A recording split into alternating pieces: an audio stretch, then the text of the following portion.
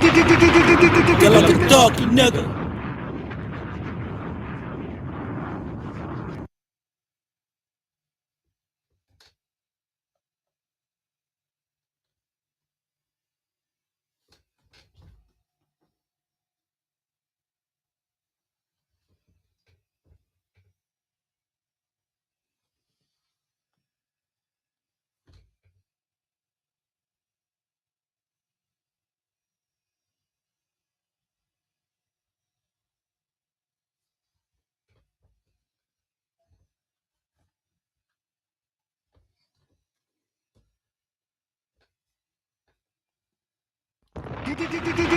Get like a doggy, nigga.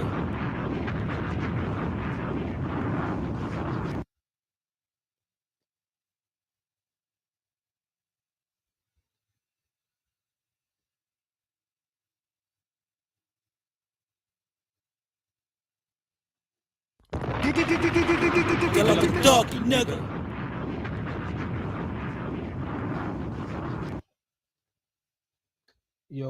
Yo, what's wrong with my sound effects? Get like a doggy, nigga.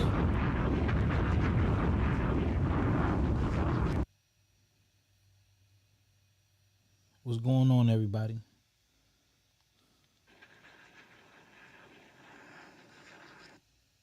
Okay, my sound effects are going off. That's weird.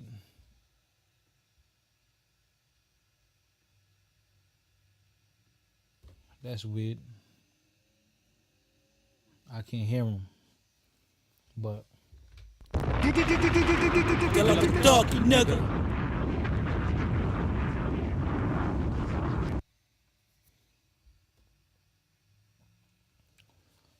today is Saturday, 2023, man.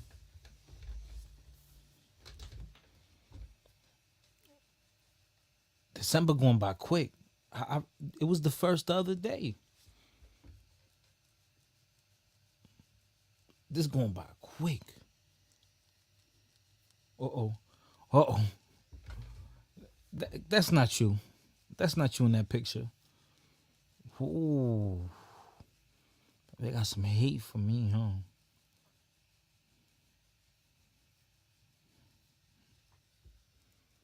Damn.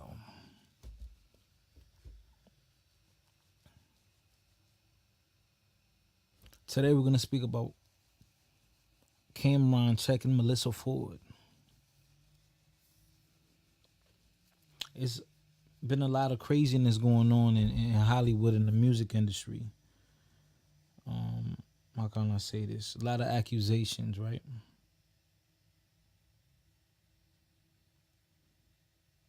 There's been a lot of accusations.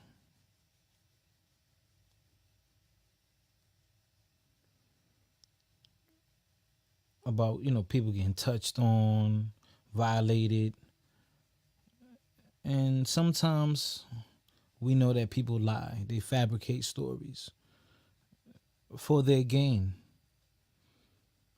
But the thing about it is that you never really truly know the truth unless you were there or evidence reveals itself.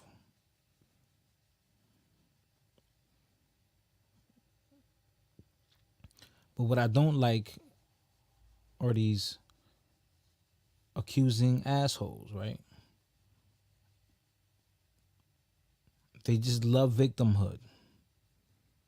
They're quick to point fingers, and that's not how law works. That's not how things work. That's why if you do something, you have to go to court for it. If you do something illegal, you have to go to court for it.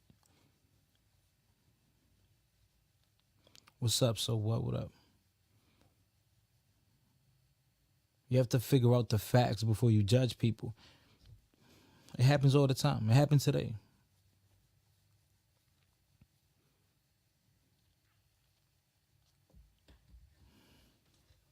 It happened today to me. Why the fuck you asking me questions? So many questions. I understand it now, because I just sat down and I thought about it and I said, damn. If I'm from the same corner another nigga from, and that nigga get up off that corner and start bringing in 100 big ones every motherfucker, I'm not talking about $100, nigga. I'm talking about 100 M's, nigga. A motherfucking, yeah, I got a lot of questions too, right? Supposed to have a motherfucking question, but niggas always act like they don't understand what's going on. I be telling niggas straight up, I give them the game, man. It's a gift. Here you go, baby. And you know what they do? They look at me like I'm trying to pull a fast one on them. You know what I'm saying? Like, I'm gonna get to you right after I used it. Once I bang them one time, I hit a lick, I'm gonna let you go ahead and go do it if you can fucking keep your head together enough to get yourself in the position. But I mean, you want to play stupid, be stupid, stay broke. You know what I'm saying? That's my motto. You understand what I'm saying? For me, I'm going to take it in. I'm going to absorb everything that's going on and get what I can get. Ain't no school for this shit, stupid. Ain't no school for this shit. You got to be smart enough to pick up the information as you go. Now, the crazy shit is niggas that look like you doing something wrong. What I do wrong? It's a little motivation. Yeah, it just looked like that. So what? Because I ain't share this live and this was just spontaneous and it's late. Even though it's Friday, but it is late. It's late. So and this was like a spontaneous live. I'm gonna share it to the people. Everyone hit the like button. I'm gonna share it to the people so the people could come through. Let's get it.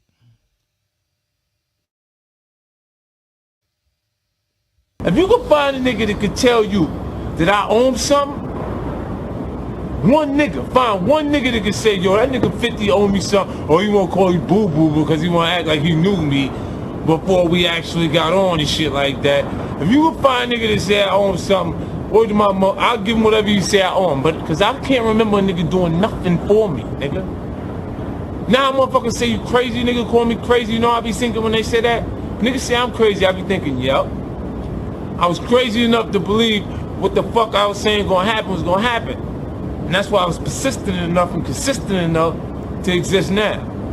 Feel what I'm saying? So, later on y'all can check it out. I know y'all niggas be reading 48 Laws of Power, Robert Greene. Now you're gonna read the 50th law. Cause I done got with Robert Greene to create the new shit for you to read, nigga. See what I'm saying, man? Yeah, nigga, come on, man. Don't play with me that shit. 33 strategies of war, the art of seduction, come on, man. All that shit come from the hood, B. It's a parallel between corporate America and the hood, and it's obvious. You see me winning, don't you?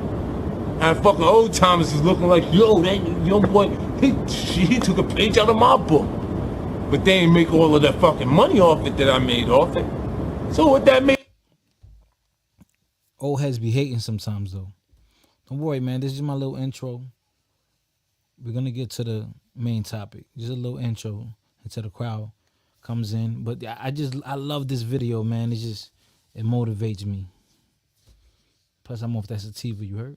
Make me a better version of them niggas. The old school niggas. And when you check out Fez magazine, Felon magazine, and fucking Don Diva and all that shit, for real, you getting ready to see a nigga just trying to reflect on the glory days. Baby, I had 10 bricks. Remember I bought you a gold watch, didn't I? Now I don't want to hear that shit. Tell me that shit. You see what I'm saying? Now, this is the point right here where I don't want to see a nigga who had it and don't got it no more. Really, I think them books is there in order to make niggas remember that shit, because they ain't ready to do that shit that they did then now. You see what I'm saying? So now they want to reflect on that shit so they can make the young boys feel like that they that hard or that serious, so they put it in like that, and then they get the young boys to do anything. They ain't fucking doing nothing. So explain to me, like, when I'm coming up, niggas is like, yo, who with him? Like, who he with? Me, nigga. By myself, nigga. I do what the fuck I want to do. You understand what I'm saying? Like, the young niggas love me. They love me. You know why they love me? They think like me. They feel like me. And even after I play basketball, they smell like me. Nigga, we the same. We come up the same corners. We ain't had much. You understand what I'm saying? You just gotta hustle. Nigga, you gotta go hard, man. You see it playing games, man? Niggas got it. I'm gonna get it. Trust me. I'm gonna get mine. I don't know about y'all niggas. You know what I'm saying? That niggas on bullshit. I'm gonna shoot a nigga over if he stepped on my shoe type shit. Or he fucked the same bitch I fucked with. Yeah, then you gotta up your game so the bitch is from somewhere else. Come on, man. Real shit, man. Like, I mean, like, I don't even know what to say to niggas, man. I go to my hood, niggas like, yo, what up? I be like, man, get the fuck out of here. I ain't talking to this nigga. Lexi, what up, baby? Welcome, everyone. Welcome. In the world stash, crushed glass on the plate. She sniff all right through her nose, nothing lasts. Appreciate every moment like it's the last. She play, go very fast, this a high, don't gotta crash. Beretta digi dash, flick the ash in your face, was down bad on the crumb. Last couple on it, had to finesse. Son next, I bet the bank on it. Just wait on it. Broke on it just for plays. We was on it heavy, not a luxury. Golf look like heaven, so much Migos got me daddy. Infrared dot dash. You come from nothing, how could I not be petty? Not a bench, it's non-stop Fetty. Top models at the Diddy now, like Pac, I'll get around. Bitch.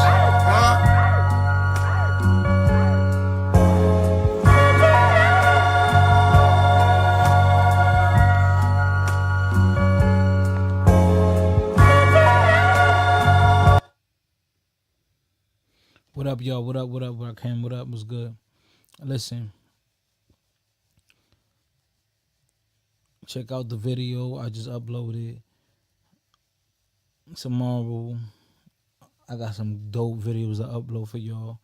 I'm going to definitely go live like twice tomorrow. Definitely go live Sunday. Definitely go live Monday. Papa Luna, what up, what up, what up? Y'all already know how it go, man. Hit the like button. Subscribe. Share the channel to your people. Support. DJ Witch, what up, my bro? DJ Witch, I'm going to do that track that we talked about. I'm going to do that track that we spoke about. I'll do it. I'm going to send you my email so you can send me that. Send me that beat, you know what I mean?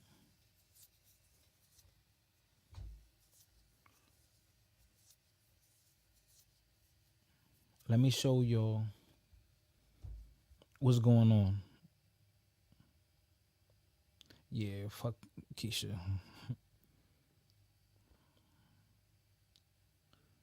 Let me show y'all what's going on with this case.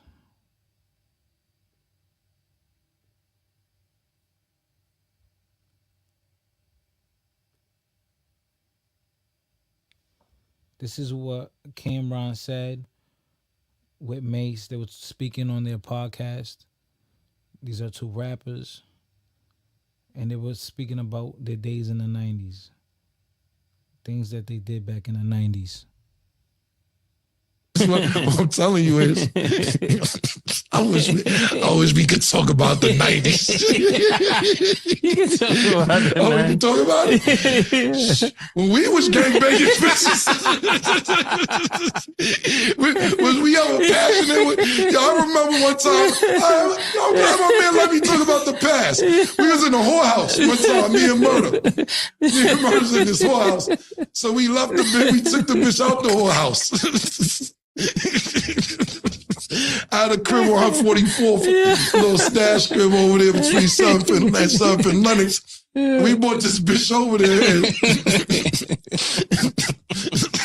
So Mace was kind of on the way up. He didn't have his deal, but he's popping like it's about to happen. And I'm his man, because, we still Harlem. So the bitch sucked, pardon me, lady, we already talking bitch without, she's sucking his dick. So I gotta wait to get my dick sucked. Because I'm not hard yet, pause. I ain't getting hard on how sucking his dick. So when he started hitting it, I go get head. And so she giving me head, he hitting it from the back. And he started hitting her saying, you wasn't sucking my dick like that. I said, yeah, it's my nigga. Hey, listen.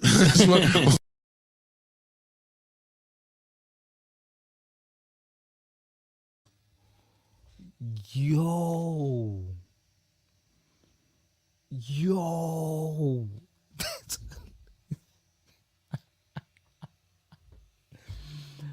Yo, these dudes is wild. Cameron. Shout out to Harlem. I was born in Harlem. This dude is Cam is a wild dude. Mace is a wild dude. Oh my God.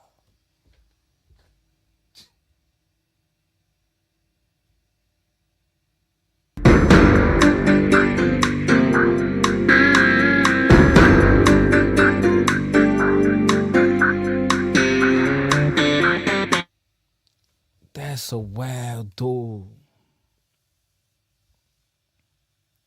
What's good, Sandan? What up? Let me play one more time.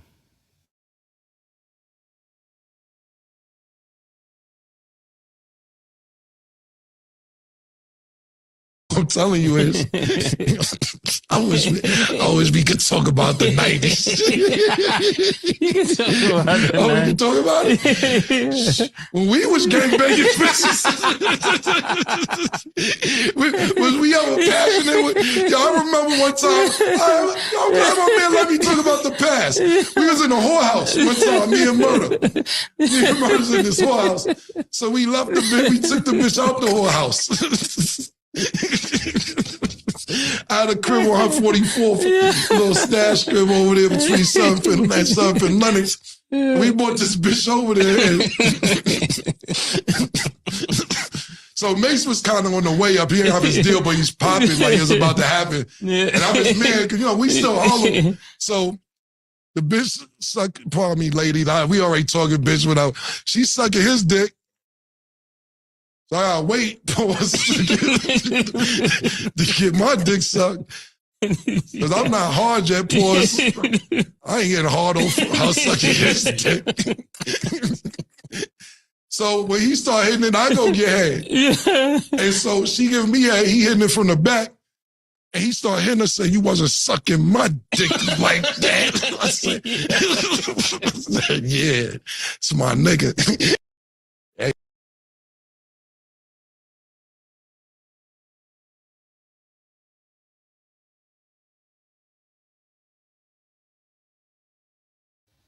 These dudes is wild. They wild for that. They wild for that.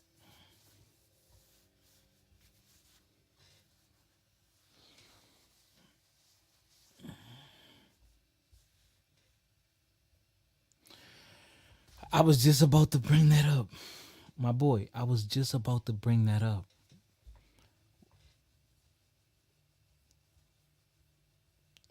I'm not sure if I saw another clip where Cameron and Mace, they were talking about Jewels and how they used to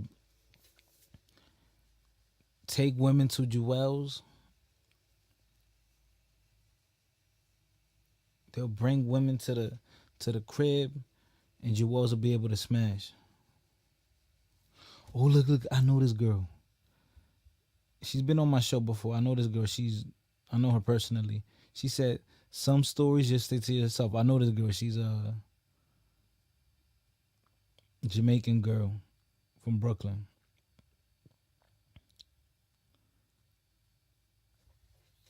She's like that. She's like, oh my God. She's very prudish. Eileen, what up? Eileen, I'm gonna hit you. You heard?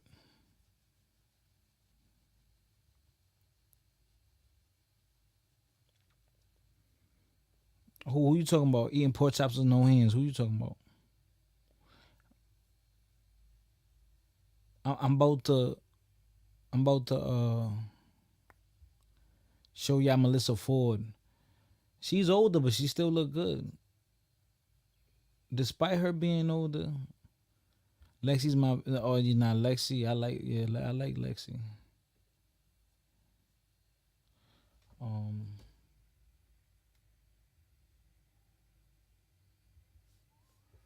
like Lexi too.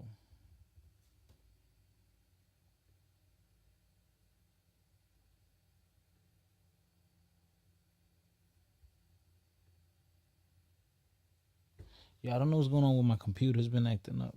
Damn, she still look good, yo. And she up there in age. Let me see. I don't know how old she is, but she up there in age.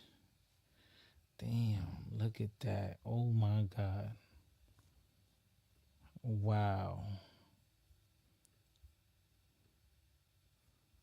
Look at Melyssa Ford. Look at Melyssa Ford. Let me see how old she is. Damn.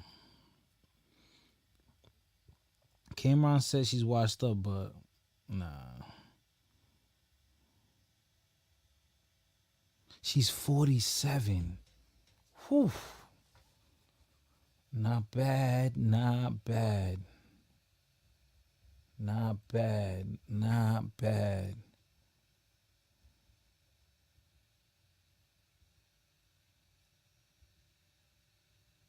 They saying, oh, dude, she's 47, bro. It's not bad for 47, bro.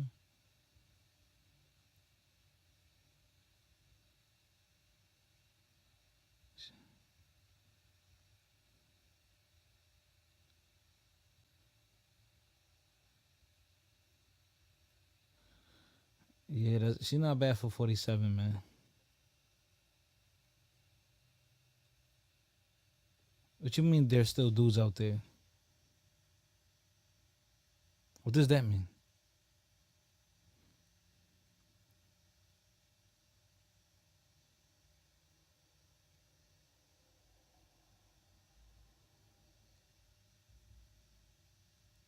What you mean there's still dudes out there? Pause.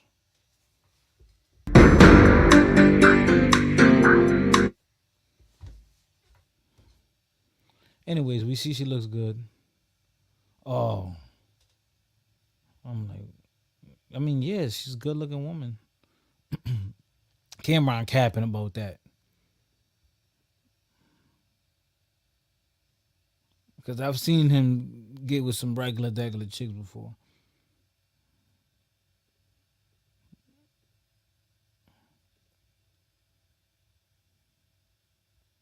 Let's go to the Joe Budden podcast. This is where it went down.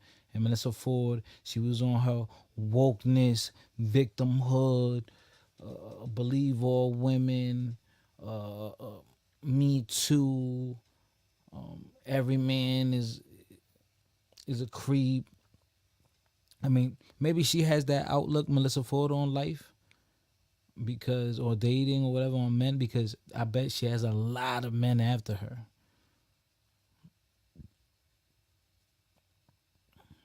So she thinks, oh, all men are sexual. Yeah, because all men want to have sex with you.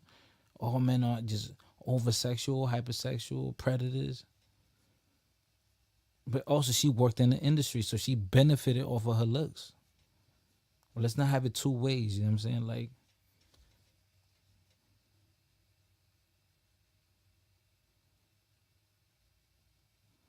there's been adult film stars, you know, that they perform sex for money.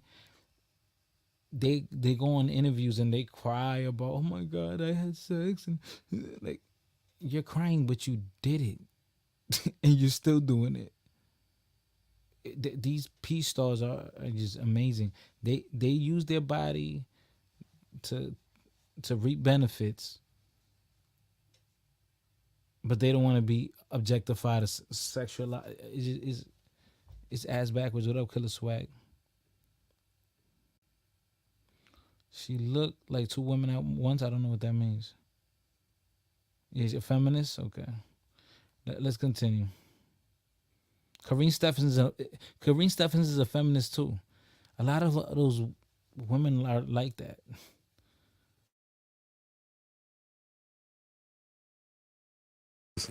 Depends. I don't know. What'd you say? I was saying, speaking of reading the room, y'all listen to the Cameron and Mace I did. interview. Well, not interview, but just the clip of them talking. You guys were yucking it up over there. We were? I mean, yeah, you were giggling.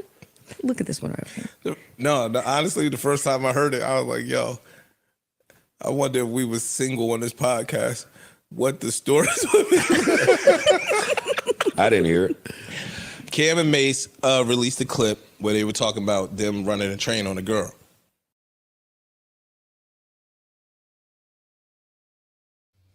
This is insane. This is why you have to watch what you say online. You have to be very careful.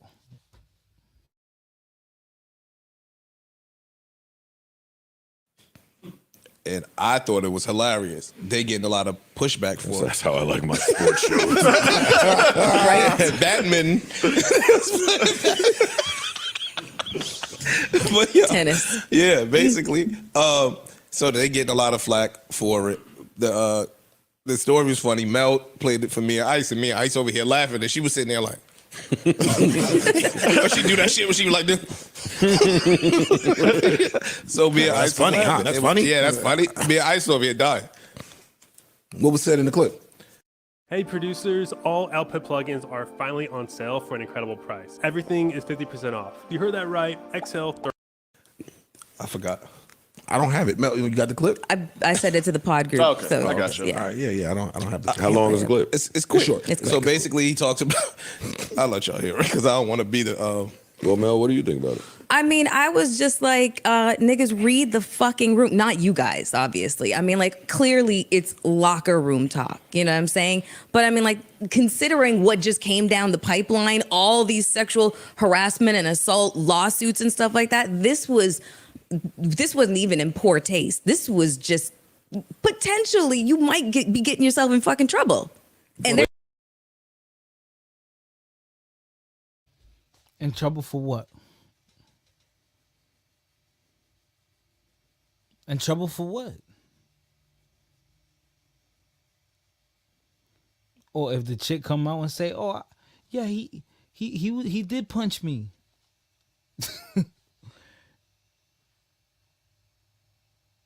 Is the chick gonna come out and say, "Oh, he punched me, Mace punched me"? They're gonna extend. Was we ever passionate with? Y'all remember one time?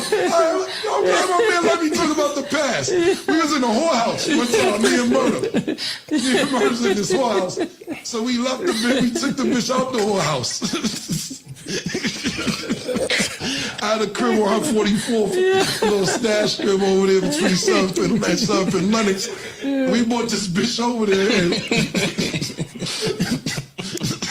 So Mace was kind of on the way up. He didn't have his deal, but he's popping like it's about to happen. Yeah. And I was mad because, we still hollow. So the bitch sucked part. Wait, I'm confused. James Rogers.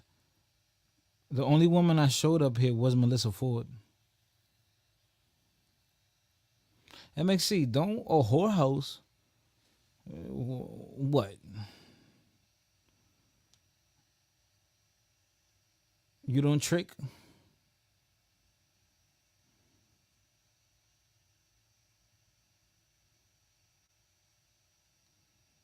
You don't act like you don't trick.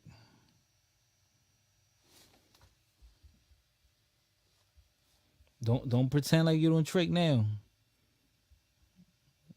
Whorehouse? What's that?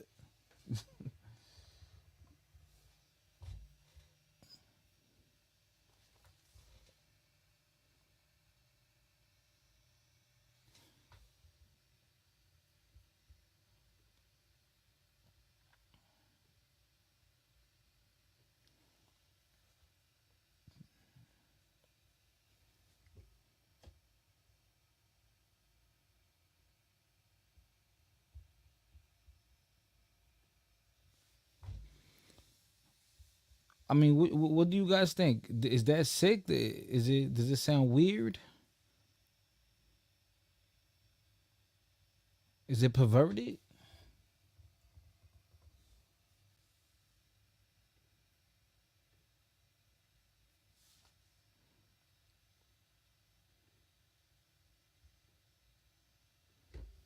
Is it pervert? I mean, I don't know.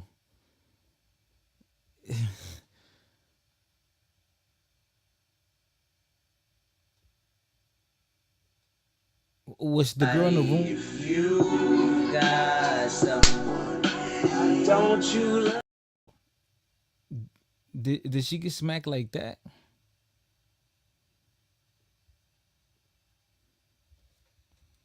Is that how she got smacked? I mean, I guess you could I guess you could consider that abuse.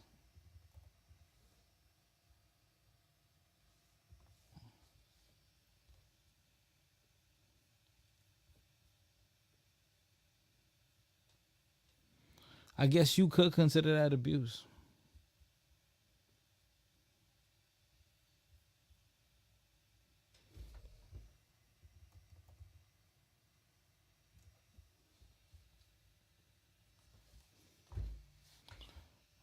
Oh, what's good? Oh, I don't know what's going on with my video.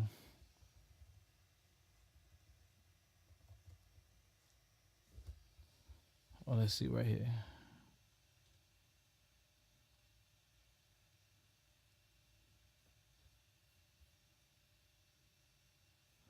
Oh, this is what I'm gonna do. I'm gonna restart my browser because I don't know what's going on. Let me restart the browser. Hold on.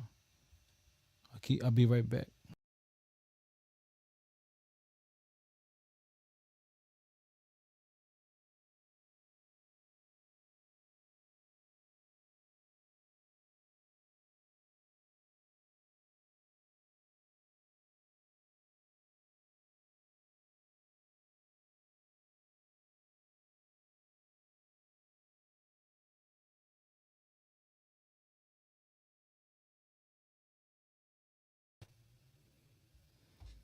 Okay. Let's see now. Let's see now if my stuff is working.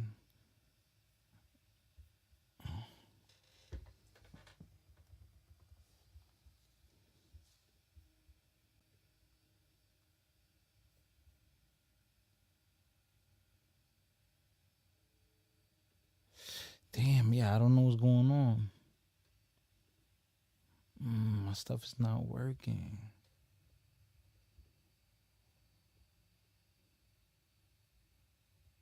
I think I gotta restart my computer. Sweet lady, place no one above you, sweet lady. Hit that cash app. Hit the cash app. $F. Shout out to Lexi for that generous donation. Shout out to Lexi.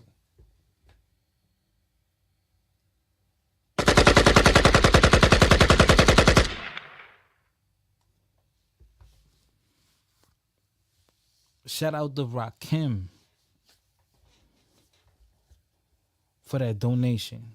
Song request. National baller, baby. Young birds in the coop going. What about Kareem Steffens? Kareem Steffens. Superhead. Lexi says for your natural talents. Thank you, love. I really do appreciate you.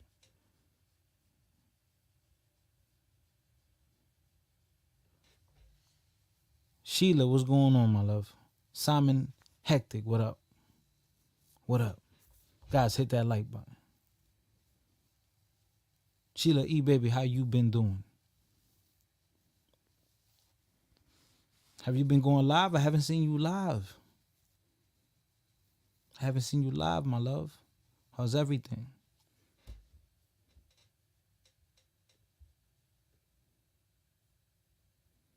Let's continue with reviewing this video. My fault.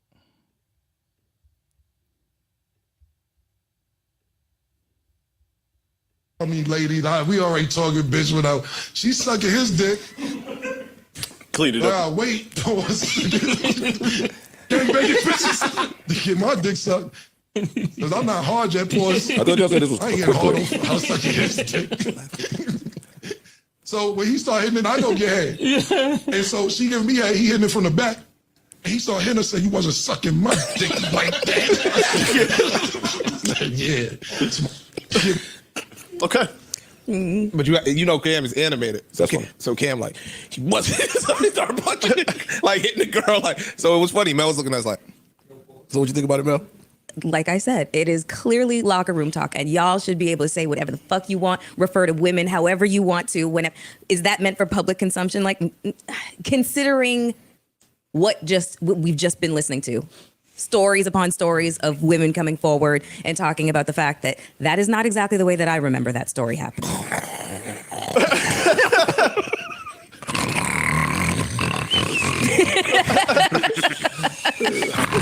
Okay. All right. I don't think that's right what you're doing. I don't think that's right. Well, who's doing? What you doing? I don't What? think that's right.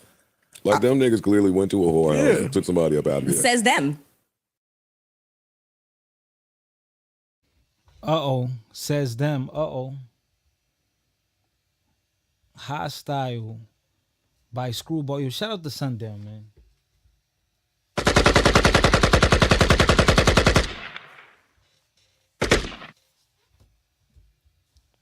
Y'all heard my sound effect? My sound effect's working good. Shout out to Sundown, though.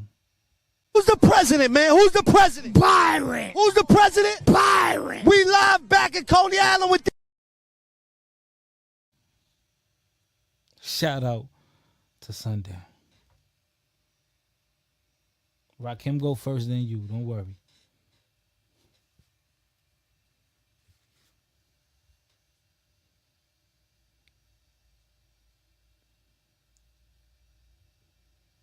I mean, that's a good point what Joe Budden said though. If they got the chick from a whorehouse, then they know what they're gonna do. She know what she gonna go over there to do.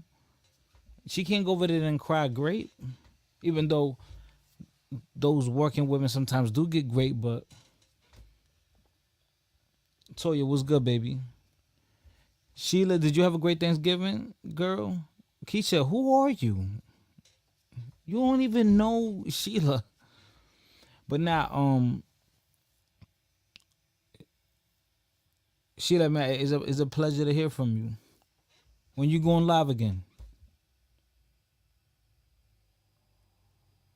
I got you, man. I got you. I remember, man. I remember.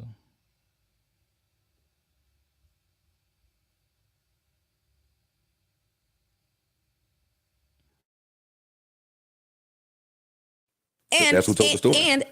But that's who told the story. I get that. So of course it says no. Who else Is there a distinct possibility that there may have been underage girls in that whorehouse? Come on now. That's crazy. That was wild random. That was super random.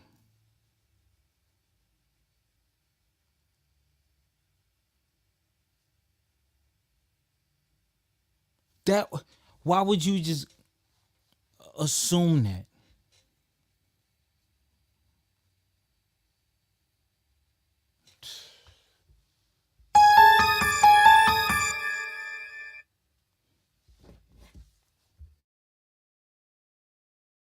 What you're doing? That's disgusting. What you're doing? That's crazy. That's crazy. What are you doing? Okay, I am not gonna land that plane. Just saying. That plane should never even. That's not a plane. That's not. It's not even wings on that bitch. No pilot. No nothing. No cockpit. What are you doing? Not even a drone. That was a little crazy. Yeah, you wow. I didn't know where you was going. I don't know what the Canadian whorehouses are like. I don't know. I've never been to a whorehouse. I couldn't tell you. So why would you say something like that? There was underage girls. If you've never been to a whorehouse, then why would you say that? I guess because I watch like a lot of stories on sex trafficking victims and shit like that, talking about how they ended up in situations like that kind of situation where they ended up in said whorehouses and stuff like that, and how they got there. I think that's where I've gotten the information from. So I've like interviewed sex trafficking recovery experts and shit like that. So not to serious this out or anything like that, but, you know. But yeah, so I mean, I think that's where I kind of like get the information from. I gotta look at somebody. Okay, but I'm just gonna ask you. You guys don't think that, considering the current state, the atmosphere that we're in right now, that was in poor taste to put on the podcast? It being a more sports podcast than anything. Man, that shit was funny, man. Let him cook. I thought it was funny. Yeah. Okay, all right, hey. Yeah, but Cameron and Mace, they make that show funny. They speak about a bunch of different things. Yeah, sports is the main thing, but they talk about a bunch of different things.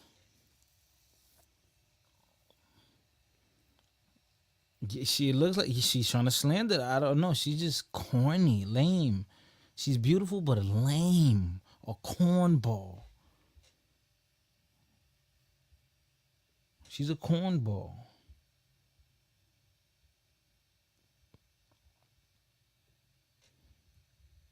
This is Melyssa Ford right here. I don't think I'm considered a hoe no more. I don't really got nobody in the last like 2 or 3 years. She said no more.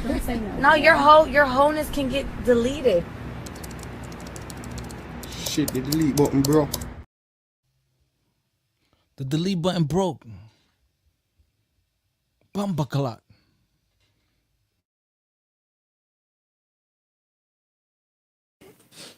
Now, if they're detailing a crime, and then we find out later, then I guess that's. But I don't get that from this. Yeah, I don't. My brain doesn't immediately go to. These are the stories I want to tell about me and Ish every pod. Because that nigga, that nigga right there, boy. The way he used to, that nigga. This nigga, y'all. Oh man, that nigga used to get up with the escorts without me. He was having a blast. For the fwee. Yo, anyway, this guy's crazy. Dog. Anyway, on that. That was a good segue. That was great. That was crazy, dog. I'm good. Sewell has a big belief.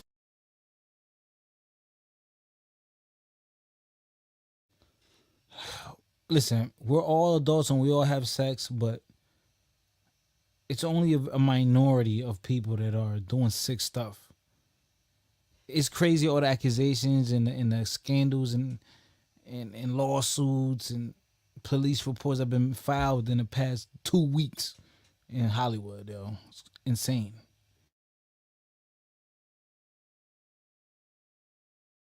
Yo, really crazy, yo. Long reach. Okay. Yo, I'm telling you, the way that women say men don't need podcast mics, women don't need podcast mics, You're yo. saying some bullshit. Not you, Mel. Ooh, no, you too. Me too. No, 100% you too. The women on these podcast mics get to inviting other women on, agreeing with them, giving them space to say bullshit. Oh my God. You mean like their truth?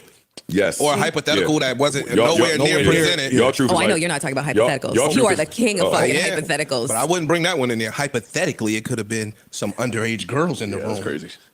I wouldn't do that one. That's Yeah, girl truth is like girl math.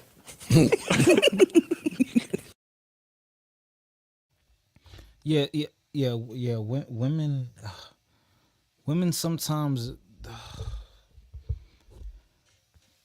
Women sometimes twist situations, twist words.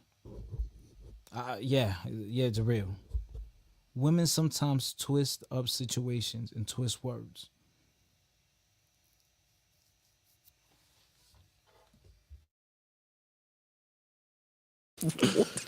What's that? Yo? 1 + 1 = 17. Green. 11. You see the No, two ones, right? don't even be numbers. 1 + 1 = blue. This nigga stupid, yo. Right when I was about to get some snuggle time last night, me and my girl ended up fighting about Keith Lee. That's a wow. Yo, you gotta stop pounding at some point, bro. Yeah. You gotta turn that shit off. You can't bring the pound to the bedroom. Content is not that important. I promise. He blasted Turkey Leg Hut. Yo. So Keith Lee went to Houston. This the one on restaurants? No, he has rave reviews for Houston. Okay. Has done it. There's very good food in Has done it. Yeah, Houston is. That dessert spot, I saw that. That shit was crazy. Yeah, eating Houston ran is a up. blessing. He went out there and had a time. Okay. And did a lot for some small businesses. Yes. He did the Keith Lee thing out there. That Keith which is Lee cool. effect is real. I was trying to stay away from all of that stuff. So we in the bed. I put the little Joe station on. Here comes Here comes Conway. Here comes Jeezy. Yeah. And she was laying down and she wanted to go put her phone down, but she was watching Keith Lee because he was in Houston. She's in Houston. And right when she put her phone down, I heard Keith Lee say, "Yeah, I've never heard brown stew chicken." So, and I said, "Hey." What you say? I said, "Did Keith Lee just say you never had brown stew chicken?" I said, and she said, "Yeah." I said, "You don't see a problem with that?" What type of food critic are you? She said, "No." I said, "You don't see a problem that the food critic has never had brown stew chicken?" She said, "Don't take this on your pod. They're going to kill you." Now, mind you, she's a big Keith Lee fan. She said, "Don't you go in there and say this. I'm trying to save you." I said, "I'm not saying nothing wrong. All I'm saying is I wouldn't want, if the wine taster never had Riesling or a Merlot in their life, that would be a big thing." Yeah. And we fought over that. Or even a more obscure wine. We fought over that for the next 10 minutes and then slept with our backs to each other. This nigga Keith Lee got you out the box. Fuck you, Keith She Lee. thought I was nuts, and she thought I should shut the fuck up and not say nothing about that. I thought that was so weird. I wholeheartedly agree with you. I agree with you. I agree. She's saying you don't have to have had Sorry, Jamaican food to be a food critic, right? Like you could have it in real time and give your thoughts on it, or you could have something that you never ate before or that you just don't eat. True. Like Keith Lee don't eat seafood. He's not a big seafood guy, and his fans know that. So she's talking from that, and I'm saying cool.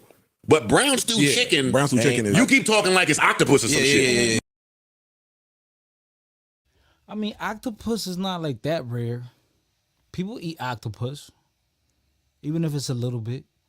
Brown stew chicken. As Jamaican, I love it. I love brown stew chicken. Yeah, that's true. All right, so I'm not. So you're not No, not crazy at all. We all agree with that. All right, thank God. Like we said curry gold. Yeah. Okay, maybe that. Dog, some Japanese pancakes came across on my feed the other day. I think I might have said the shits is like The this, big fluffy ones. They're like this big. It look like biscuits, yo. Right? So good. From what I'm hearing, Steroid pancakes. nah, it's the way they make up. It's no this shit, but they said the shit is dope. I never had them, Oh, they need to make an opera version of that. but that's something that would be odd. Like everybody hasn't had that. Right. In my opinion, brown stew chicken is just like That's regular. That's regular, yeah. pork chop. Ian, like not having a- Ian sent me some shit this morning that was an omelet with some lobster and crab in it and like a pound of caviar on top. He's like, oh, doesn't this look good? I'm like, no, nigga, they did a lot to some eggs. Like, I like my eggs. Eggy. Like eggs. Eggy. Yo, eggy. It's a The spot, nerve it's a of spot us. that I go to. I get a mean seafood omelet, and they got lobster, crab meat, all of that shit. I'm not the biggest omelet guy. I'm a seafood guy. If it's seafood, you can tell me whatever. How can that be? I don't know. I'm a seafood person. But you like eggs? I love eggs. But you don't like omelets. Not the biggest I'm omelet there guy. with you. Yeah, it's okay. Give me my. I want my. Okay, I gotta skip through this because now they're talking too much about the food. I want to talk about the case, the situation.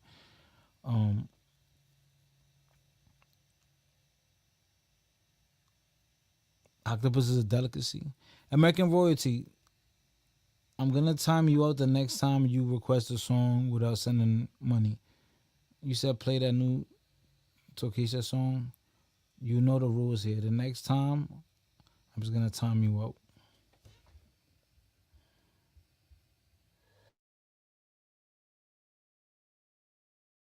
My eggs and my ingredients. That is not bad. Wait, you want a soft taco, but you don't like want a. rabbit. That's But this is troubling because Park's family is a restaurant family, so that means fuck shit. Recordings just got better.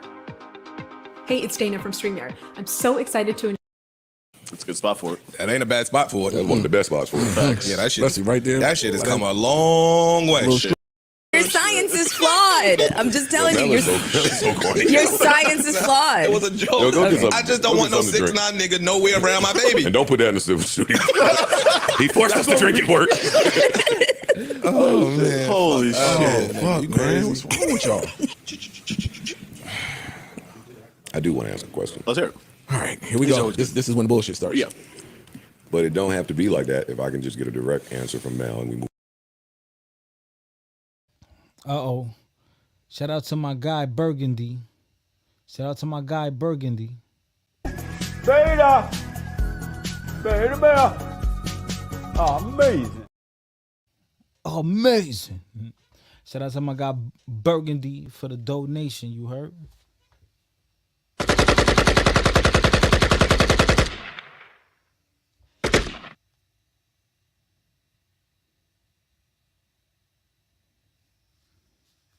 Yo, I need new sound effects. I need new sound, not new sound effects, but I need a new gunshot joint. I don't like that gunshot one. I need a different one. I need a different one.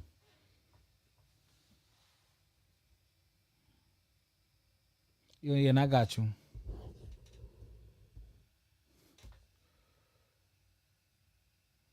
All right.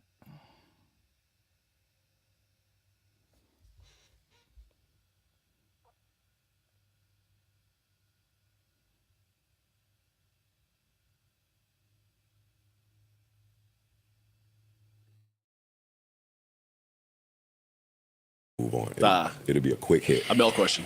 Wait. A direct answer from Mel. Direct answer. I'm gonna try. Is it a yes or no question? Don't matter. No. Okay. I'll try not to meander. I'm thinking about mine and Ish's glory days back in the day, man. And it begged the question: how many times do you think you've been? How do I ask this, man? Fuck. Somebody's city stop off? Excuse me? Nothing. Go on. A city store has? Go. Just keep going. City stop off. Don't it just. Do you think that anyone has ever plotted to jump you? Jump me as in physically. No. What? She's so ditzy.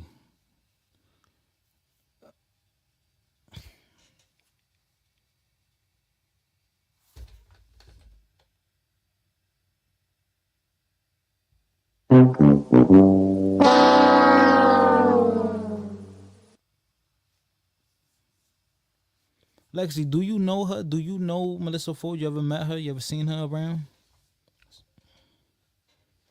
How don't you know what they're talking about? How don't you know what they're talking about? Oh my God. Like two people, like, you know two what? good-looking gentlemen. We can funny and charming. We debonair and suave. Caked up, smelling good. We can get the nice cars, nice cribs. We can get the Tristan Daniel popping. I mean, fucking you talk. Not even that, but just a little lightweight jump. Little 1-2. You mean not at the same time, though? Yeah. At the same time? No. Like, well, we both could get that. Yeah, we both plotting. 1,000%. Absolutely. Yeah, of course I plotted on. Fuck yeah. Damn, your escapability. What you got out of there? All of them. All of there. Yeah. Nobody ever almost like succeeding. What? All right. Nobody ever like made it like second base on the jump. Time out. It's making all these fucking faces. Observe as Effie's old content undergoes a metamorphosis.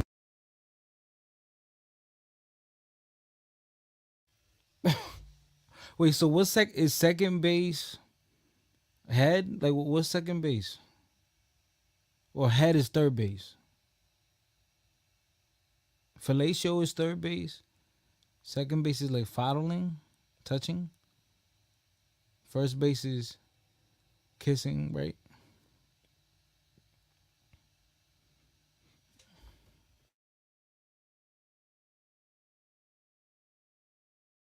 To get up to speed? Go ahead. Nah, I'm kind of. I need a little clarity. And so do I. That's why, hence the faces. Because I thought you was talking about Juju. No, I wouldn't talk that like that. I wouldn't talk that like that. Oh, you mean like Eskimo brother jump? Yeah. Oh, you've been Eskimo brother. Yeah, of course. She might not know. That's why I was asking. Yeah, exactly. You know, right? Ain't there's something you probably know something. Yeah. Like after history reveals itself, you're like, oh, y'all You know see each them other? too? Oh, shit. Oh, Yeah. yeah. You heard the yeah. That was a deep voice, yeah. Oh, and there's definitely been a scenario in which I turned two Cousins, motherfuckers brothers. into Eskimo brothers and they didn't know. Whoa. Intentionally? Yes. Plot twist. Whoa. Absolutely. Oh, Mel, So she jumped in. Yeah. I turned two gentlemen into Eskimo brothers and they didn't. You was two niggas on the hit list. Pity them.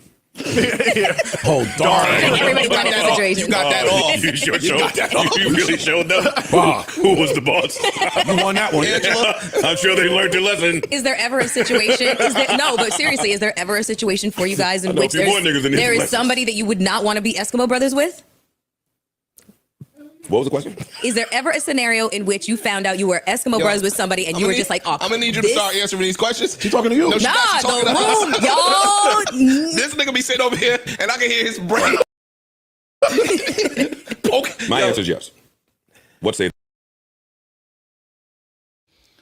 Yo, first base is bubblegum.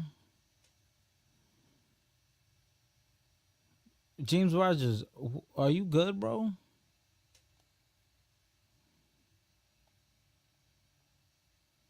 What you mean first base is bubblegum? You've been saying weird shit.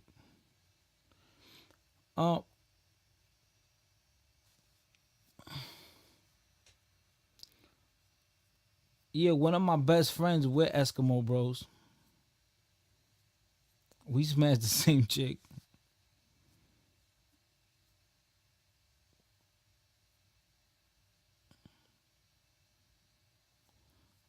What bubblegum mean? What that mean?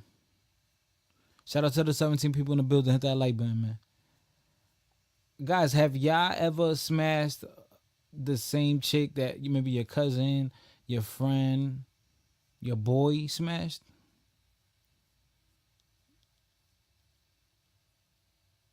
I know people that they'll date someone that their relative or friend smashed or dated already. I can't do that. If we're friends and you dated someone, I can't go turn around and date them too.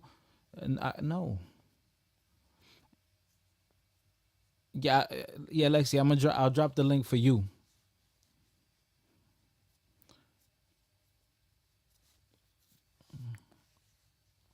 Anyone else? There's a $5 entry fee.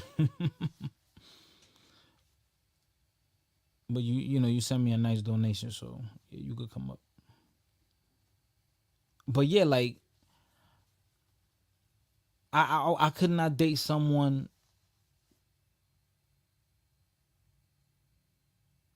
that smashed or dated someone that I know.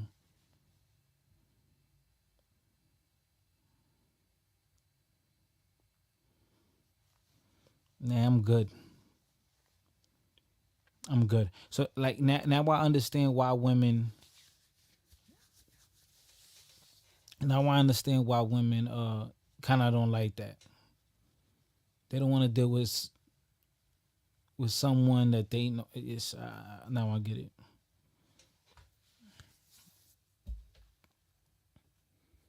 Some girl that I know, man, she found that beautiful. She's bi, fat old ass light skinned girl, but she's black, light skinned though.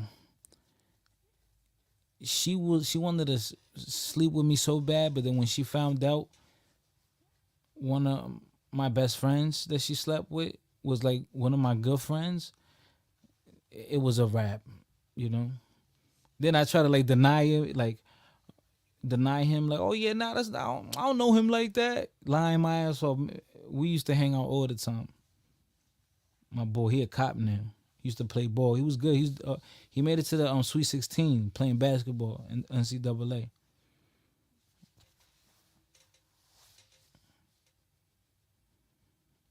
Made it to the Sweet 16. He was really good too, but he turned to a cop. 2-3 years he been a cop now. She's Canadian. I'm gonna drop the link for you. Bubblegum.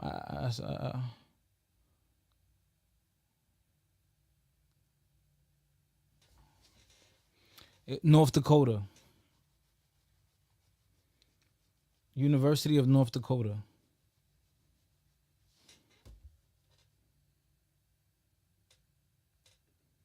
No, I will not, nigga. No, I will not, nigga. You're different than me. You're different than me. No, I will not. And I would say, I will get even more strict the older I get. The older I get, I'll become more strict with who I sleep with.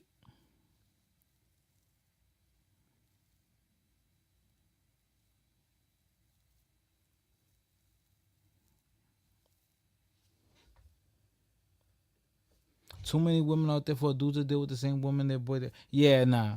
Now I'll smash, but take serious. Nah, I'm good on that. Let's continue with the vid.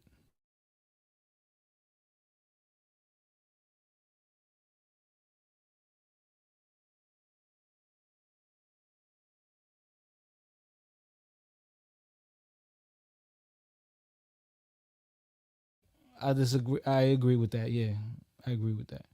Now smash, yes, that's easy all day. But let's continue with the video, yo. I'm gonna play the clip and come right back.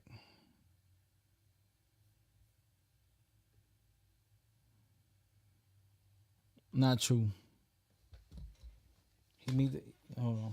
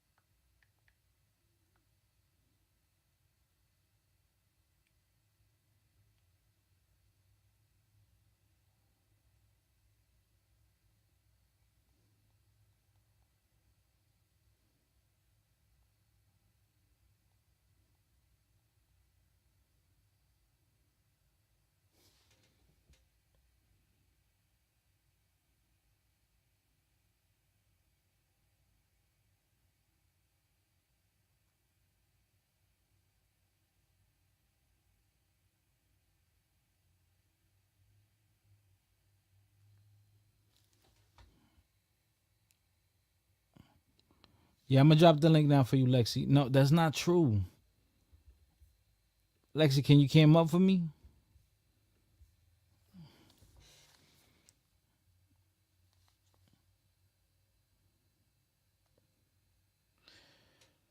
He was a black dude. Could go. I mean, being tall doesn't mean you're gonna go pro. Oh my God, this dude be saying the dumbest shit.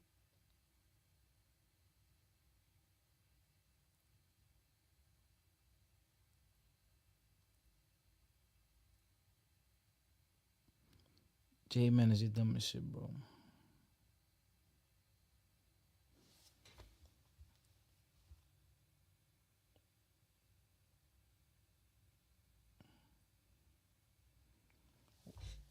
Hello? Hey, can you see me? Oh, yeah, Can you hear me? yeah. Hey, everybody. Uh-oh, you over there, bro. Damn. Te bañaste. Me tocaba hoy. Te tocaba hoy, eh. Te tocaba bañarte hoy. Hoy me arreglé un ching. Hoy me arreglé un ching. Oh, man. So, Lex, have you ever met Melyssa Ford? I have met her in passing. Am I the one?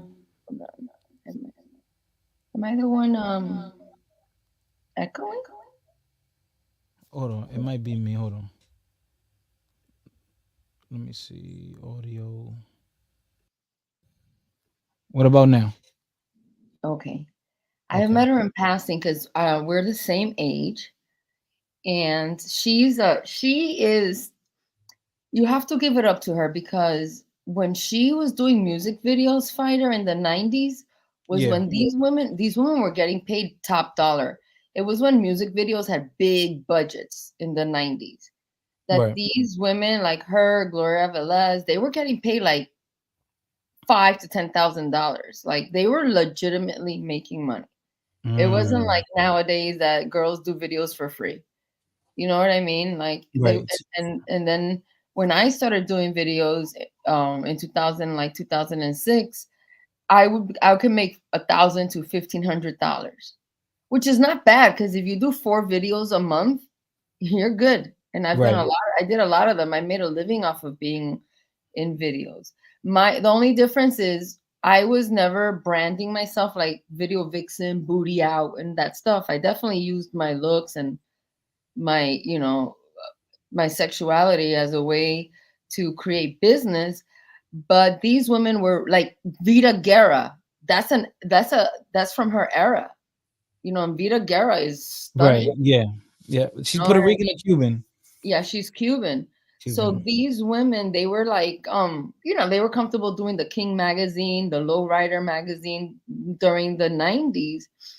And some women flipped it and made something out of it. And other women just didn't create a brand. They didn't create anything. So now at 47 years old, she still has to like Joe Budden is another corny guy. They just serve the industry. They're just puppets put in place. No one's talking the truth. No one has the balls to say, yeah, I've been in this industry for X amount of years, at least since the 1990s. And I know that there's a lot of nasty shit that goes on. And they'd rather be like, oh, let's pretend that never happened. Oh, underage girls. Are you kidding me? Never. And it's like, dude, you know that there's 16, 17-year-olds in the environment and a lot of circuits of this industry. And especially now, because of the Instagram and TikTok and Snapchat, and you could see, you could show off. And a lot of these girls are, comfortable in their own skin and they're out there showing themselves. Okay. And some of them might be underage. And some of them might be underage. Aaliyah was one of them. Yeah, like she was fast, right? Ella estaba on the fast track. For some reason, she was just in a group of girls, right? In a group of girls that you're 14, 13, 14, 15 years old, cuál es la candelita, and then who's the one who's doesn't move that fast. it's not appropriate. It's not supposed. I'm not trying to justify it, but let's not pretend that. You know, there's certain women who will put themselves, or young ladies that will put themselves in an environment with older men and compromise, you know, the freedom of that male, because they're just fast like that. They don't understand. Maybe they don't want to listen, or maybe they have nobody telling them how to move. They're beautiful. They got bodies, and instead of them knowing to preserve themselves, they give themselves away because nobody showed them their value. You know, and then what happens? They become pregnant at 18, 19 years old, and they're like, damn, if I never had a kid, if I had never gotten pregnant, I could have been this badass. I could have been J-Lo. I could have done, because you realize that as a woman, when you're blessed with beauty and grace and a body, you should just wait. Because you, like, a lot of older women will say, like, oh, if I could be in my 20s and have the body I had, I would have used it. I would have done things differently. You use your youth to your benefit. There's something about that is a benefit. Yeah. So at a young age, women know to use their sweetness and their softness, and so they know what to do. And then there's women the baby. Or what about the baby voice that women put? I hate that shit. Like, yo, just ask me regular and I'm gonna give it to you. Don't be like, oh, can I get this? I'm like, yo, just ask me normal. Like, don't, because you're trying to finesse me. I know you're trying to, like, oh, can you do that? Nah, just ask me normal. Just ask me normal. Lexi, you do that. Lexi, you do that. No, I do that. I'm really good at it too. Yeah. Oh yeah, you get like a little baby. Oh, I get, you know, you get real nice. You know, you get really sweet. It just comes out. It just comes out. Manipulation. Manipulators. My mom will say, esa sí es sabia. Tengan cuidado, que ella es bien sabia. Oh yeah, women know too much. They know how to get their way. Oh my God. So what happens when you're listening to this stuff, especially right now, that like Gloria Velez, Melyssa Ford, all these women from the 80s, are trying to like get their opportunity to talk about their experience during that time, what they saw, what they didn't see. You know, they're just using the opportunity, which you can't blame them. They have to do whatever they can, because some of them didn't really build a brand. They didn't do anything with that opportunity. They're still showing their ass and titties on them on Instagram, which is okay, but they don't even have enough budget to get a professional photographer. You know what I mean? Like, you a whole beautiful model, video vixen. You should be able to have the money to get the proper photography, a good wardrobe, hair, glam, the whole thing. And we look at you like, damn, she's a true goddess. But some of these women, like I see Gloria Velez's Instagram, and her shit is on a budget. Like, it's like no frills. You know, this is like, it's terrible, dude. Yeah. Melyssa Ford still looks good. Melyssa Ford looks really good. But she's Canadian. You know, she's like a white person. You know, she's not. I don't know her. Oh. But I don't. That's why he said he was gonna call immigration on her. Cameron said he was gonna call immigration on her. Yeah, she's Canadian. Oh man. So she's not morena. She's not morena like that. Oh, okay. I see what you're saying. Yeah, I see what you're saying. She's not morena like that. Stimulate. Because you know, she looks like she fits into the black culture, but she's not black culture. Yeah. That's okay. True. Word. I'm more black culture than she is. Yeah. Okay. Yeah. Okay. That makes sense. That makes sense. Yeah. So she's just trying to. She's having like she never really did anything with her fame, in my opinion. And now she's on this guy's podcast. Yeah. He's an agent. He's so fake. She did like a couple low budget movies. I mean, she tried. I don't know, she tried, but for her not to have been able to have like the proper people around her with the level of notoriety that she had to help her build on shit, there's something not right about that. Like people, even like we're talking about Melyssa Ford. What was the last time she did a music video?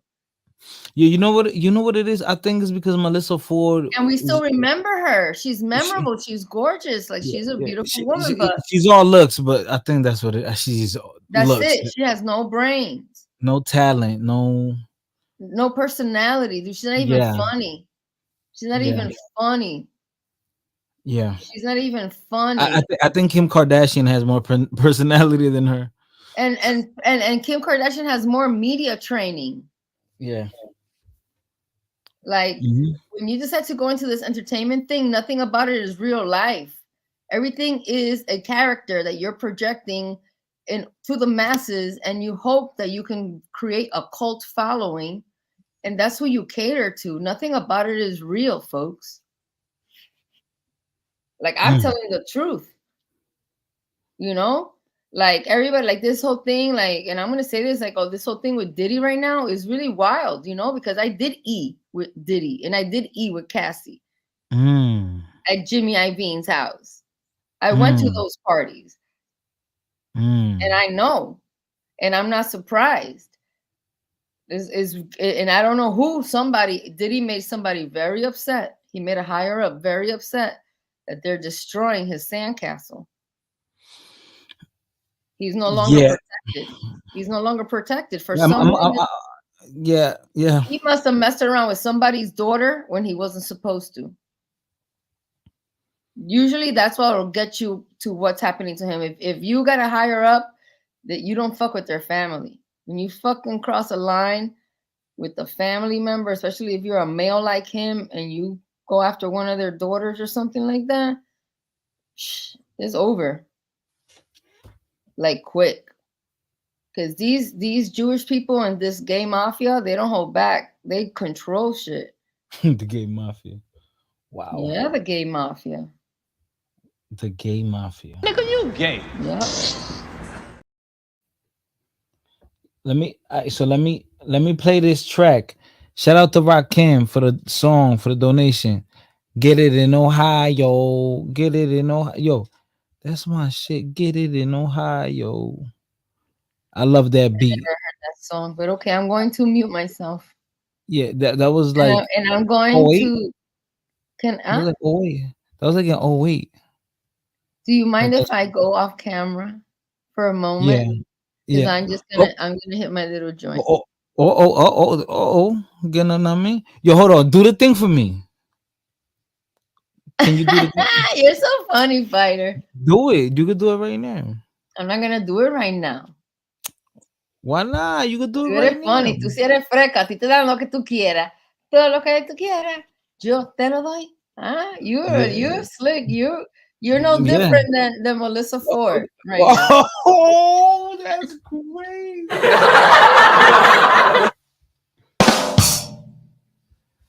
Yo, you're funny. You're funny. Why are you running? Why are you running off the camera? Why are you running? Why are you running? Lexi got jokes, yo.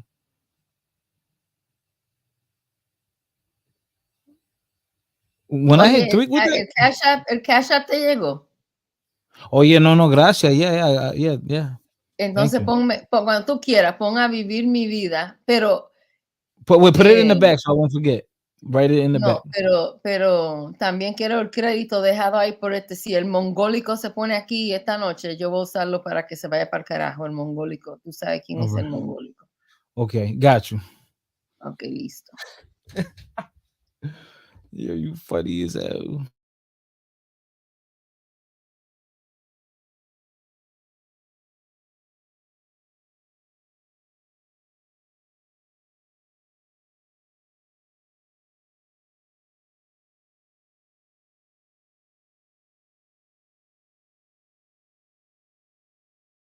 Them towns I raped them. Few clowns was hating. Move my pounds to Dayton. And in Akron, my niggas, they would throw things. Not King James. These were coke kings. Ain't acting grown. back at home, get smacked and sewn, wrapped in chrome. You better get a chaperone. If you know, like I know, you should lie low. Killer, I used to get it in Ohio. Don't forget the Shio.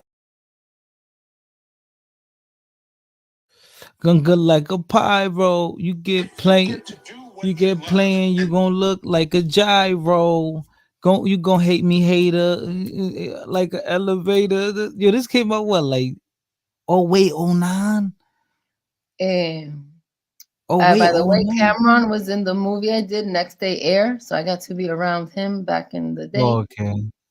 He's in Next. Y esta mujer, she needs a facelift. She's already in the zone for a facelift, so she's probably trying to collect some money. Her face is not looking youthful. Sorry. Nah, but I just remember when that song. But the reason why he gave the Midwest props is because he was out in the Midwest. That's why he gave him props. You know what I'm saying? Because Jadakiss ain't gonna give the Midwest props. Jadakiss never was out there like that. You know what I mean? Look like a pyro. You keep playing, you look like a gyro. Go ahead and hate me, hater, cause I'm fly than the aviator. Well, you'll get smacked with the radiator. And I get catered, player wanna talk, maybe later. Told her time was up. 88, flavor. Need your neck choke, gravel your neck broke, you dead broke. Yet folks, the jewels are like egg yolk, and you'll get yoked up. Switchblade poked up, bitch made since 6th grade. He need his rope cut, cowboy roped up. Y'all boys sober, no one. Dope cracking coke is in the coat tuck. Roll up, hold up, family this a hold up. Get close up, soaked up. I'm KG, post up, no up. Turn beef to cold cuts. Family getting bread while he about to get his throat cut. Y'all doped up, his game is sold up. Malcolm X, tell a white bitch, yo, I want my toes. If you know like I know, you should lie low. Killer, I used to get it in Ohio. Don't forget the Shio. Guns are like a pyro. You keep playing, you will look like a gyro. I'd rather be judged by 12 than carried by 6. By 12 to 12, well, they carry my bricks. And them 12 fiends that married to Smith. And the V12 that's on various strips. Y'all make a rubber laugh. Me, I took another path. Come into my habitat. Hovercrafts, bubble baths, duffel bags, stuff with cash. Fell in love with math. I got the green Benz, red rays, mustard jag, white coat, tan dope, black gun, trade juice, silver bonus, purple biff, blue pills, gray goose. Pull out the rat-tat-tat. Say goose. Beige goose, suede goose, send them off the Jesus. Ace deuce, yeah, piss off the state troops. See me, then they don't. I disappear. Say, play Zeus. Homeboy, get a replace too. Not pot, mean dust when a nigga say, if you know like I know, you should lie low. Killer, I used to get it in Ohio. Don't forget the Shio. Guns are like a pyro. You keep playing, you will look like a gyro. Know what it is, nigga. Harlem. I'm 40 for Lennox, you faggot niggas suck a dick, fuck niggas. Everybody in the whole Midwest. Indiana, Nebraska, Omaha, what's happening? Everybody in Denver, Iowa, Illinois, Chi-Town, Ohio, you know what it is. I'll be home soon. Milwaukee, Wisconsin. What up, Leche? Yo, happy I'ma drop another package off. Duke on that west side of Chicago. What up, everybody in Columbus? Oh, man.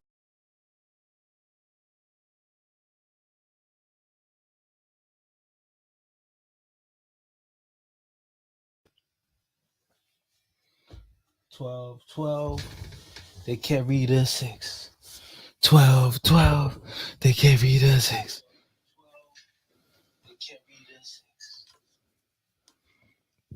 If you know how I know, you should lie low. Killer, used to get it in Ohio. I owe Sundown the song. Sundown, I'm gonna play your song right now. I'm gonna play your song right now. That way you don't scream at me. Let's get it. Hostile. Screwball. Check it out. Back in the days when the people were fresh, it was one MC who had to pass the test. He was down by law and he's ready to play. That's right, y'all, it's Hostile. Yo. Woke up in the morning and my age was paused. Turn on the boom tube, saw the man Mars. The cops in DC had to play scared. Got one of my plans looking at recordings of friends. Answer my pants, so I danced to the door. Picked up the keys, called a telephone call. She yelling phones and my sound spun. I'm like, Glock gun, brother can't rise up. All I'm hearing is fly buzz, hung up, lighting some butter. Food tight in my gutter, shouting love up to those hungry with holes in their clothes. Bitch niggas throwing weak shit in the game. On the street, smoke, blowing leaf on the hill. H-O-S-T-Y-L-E. Drug pushes and face mushers. Those types that fuck with me. Throw your heady in the sky. H-O-S-T-Y-L-E. The breadwinners, some money get it. Those types that fuck with me. Let's get the Samo-N-E-Y. H-O-S-T-Y-L-E. The handy guzzlers and handy hustlers. Those types that fuck with me. Just the silliest B.I. H-O-S-T-Y-L-E. The dumb chicks who love it. Those types that fuck with me. Let's get this money till we die. Climax of vocal. Like the local weed spot, time backs I go through. I'm at the pinnacle of smoke signals. Trees in a tight squeeze. Night breeze before I blow. Hell might freeze. Somebody give me a light, please. Matter of fact, I got matches. I strike beats. Son, where you coming from? Burning 41. Here your shorty cup. Yo, she calling me for what? She ignoring me unless she horny. And I got some choices on me. She stopped, start smiling. Hands on her hips, posing for me. I limped over with laughter. Told me to meet me 3:15 and smack the on the ass cheek. Ghetto thug classy. If you ask me, you ask me. H-O-S-T-Y-L-E. The drug pushes and face mushers. Sometimes that fuck with me. Throw your heady in the sky. H-O-S-T-Y-L-E. The breadwinners, some money get it. Yo, this song is hard. This song go hard. I like it.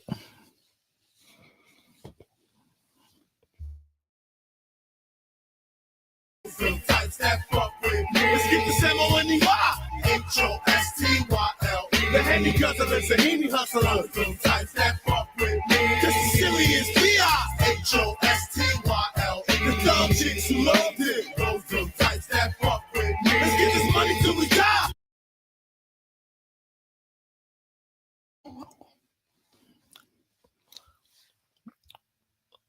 It's nice. It's all right. It had kind of like a East Coast style. I mean, from Chicago, yeah, they had like an East Coast style to it. Let's go back to the video. Let's go back to the video. Fair use, fair use. Yeah. What say you? I don't care if I go first. What if you didn't? Wait, what? Eskimo brothers, right? Girl dads are crazy. Hold on. Let me explain. Let me explain. Look at both of them. Eskimo brothers. We ain't talking about a jump, right? No. I don't give a fuck. Yeah, most times I don't care. But what? As I don't give I'm a about to fuck. explain. Shut the No, fuck let me up. explain. My yo. nigga, what? You judge a girl by who they fuck. We definitely have judged girls by who they fuck. So you be like, oh damn, he hit it? I don't even know if I want to hit it no more. That's definitely true. Speak for you. Yeah. I'm gonna answer this one. It depends on how bad I want to hit it. Nah, it depends on the quality. It depends on the quality of the nigga. It would have to be a real bad, like. If this is something I want to check off. That's why I said I don't give a Like, I fuck know he's if got I go herpes. first. Oh, well, Like if I went first. Wait, what? I said it would have to be real bad. Like I know he's got herpes or some shit. Like No, I'm talking about like if I went first, then I went first. But if you fuck just a couple dusty niggas, yes, motherfuckers got herpes. Yo, that's wild. But he said if you know, like your value gonna fall to me. Mm-hmm. You know I'm not trying to. I'm just still, bro. If I know a couple little dusty niggas that pop, I popped a little couple dusty chicks. okay, you got it. I don't give a fuck about that. If I just wanted to pop, if I just wanted to pop and that was it, I'm not. This ain't. I'm trying to wife up, and I want to fuck up. That shit don't matter. I was disappointed when I first learned that me and Bow Wow was Eskimo brothers, and then I learned that we just had a deep family, deep.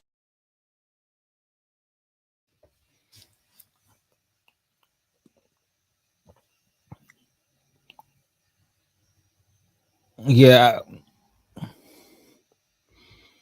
They were from Mount Vernon or Queens? Mount Vernon or Queens? Yeah, I never heard them ever. I never heard those dudes ever.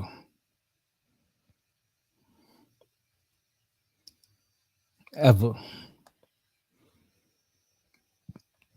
Burgundy, where you at? Spider, I changed my song. I put the link in. Yeah.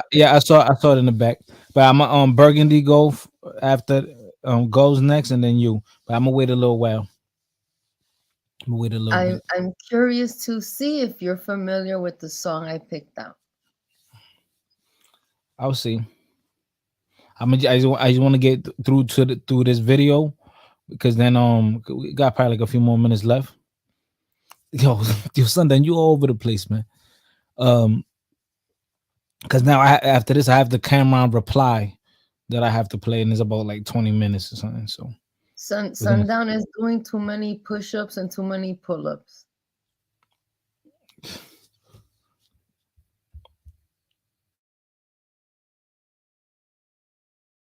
Sundown looks family good. tree. I kept bumping into this nigga. Don't play. And at that point, once you bump into that nigga like 7-8 times, it's like, all right, I respect it. Give him his credit. I respect it. We here now. Yeah, because we might hold a nigga in a certain, you know what I mean? Like low regard. Yes, and then you nigga see be his out here roster, and and he's you're a like, sniper. And that nigga is a sniper. Yeah, we had a sniper here. You heard what he told you. Mm-hmm. Who's it? We had a bunch of snipers. No, we had an A1 sniper here.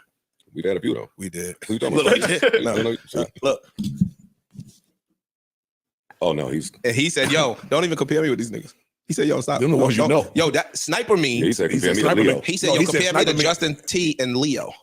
He's like, take me out of hip hop. Sniper means he hit you and you don't know. He said, "Yo, a sniper is you don't hit a gun, you just see the body drop." I don't want none of my Eskimo brothers to have a black scent.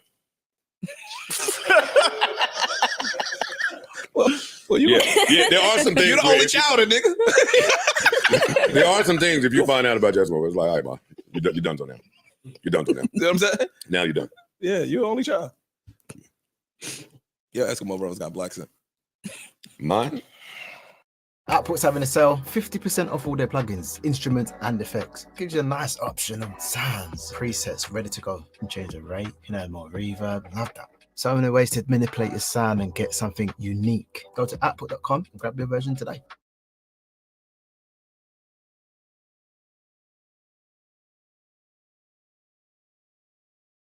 Wait a minute, are you using Chrome? Opera GX, the most bussin' web browser ever. Riz? Who the wrote this? Do you want more from your dainty shit web browser? Well, fear not, because GX Mods has got you covered. Typing on my keyboard these days has become far too peaceful. Introducing the Meow Keyboard Mod. The Fart Keyboard Mod.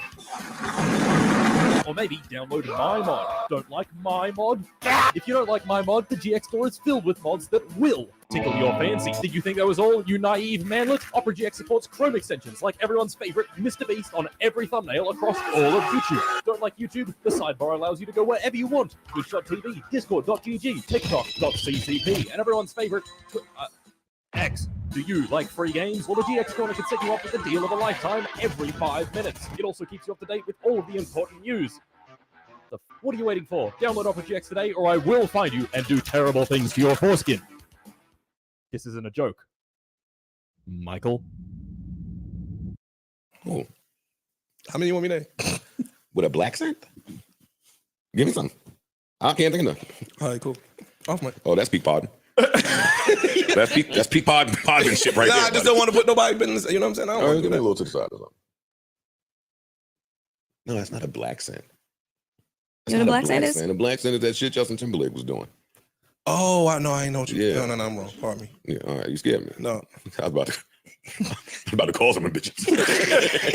You let Terry Bone? Tell me about the time y'all was out with your significant other and she thought that the waitress was hitting on you. Oh my God. That shit is annoying. That shit is Because why does that always You happen? said which time?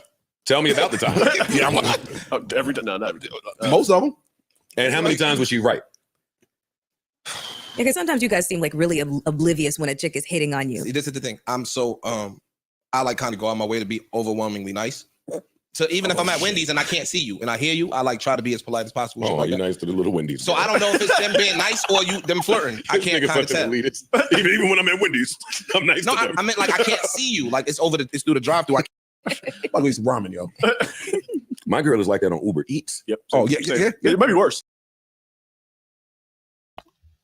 Okay, they stopped talking about it. Let's go to Cameron's response. And then we're going to go back to the last two songs. Unless somebody, I don't know, requests another song. Let me see.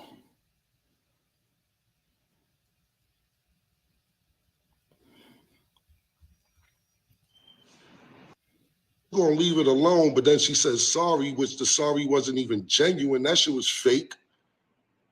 I don't know, even convinced her to do the shit, but whoever did, I was smart, because that was, now if I sue for defamation of character, I'm a sucker, right? Now if I sue y'all for defamation of character, I'm a sucker. Well, I might be a sucker. What's up, everybody? This is the world famous Ed Lover, and you are watching Forgotten Kings TV. Didn't Ed Lover get caught with a trans?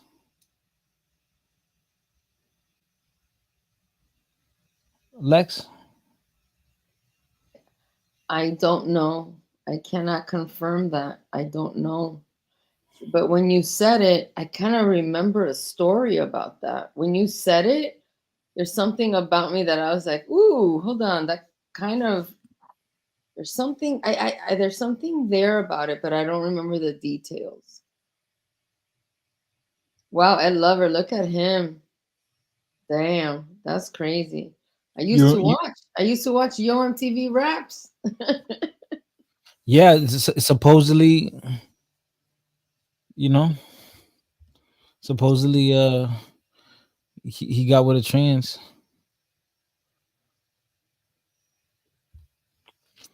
Yeah, but let's continue.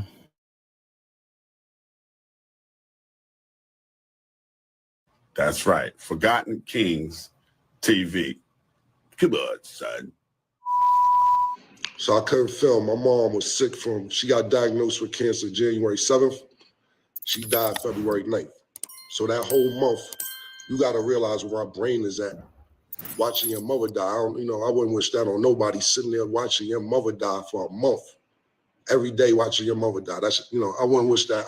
I don't care how much I hate you. I wouldn't wish nobody to have to see that ever. That was some fucked up shit. I handle it good, and niggas don't know what I go through. But to sit there and watch your mother die for a month, that's some wild shit, bro. It's wild, it's crazy. Talk about that another day. So about March 1st, when I got myself back together, I called Mace. I'm like, yo, be a guest on my sports show.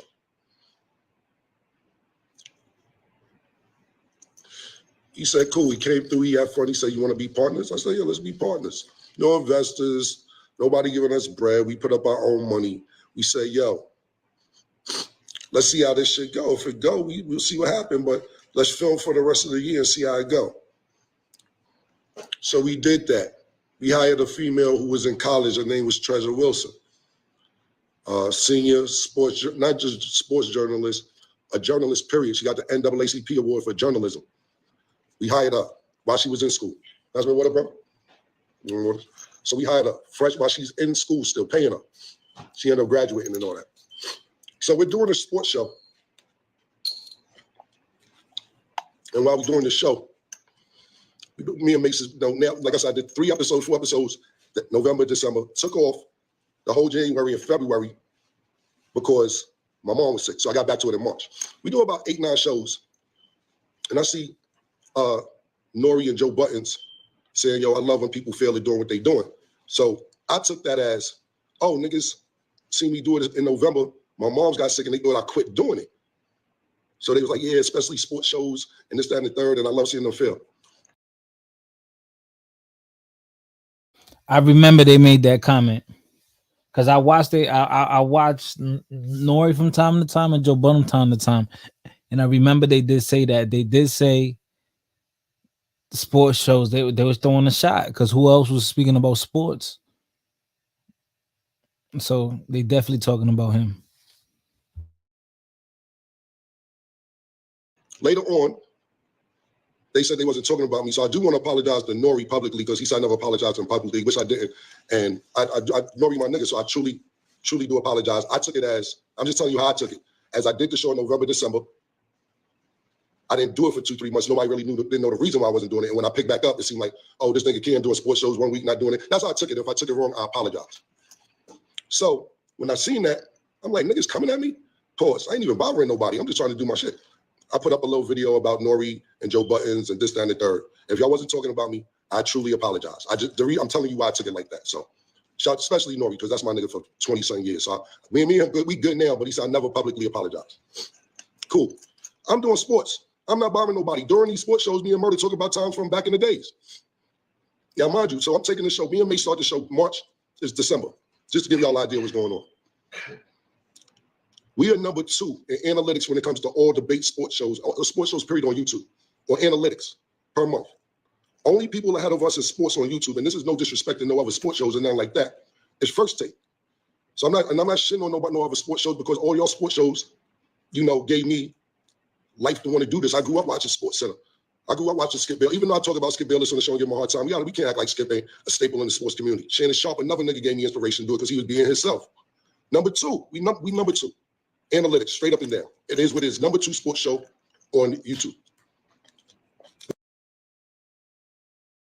Yeah, the sports show, like I said, is good. Of course, they used to play basketball, they into sports and all type of sports. OJ Simpson is a co-star, like a special co-star that goes there frequently. OJ Simpson, which is bonkers, right? A real killer. Damn near an admitted killer on the fucking podcast. And the dude goes up there and he just OJ's crazy. OJ Simpson is crazy. Matter of fact, I'm gonna go buy a jersey. I'm gonna buy an OJ Simpson jersey. Shout out to him. But yeah, so they already kind of like had an issue. Cameron and Joe Budden, kind of that little tension. So now this, a year later, again, new drama. I don't think Joe Budden was in the wrong necessarily in the situation, but it's like he keeps being around the drama. And Joe Budden has always been around the drama, But let's continue now. With the big shows in the morning, or during our time that we come on, I should say. I don't want to say all the sports shows, but 8 in the morning Eastern time. First Take, shout out to the big homie Stephen A. Smith. So during our shows, sometime, me and Mace talk about old stories. I know Mace since I was 11 years old, maybe younger than that, maybe 9 or 10 years old. So we talk about old stories. And I ain't gonna be long-winded because I don't want to be up here all day. I just want to make sure everybody's super clear on why I'm doing this.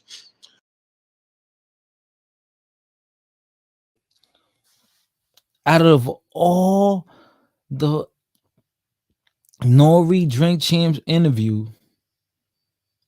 you watch those 2? Crazy Legged, MC Search. Those are the 2 stand out for you. Out of all, not the Kanye West, not the DMX. That one is what stood out to you. You're incredible, MXC. During one of our shows, I was talking about how me and Mace in the 90s, which I was talking about, the actual year I was talking about was 1992. We was in a whorehouse. And we was laughing, having fun. And we saying, whatever, we was in a whorehouse. Mace, Mace don't always give me permission to talk about our old stories because, he's a man of God and he got other shit going on, but he remembers his past sometimes, so sometimes he let me talk. Anyway, I'm talking about this time, we in the whorehouse and all that shit. Talking about we slid a bitch, all this shit. Cool, whatever. I see a clip where on Joe Budden's podcast where Melyssa Ford is talking about, it might have been underage girls in there. First of all, I only like older bitches. Second of all, it was 1992. We was underage. That's A and B. We wasn't supposed to be there. We wasn't 18. I just turned my fucking 16. I ain't even defending myself on that nonsense. You're not even from this country. I don't know what the fuck was going on in the whorehouses in Canada or wherever you from, or whatever pedophile shit they on, wherever you from. We not on that.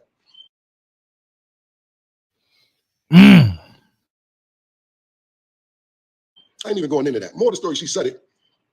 Knowing the times we in, Joe Buttons and them went in on her or whatever. They're like, yo, that's some serious allegations, this, that, and the third. But they didn't edit it out. So from two things I take from that, they either threw her under the bus or they said, fuck it, let's get the ratings or whatever they want to do. Either way it came out, it could have been edited out. It wasn't live like I'm doing live right now. So I ignored it because it's nonsense. So I ignored the shit. We said a little something on our show, but we don't get that. We don't give, we don't give this type of energy I'm doing on live, that type of business on our show, my nigga. Our shit is sports and our fun. So this energy don't go on our show. This Cam energy on my own personal time. So we said a little something. I ain't even say nothing. I said, fuck the bitch. The bitch don't know what she's talking about, whatever. So yesterday, whatever day, she issues an apology. I'm like, nah, don't apologize. Because I was going to address it when I felt like addressing it. But the reason I addressed it yesterday is because it's like, yo, you say that foul shit? Because that's some foul shit to say. Man felt like that shit, like, and the times being for you to make them type of allegations, don't know what the fuck you talking about? You serious? Come on, my nigga. She brought it up. It's true. She brought it up. It's not like they brought it up. Yeah, because women who, when guys talk like that you guys have your guy talk. Yeah, they feel like disgusted or offended. Yeah, so they gotta go to like the hit the below the belt. Where how do you disprove? How do you prove that? How do you put those words out there attached to my name? What am I supposed to do now? Because in the environment that I'm dealing with consensual adult females, and I'm consenting as well. And some people move like that. Just because you don't move like that, or just because you can't even imagine what that world is like, don't judge it, because there's some people that are very comfortable living in that space, in that environment. Like women who work in a brothel, they made a clear decision to do with their bodies whatever they're gonna do to make money. So, especially if it's in America. If you're freaking going to some basement in the middle of nowhere and the shit isn't controlled, but there are brothels out in this country, throughout the country. It's in Nevada. Yeah. There's certain parts you could have a brothel. There was the Bunny Ranch for many years. I don't know if it's still there. And also Louisiana has certain laws for brothels as well. And so when people enter into the business of that, they need to make sure their T's are crossed and their I's are dotted, like the Playboy Mansion. You know what I mean? Because they don't want this type of notoriety, right? Like they might have underage girls. Like they don't want to deal with that shit. But I think that she is... she likes to really like give into her prudeness, like I'm a video vixen, but I was a good girl. Right. Yeah. That's what I said earlier. Like it can't work both ways. Right. It can work both ways. And that's her problem. She's uncomfortable with herself. She's not, she hasn't really understood how to empower herself with her looks and her body. She retreats to like really basic, idiotic talking points at her age. You know what I mean? Because it's like, dude, like I think Cameron, I've met him. He was on the set of Next Day. He's a very funny guy. He's a very nice person. And so he's been in the game for a long time. She's been in the game for a long time. Why can't we just have adult conversation? We know wild things happen. We witness things that, damn, man, you can't even talk about. People write tell-alls about those life experiences that a woman like her would have had in that industry at the level that she was able to captivate the audience. And there's nothing wrong with that. She doesn't have to give all of her business out, but she doesn't have to like weaponize a colleague rapper who came up at the same time, just sharing a story that they had. Like, and think a lot of men could relate to those kind of stories. You in your early 20s, mid 20s, you're making some money and you're with your homeboy just out there just because she just shows up. It just shows up. You're a rapper, you're an athlete. It just shows up and you're gonna be like, oh no. No. As long as you protect yourself, then do what you want. And a woman in her position, she just should be like a little bit more honest about the conversation. We're gonna be 50. And what she did. Huh? Yeah, And what she exactly. Or the did. things that she saw, like she doesn't have to give every detail, but we all know she has stories, and it would be kind of fun to hear her stories, even if it's not the sexual ones, like the funny ones.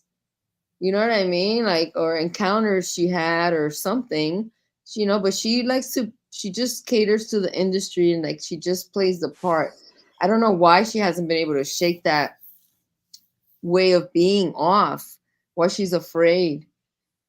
But she's Canadian, they operate a little bit different. And I don't know, I never saw anybody sponsor her.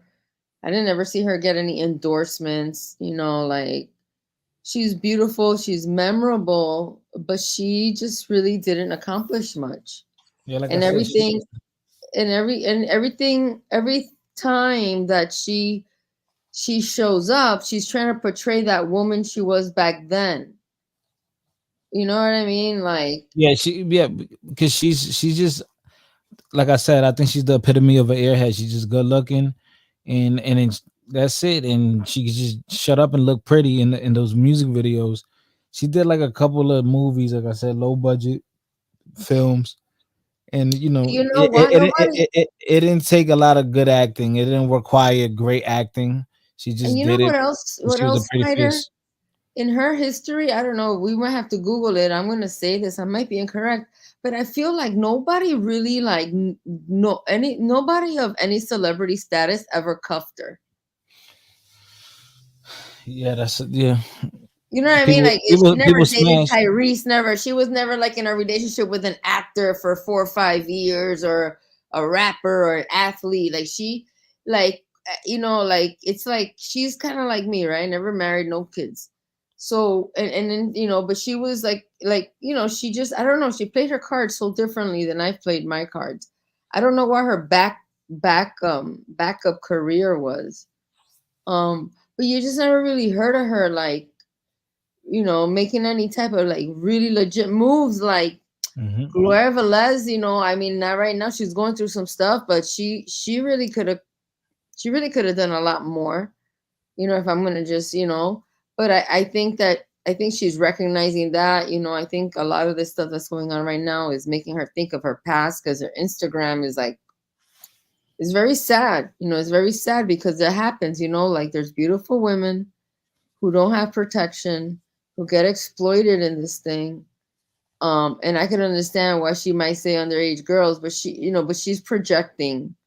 The conversation wasn't even about that. It was just like people having adult experiences. When I go on vacation, I like to go to adult all-inclusive resorts.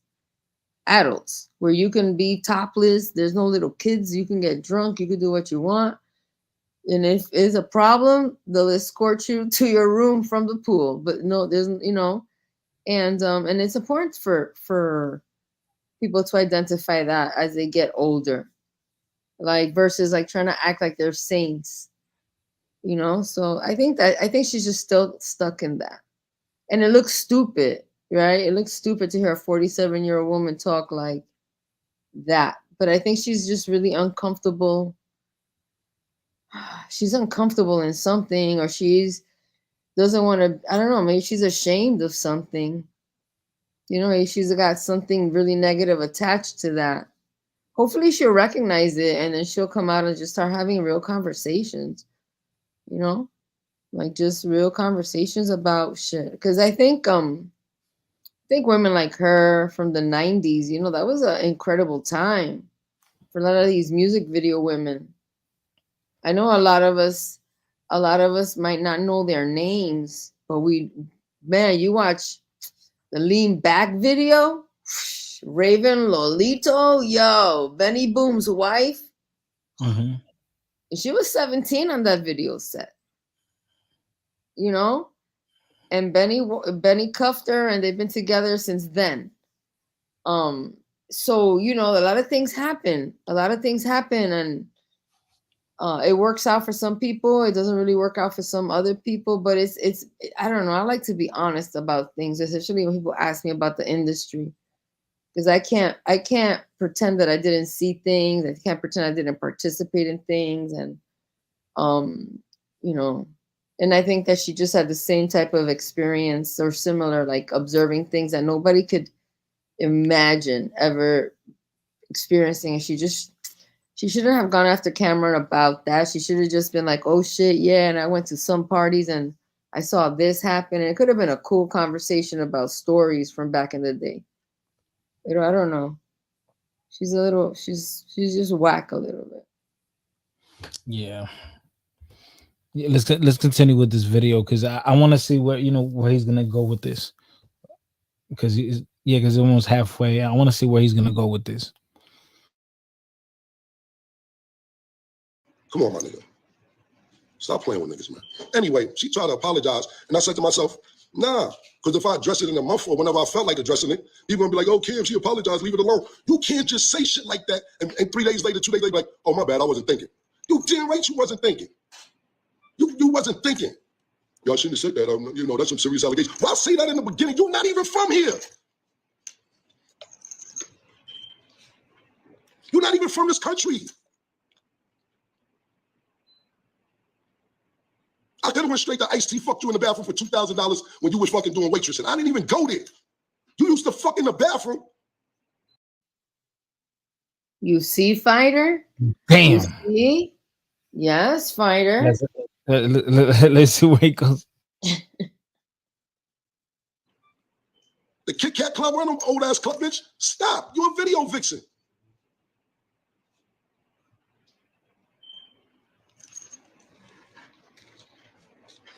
Anyway, so I addressed it yesterday.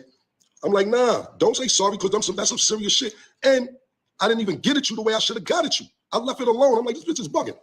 Try to say sorry. So I addressed it yesterday. So I wake up today to go on live. I'm banned for 2 days on live for who knows. I said, let me see why. It's the picture where it's been flagged and I'm banned from live. Whatever. I don't give a fuck. That shit don't bother me. All them little technology games y'all playing, nigga. I'm from the payphone era, nigga. I had a beeper. Nigga. Fuck is you talking about? Shit don't bother me.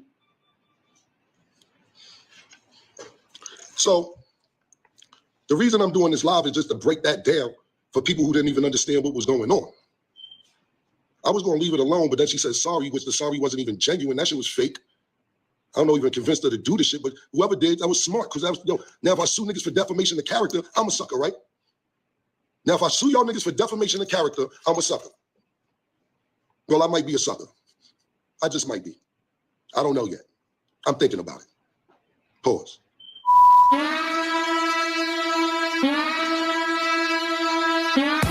All right, we the Knockout Kings of Carmen. This your boy, Reggie Curry. You know what I'm saying? This is my cousin. Man, let's play this. Let's play this song. Wait, Ron Burgundy, you still here?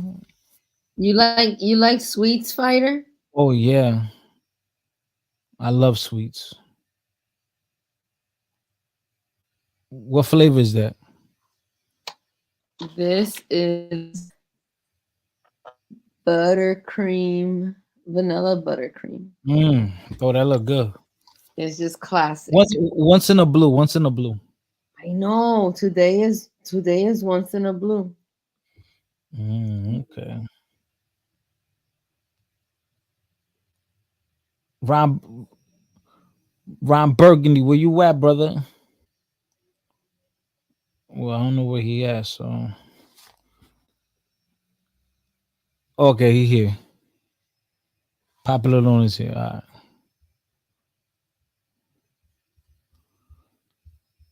Shout out to Popular Loner. Video killed the radio star. I don't know what song this is. This is a good song.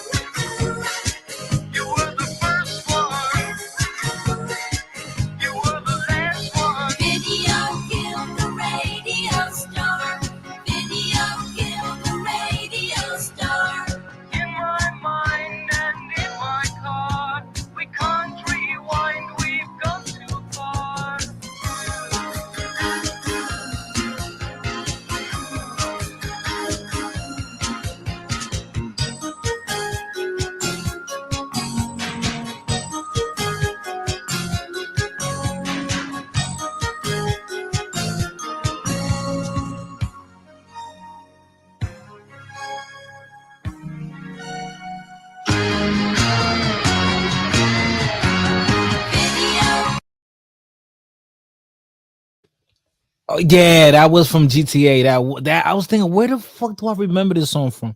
From GTA. Yep.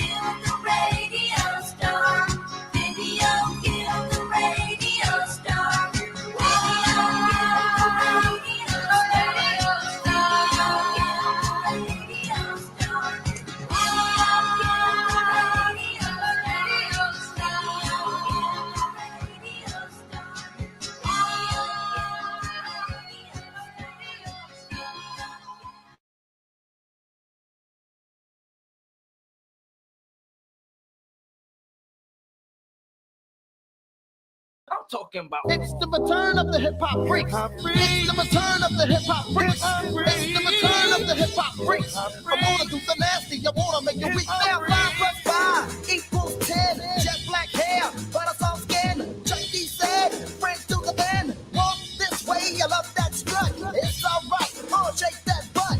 Nails foul, so neat empathy. Perfume aroma smells so sweet. Some may say the sex is a sin. I wanna be in witness 10. Baby, tell me how I make you feel. Shed some light on. That's not the one that says "Ooh la la ah we." I said Muhammad Ali. Is that the song, Lexi? I don't know if it says that. I forgot. Sorry. Ooh la la ah we. I said Muhammad Ali. It's definitely them though, nice and smooth. That's it. Your sex appeal, no cock block tonight. Tell your girlfriend chill. Pass the prophylactic and pop the pill. If the food tank's thinking, use a Massengill. Piece that I kill, a Cypress Hill. Pop that coochie at your own will. It's the return of the hip hop freaks. It's the return of the hip hop freaks. It's the return of the hip hop freaks. I wanna do the nasty, I wanna let the weak. It's the return of the hip hop freaks. It's the return of the hip hop freaks. It's the return of the hip hop freaks. I wanna do the nasty, I wanna let the weak. Don't give me no lip, no. We came equipped, yo. Move to this funky beat like Calypso. Never was a fronter, though I was a number runner. Dipped in the winter, dipped in the summer. Me and Greg Nice got money to make. Bring the rain, snow, hail, earthquake. New York, Brooklyn, handle, Valita. Met this girlie beat a twin sister named Sharita. When I ate the poom poom, she asked me could I beat her. Not with my fist, but beat her with my Peter. Thought to myself, no idea sweeter. But a complexion, super erection. Couldn't make a move without protection. Now I'm strapped tight, ready for flight. Destination motel at night. Scooby wow wow. It's the return of the hip hop freaks. It's the return of the hip hop freaks. It's the return of the hip hop freaks. I wanna be the nasty, I wanna make it weak. It's the return of the hip hop freaks. It's the return of the hip hop freaks. It's the return of the hip hop freaks. I wanna do the nasty, you wanna make the weak. The hip hop freaks. The hip hop freaks.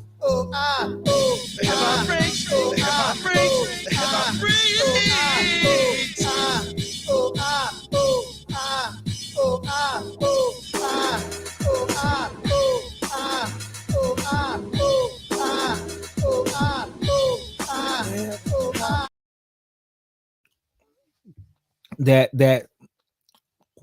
That drum and snare in the back, that shit go. That's that old school classic. That's that 80s. Right? Yeah. That's old. That's very old. That's what was it like? Top billing, get it good, and we understood. Sky scheming, looking hard. I got a great big body. Great big body. That's right up if you want to get her. I get money, I got. Got a great big body. God. Yes, absolutely. Top billy getting good, and we understood. My man. line back then, because it was like middle school, high school, was I did you like I did you because I thought you could take it. I thought I was like a badass dude. I thought I was gonna be a rapper. Now 80s has a lot of good hip hop though. It was Like- good. It was just so very musical still. Yeah, that you can still play it till today, and it's like, it'll make you. Well, at least me, because I appreciate it. I appreciate different type of music or different eras. Different eras. But yeah, this guy, he checked her, man. He straight up Cam checked her. Oh yeah, this is the one I want to finish it off with. The Queen's Flip.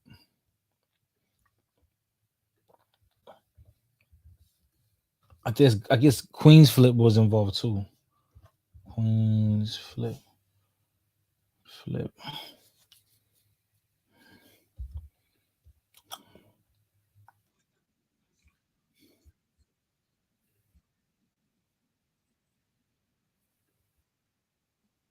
Oye, Fighter. Anniversary.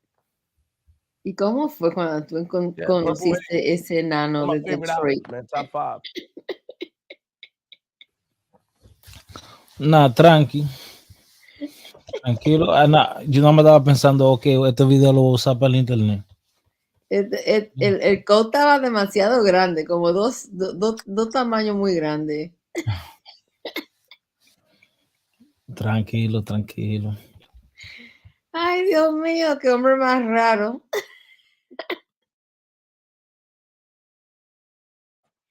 Cam, jump out the window, Giles. Cameron Giles, my man. I love you. When you jumped out the window. And at first I was coming in here because I was upset. You shouted out my mom, you shouted out JR. And I love that. So I called Shatik, I'm over here, Shatik Beats on Films. I was like, I felt the way like, damn, Cam.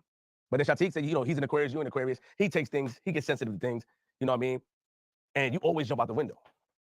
In no way in the world you think that I'll disrespect you. You looked out and did 4 videos with me. 2 of the videos I made 50,000 on both put together. 1 of the videos I made 20,000. You didn't ask for nothing. Why would I diss you, Cam? It ain't me, it's you. Why would I diss you when you show my son love? Why would I diss you when you put me onto a bigger bag, Cam? It ain't me, it's you. You always jump out the window. And why? Because of that favor that you asked me to do was crazy. To think that I would do that, the fact that you even asked me to do that was crazy to me. But I know you was going through some things I understood, and I love you, killer. You, my man, I love you. You're the first person in this industry to put me onto a bag. Why would I play you? It ain't me, it's you. Let me break it down. So, Cam, you did all the voice. I don't like that. Yes. We went to JR, Jimmy Jazz. Jimmy Jazz, you had the sneakers when I first met you. Your memory sharp, too. Hey, for old man, your memory fire, dog. I don't know what you eat, and I told you this. I forget what I eat the next day. You must be healthy. You look good. I smell money on you. Yeah, you right. We went to Jimmy Jazz. That's the first time I met you. I met B. I remember B being upset. He thought I was playing around. You looked out for me. You said, nah, that's Flip. We shot some skits. And then you invited me and JR and my man Space Ghost at the time to the crib. And from there, our friendship blossomed. Now, you put me onto a production company. You put me onto ads and sponsors. I always say you're the first industry person to put me onto a bag. You helped me get a bigger bag. Why would I play you, Cam? It ain't me, it's you. Why would I? My principles are strong. I'm from Queens, the Web and Nitty era. I would never slight anybody I mess with. Fans, people, friends, family can never trick me, coerce me, or bamboozle me to going at my peoples. Never. Never. From the Web and Nitty era, I'm from Queens. I'm from Linden and Farmers. That's not how I was raised. Anytime you was talked about on that podcast, I either walked off.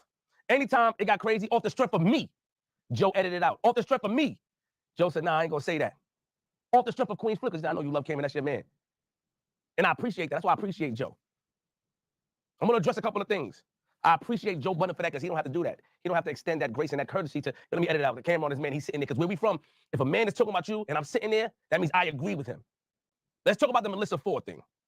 Obviously, I wasn't there when she said it.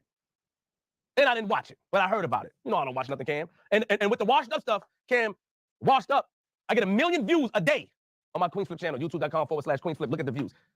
My numbers is up, and that's without the podcast. You talking about skits and when I'm doing and getting the bag. I learned from you, Flea. You my man. You put me on how to get it. Car company out there in China about to fly me out. I learned from you, Flea. It ain't me, it's you. Melyssa Ford said what she said. I'm gonna read the tweet to you. Excuse me. I had to get my phone. Let me read the tweet to you, Flea. Hopefully I can ask Shatik to put it on the screen because you know Shatik is an Aquarius like you, he said. So he gets offended to things just like you may get offended to things. Let me read what I wrote. Okay. All right, there we go. I said, real quick, are any women podcasters going to come out in defense for M4 or y'all just gonna let her stand on that lonely hill? What do you mean by lonely hill? Killer, that wasn't a slight at you. She's on the hill by herself because none of us in that podcast agree with her. That wasn't towards you. That's my algorithm stuff I do to get at the fans. Because they were attacking me and attacking us for not defending her, meaning that no one is standing with what she says. Why would I come? Yo, I had somebody accuse me of making stories about me before, Ken. I had somebody do that. Why would I stand, especially my man? I don't want to play like that. Whoever showed that to you, I know it ain't B or anybody that I rock with, Sugar Duggar, or none of the homies that I rock with. That's sucker stuff. Whoever showed you that and made it seem like I was talking about my man. But you felt the way already. You felt the way because that favor you asked me was impossible for me to cash in on. That favor, and I was kind of, you checked me on the phone. Yo, Flip, why would you talk to me like that? Because I was so surprised that you asked me for a favor like that. That's all it was. And I apologize. Yo, Killer, man, my fault. I didn't mean to talk to you like that with that type of tonality. You blocked me. You didn't block JR. You showed JR love. You blocked my number. Cool. I spoke to B. I spoke to you on the phone. You and Mace. Cool. Respect. It ain't me. It's you. You see, you felt the way of how I spoke to you. That's why you blocked me. So you look for any reason to say what you said. That wasn't towards you. She's on a lonely hill because nobody stand with her. And I would never project or put that type of jacking on somebody because it was done to me. I would never co-sign that. I love Melyssa Ford. That's my heart. I'll never co-sign that. I wrote that to get at the fans because I'm an algorithm man. I'm Mr. Algorithm. What does that mean? I do that because the fans say you ain't standing up with us. I say, hey, yo. Since we ain't standing up for her, are any women gonna stand up with her? Nobody said nothing because nobody agreed with it. Killer, it wasn't towards you. Anywhere I go, I touch gold. Washed up, never. Anywhere I go, I touch it. It turns to gold. You told me that last time. When you came on my show, you said you get these numbers, do this, do that. You looked out. You my man. And we went up. I made 50,000 over 2 videos and 20,000 over the other 2. You asked for nothing. I can never play you. It ain't me, it's you. I love you. Don't do my boy. And I don't sound like that. Oh, no. Never. You show love. Anywhere you see me, see my family, you show love, you bring us in, and you'll come through. You have never played around. You, Capo, people have never played with me, and I don't come from that cloth to play with y'all. I don't know what this Aquarius stuff Shatik talking about. Shatik the producer. Oh, yeah, Aquarius. I look at it like this. Shatik told me I can see. No.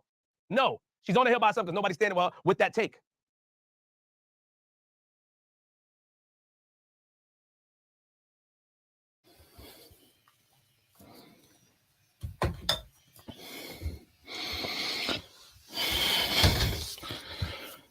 Melyssa Ford fucked up.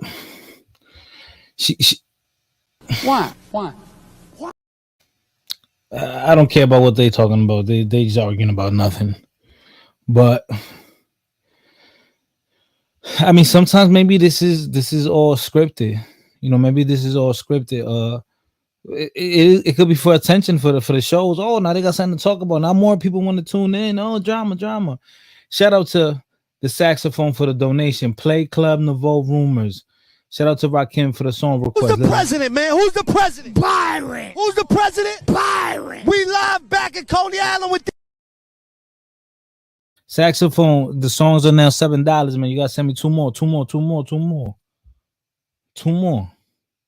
I know. Damn, I messed up. We gotta go ball, fam. Take $2 from what I sent you, Spider. Please come. Aww. Ay, pobrecito, coño, se lo jodieron. Ay, pobrecito. Oye, Spider, dale $2 al saxofón de parte de mí y ponle su música. I got you. All right. J. Jimenez got blocked. Timeout. Take a little timeout. Take a little timeout.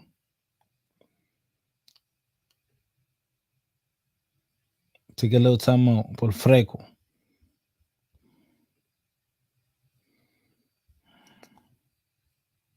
J. Jimenez is asking for credit. Are you serious? No. Eso da pena.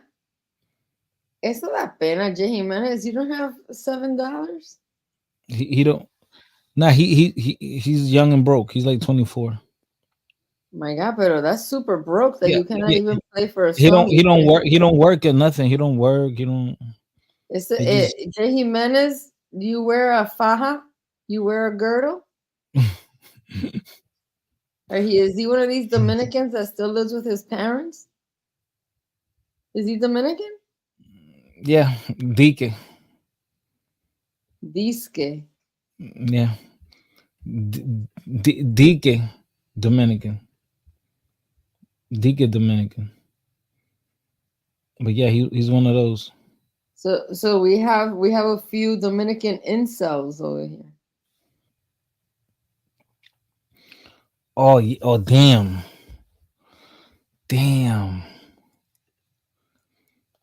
Yeah. Oh no, that was good right there. Yeah, that was good. But she Lexi said she got you covered, but you sent it already. So shout out to you, man. Thank you.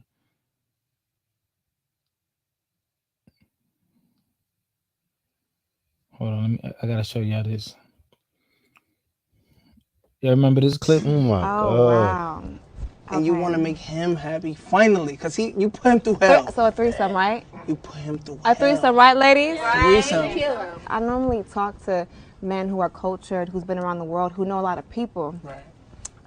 It's on you though. No, I understand that, but because he's doing everything right, I'm going to give him the honor of picking the nigga who we gonna have a threesome with.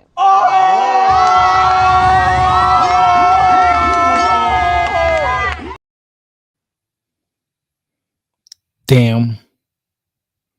Shout out to the Dutch people in the building. Who was her boyfriend? Oh, one of the rappers, Quavo. Oh, the right here.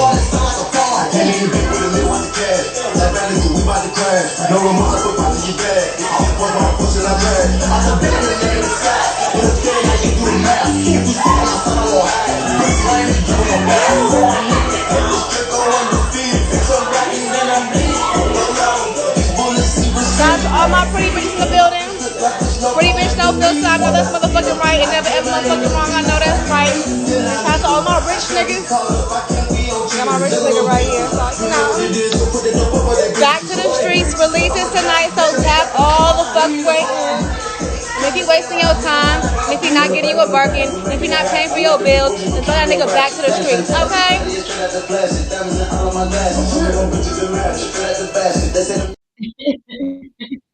Man, she's having a good time. Mm-hmm. She's having a good time. He 18 letter. He keep with the trolling, and he about to get blocked from the channel. Because Rakim, what? Come up, Rakim. Ooh, popular loner Esther Baxter is my favorite. Oh my god. I remember her. Oh my god. She has some tetas, yo. Oh my god. Her tetas are official. Woo! Her tetas are official. What song is this? This one right here. It's my pleasure, saxophone. It's my pleasure.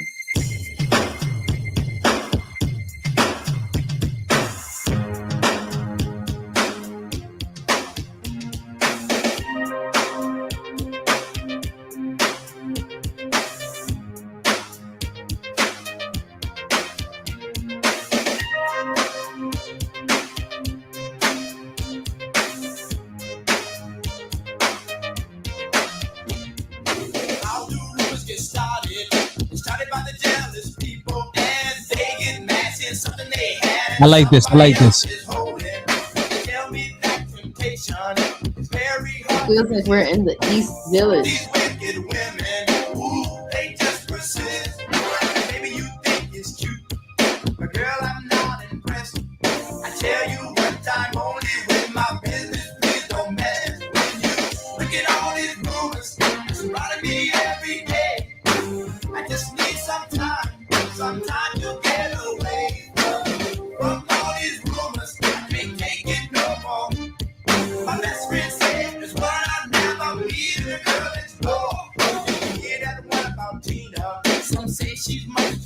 This go hard.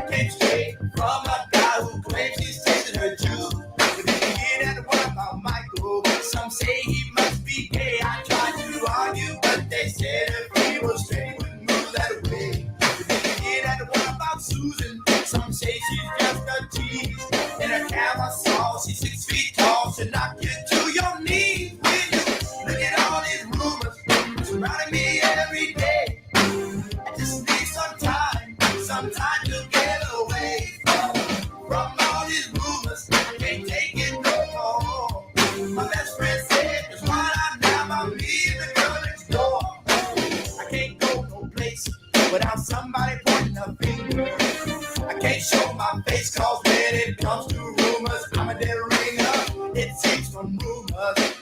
just can't get away.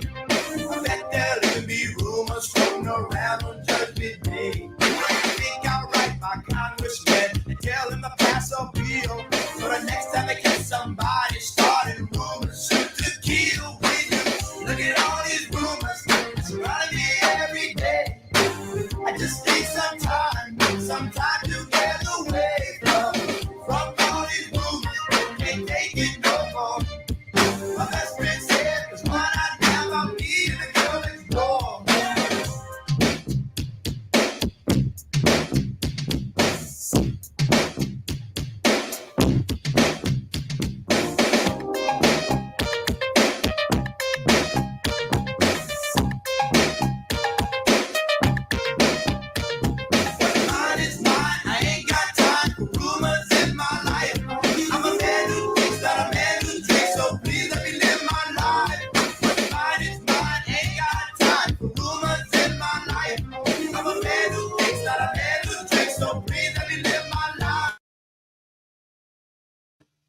That was a good one. That was a good one.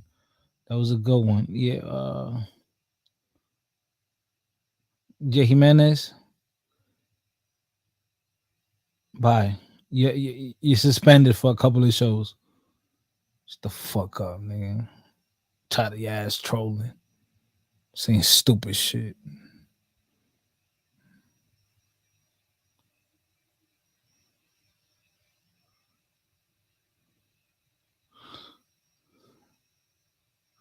Okay, I got you. I read it, Alexi. I read it. Shout out to Rakim. Baller, baby. Young birds in the coop going. Rakim with the song request. DMX, Shatta.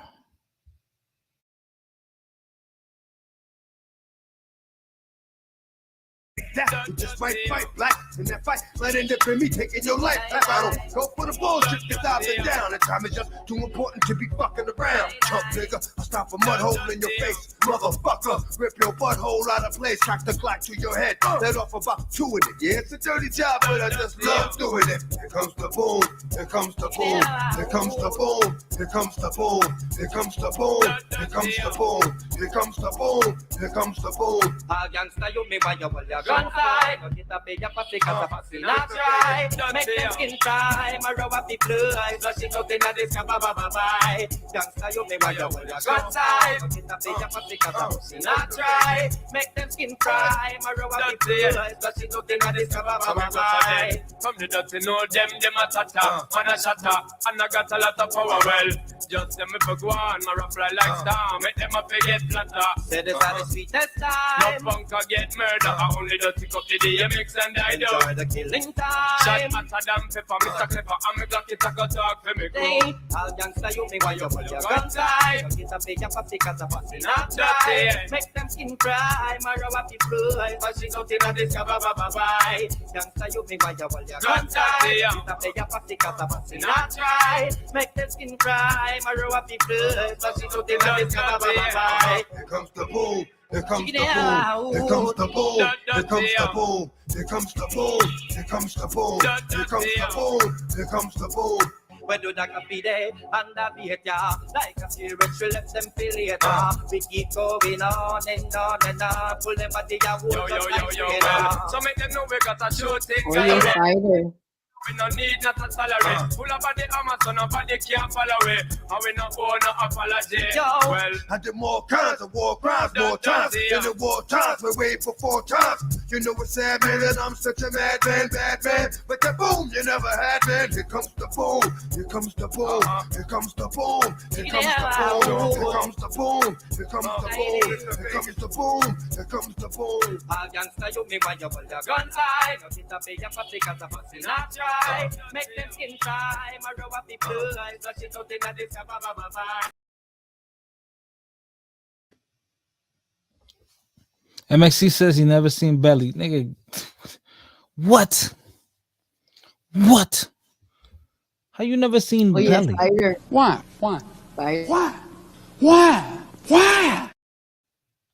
Yes.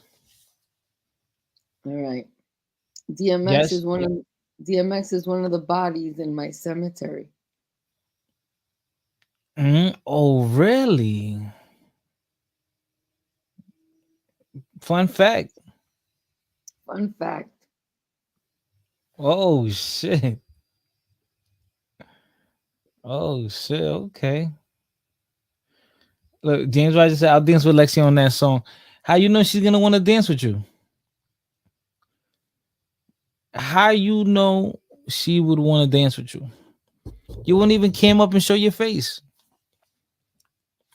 Yeah, sure. Yeah, go ahead, saxophone. One more. Yeah, that other one you that was a good one, man. Sundown says Belly is the movie that put me onto Averex jackets. It's Hype Williams' first feature film.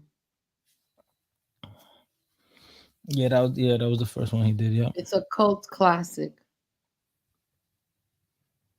Yep. Yeah. Yeah, sax.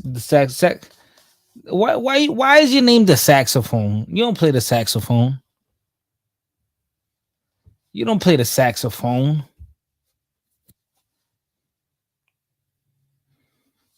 What you mean it wouldn't matter? I can't say. Yeah, of course you haven't. Oh, now we're not in this hole. Get out of here. Now you saw only a piece of it. Liar, yo. Dude be lying. Dude be lying, man. Mira, ese es un embarrassment to the Dominican community. Eso es un freaking Damn. mongólico.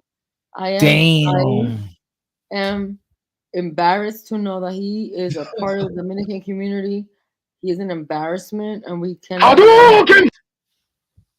give him a public platform. He is a disgrace. Damn, MXC, yo.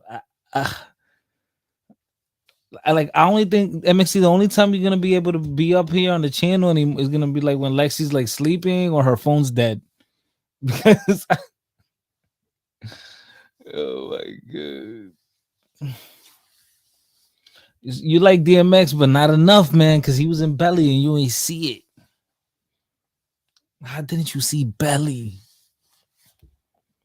How didn't you see Belly? DMX was the greatest freaking individual ever in the world. To watch him in the studio and be in that energy of creation was like supernatural, like passion. It was really incredible. Like, it is somebody that impacted my life, and I was like blown away that I got to witness that in real life before my eyes. So I definitely I wanna pick a DMX song. Do you have a favorite DMX song, Fighter? I have too many. Do you like the Here Comes the Boom? Yeah, I like that. That was a good song. The one that he just played. Yeah, that was the one that he just played, right? Here Comes the Boom.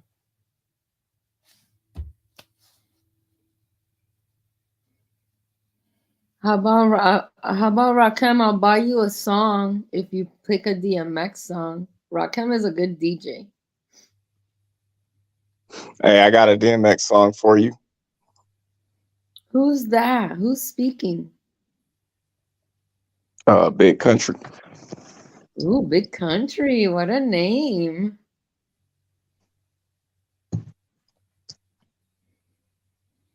I like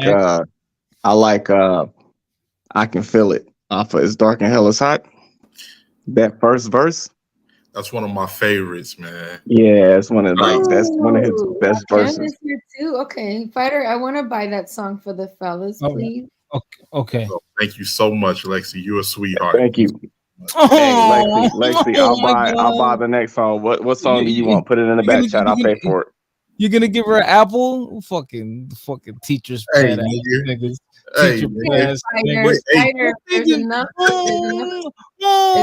attention to go around, Fighter. You don't get all the. You're not the only one that gets all the ladies. Thank you, Lexi. We got you two kids are wonderful. This nigga's a hater. I'm gonna give both of you guys stickers at the end of the class, okay? So don't. So you know who he sounding like right now? You sounding a lot like Big Head Rico. I don't like these niggas, man. They getting too much attention from Lexi. I'm gonna drop a All you dime on missing these is the banana. That's all you missing is the banana right now. Hey, why did he call the they was like Omaha City Police Department? You like, hey, check this out, nigga. I got a bus for you. He like, there's some New York niggas down here. They slinging dope majorly. Majorly.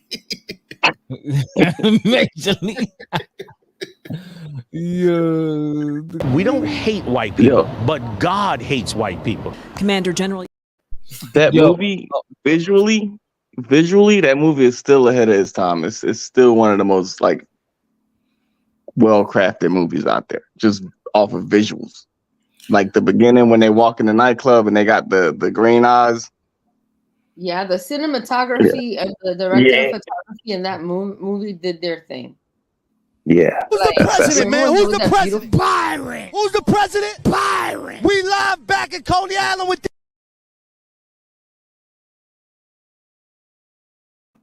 Shout out to my guy Saxophone for another song request. Shout out to Popular Loner for the song request. New Order Shelf Shot.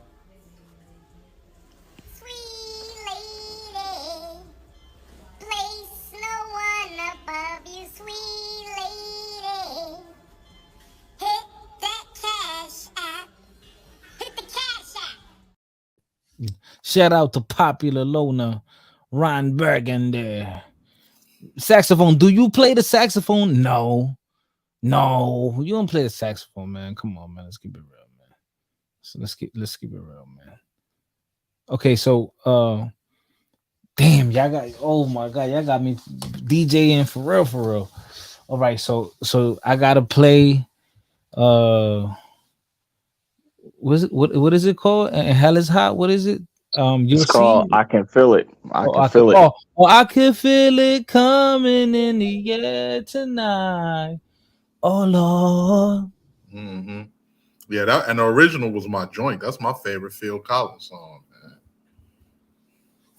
You are a serious Phil Collins fan, Rakim. I know that about you. Yeah, I love me some Phil Collins, man. That's my dude. What a coon. Man, shut up.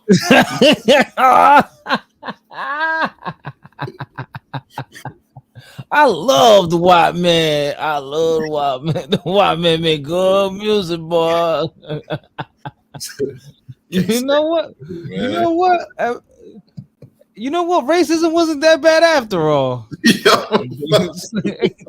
Slavery. You know, at least slavery's kept him in shape, you know? That's Rakim right there, man. Oh, man. He'll say anything for some Phil Collins stickers, man. Nigga ain't shit, yo. Nigga ain't shit. I like Phil Collins. I like Sting. Like, let me see who else. The whiter the better. The whiter the better. No, it's like that. You know, it's that like what you call that type of music? You wouldn't call it alternative rock. Yeah, I know what you mean. It's like workout music type shit, like pump up music, like, you know, like that's the music you listen to before you take a line. Yeah, and it's like, what? Hell no, nigga. Yeah, you said yeah, nigga. You said yeah, nigga. Thank you, Sundown. Sundown, that's very sweet of you. Oh, any choices, Lexi? Oh, you should have brought her an apple. What happened to your apple? La meo, coño. Shout out to Sundown, man. Shout out them. I'm running out of memes over here. What memes? The Remy Martin one. That one's a good one. I don't know why it's not letting me. Oh, I got a meme right here. I'm black, y'all, and I'm black, y'all, and I'm blacker than black, and I'm black, y'all, and I'm black, y'all, and I'm black, y'all, and I'm blacker than black, and I'm black, y'all. I'm blickety black, blacker than black, I'm blacker than black, yo, because I'm black and I'm back.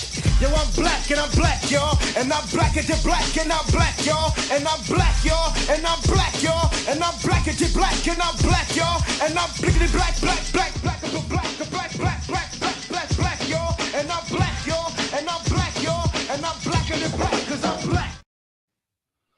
Man, I think I'm about to go smoke me a blunt and go watch that shit right now. God, that's hilarious. I gotta go watch that Hey, movie. Pac thought your boy was talking about him in that The Message when I said that. Yeah, see, before Gusto, your luck low. You and your crew get you and your weak crew get 8 out. Yeah. Pac thought that was directed towards him. Yo, And Pac thought a lot of stuff was directed towards him. yeah, that nigga was emotional like a woman, little bitch. Hey man, don't hate on me. Pac a legend. I think Tupac is overrated. I'm just showing love to you. Other niggas will put a slug through you over your ends. Cats I fuck with a real, but hey, those are your friends. It's just what you got coming. Sometimes you don't know what you asking for. Yet you ask for more. Shut the casket door. It's when here, it is done. They thought you was a killer. You swore you'd never run. Nigga died with his gun. Still up in the holster. It's coming in the air. Yeah, it's getting closer. I can feel it coming in the air tonight.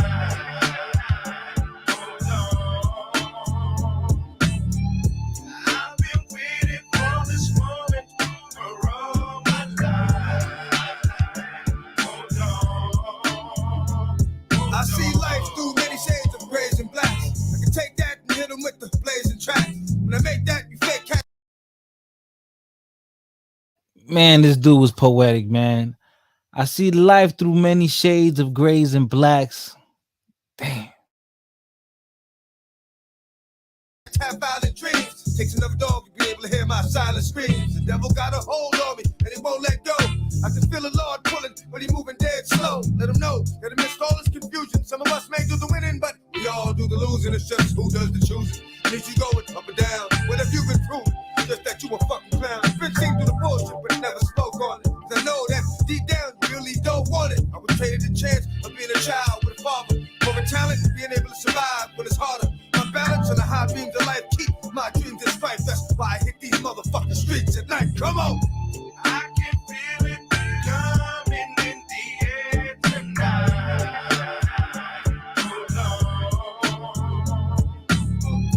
I've been waiting for this moment for all my life. Hold on. There's a lot of shit that I let slide, cause it's out of my hands. A lot of niggas I let ride, but it's not in my plans. And a lot of my mans is not seeing through the fog. Families by the truckloads fleeing to the morgue. Full moon, ow, the howling, the growling, growling. Don't know love, can't show love. That means you gon' need more love than an old thug. But hold up, roll up, talking out the side of your mouth. It's what's gonna let niggas know why you died in your house. When they lied to your spouse, told her it was suicide. But you and I both know the truth will never die. Listen, nigga, you scared, get a dog. But be prepared for the ball. Cause you dead up in the fog, and that's your head by the log. I can smell it in the air, I can tell when it's there. This is hell and we both here. Can you feel it? Tell me, yeah. I can feel it coming in the air tonight. Hold on. I've been waiting for this moment. For all my life, oh Lord, no. Yeah, them 2 albums, man. Dark Hell is Hot, and then what was the other one? Flesh of My Flesh, Blood of Flesh, yeah, Blood of My Blood. And Yeah, then them 2. was X too. Don't forget, DNL was X. Yeah, but the other 2 were better. His first 2, like, he came out of nowhere with that. It's Dark and Hell is Hot, and that was at a really, really, bad time in hip hop. And then he came out of nowhere, and he soared to the top because he was something that hip hop was missing. Some niggas said Tupac the idiot that will still be alive if he minded his own business. Pac was real with it. That what happened to him can happen to anybody. Yeah. When keeping it real goes wrong, like Dave Chappelle. Yeah, Rakim. He jumped into something that had nothing to do with him at all. And that happens. That's a situation that happens. Yeah, but the thing about had nothing to do with him. It was just the wrong one. It was the wrong dude. Tupac. I think what happened was he was really feeling himself because he got out of prison. He dropped All Eyes on Me. He was on top of the world, and he felt like he could do and say anything to anybody. Damn, he died on the to the wrong one. Yo, he put his hands on the wrong one. He died on the sex offender list. He died on the sex. That was a lie, man. Man, y'all some haters, man. Y'all some haters. Okay, did he not die on the sex offender list? Yeah, but that. All right, that's it. No, that's it. That he lied. He lied. Oh, she lied, bro. Tupac is the prime example of keep your hands to yourself. I mean, what happened to Pac can happen to anybody. Pac was not really. Yeah. Not really, because anybody can go if get a pistol after getting jumped. You're not supposed to run up and put yourself in somebody else's business. Like if you really think about it, Tupac got killed because of a chain that got snatched. Think about that. He didn't die because of Bad Boy. He didn't die because of anybody that he was beefing with. He died over a chain. That's why he got killed. Because the dude that he jumped on snatched somebody's chain, and he went and he fought him, and that's why he died. Think about that. Yeah, and they came back. That's happened numerous times. No matter where you live at, that can happen. But Pac, see, a lot of people forget the man was only 25 years old. He was 25 years, just made 25. Between 6 movies, classic movies, I might add. 26 classic movies? No, 6. I said 6. Okay. 6 classic movies. Also, every album then went platinum. Everybody know Tupac all over the world. Everything he stands for, and we can talk about his flaws, but he stood for a lot, and he stood on business, and he wasn't some wannabe. A lot of people that knew him can vouch for that and say, was he a little bit misguided? Yeah, he was a little bit misguided. He was hanging out with them dudes because Shook was the one that got him out of jail. So he felt a deep loyalty to them cats that he was running with. But besides that, what is All Eyes on Me? 10 times platinum? Machiavelli, like 5 times platinum? All Until the End of Time. Felt like they got Tupac murals all over the world. Everything that he rapped about was some real stuff that a lot of people can relate to. Yeah, that's true. But part of that is what did Jadakiss say? He was one of the few rappers that, I know what you're saying. Their rappers get better promotion. He was one of the few. He was the first actually where that really happened to somebody like that. Besides Scott LaRock. It's just that he had so much unreleased material that was never released. And to think he did all of that, all of them albums, all of them movies within 3-4 years? Yeah, but when did he come out? 93? 92? 92, Biggie was a better rapper. Man, come on, bro. Friend in the world. No, baby, not even you. But situation number 2 ain't bad. But number 9 ain't good. But I thought I was riding really high, 'cause I'm here hanging in Hollywood. Oh, I hate to tell you, but you really need to check yourself. The life that you're living is gonna catch up to you. Oh, I think you need some help. Oh, yeah. Situation number 9, blowing my mind. Hey, this that joint. Shout out to Saxophone. Situation number 9. Legend, man. Legend. Yeah, Saxophone is telling him something. He wants some Snow White.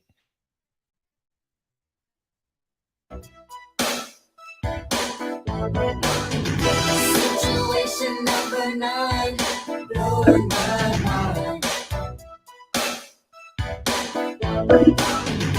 Rumors circulating round about me. and my lavish lifestyle. But situation number 9 sets me free from the talk for a while. I hear somebody knocking at my door. Ooh, I wonder who could it be? Some people say that I'm paranoid, but they don't really know me now. Oh, I hate to tell you, but you really need to check yourself. You really need to check The yourself. life that you're living is gonna catch you. It's gonna catch you to I think you you. need some help. Hey, Situation number 9 blowing my mind. Situation number 9 blowing my mind. Situation number 9 blowing my mind. Situation number 9 blowing my mind.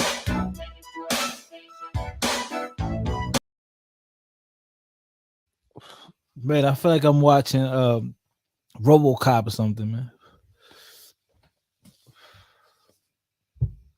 Running around in the house in like Power Ranger costumes, some shit. I don't know.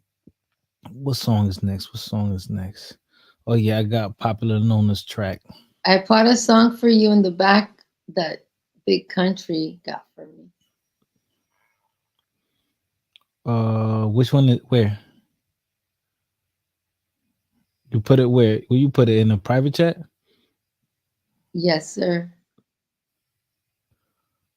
Or at 256 you put it?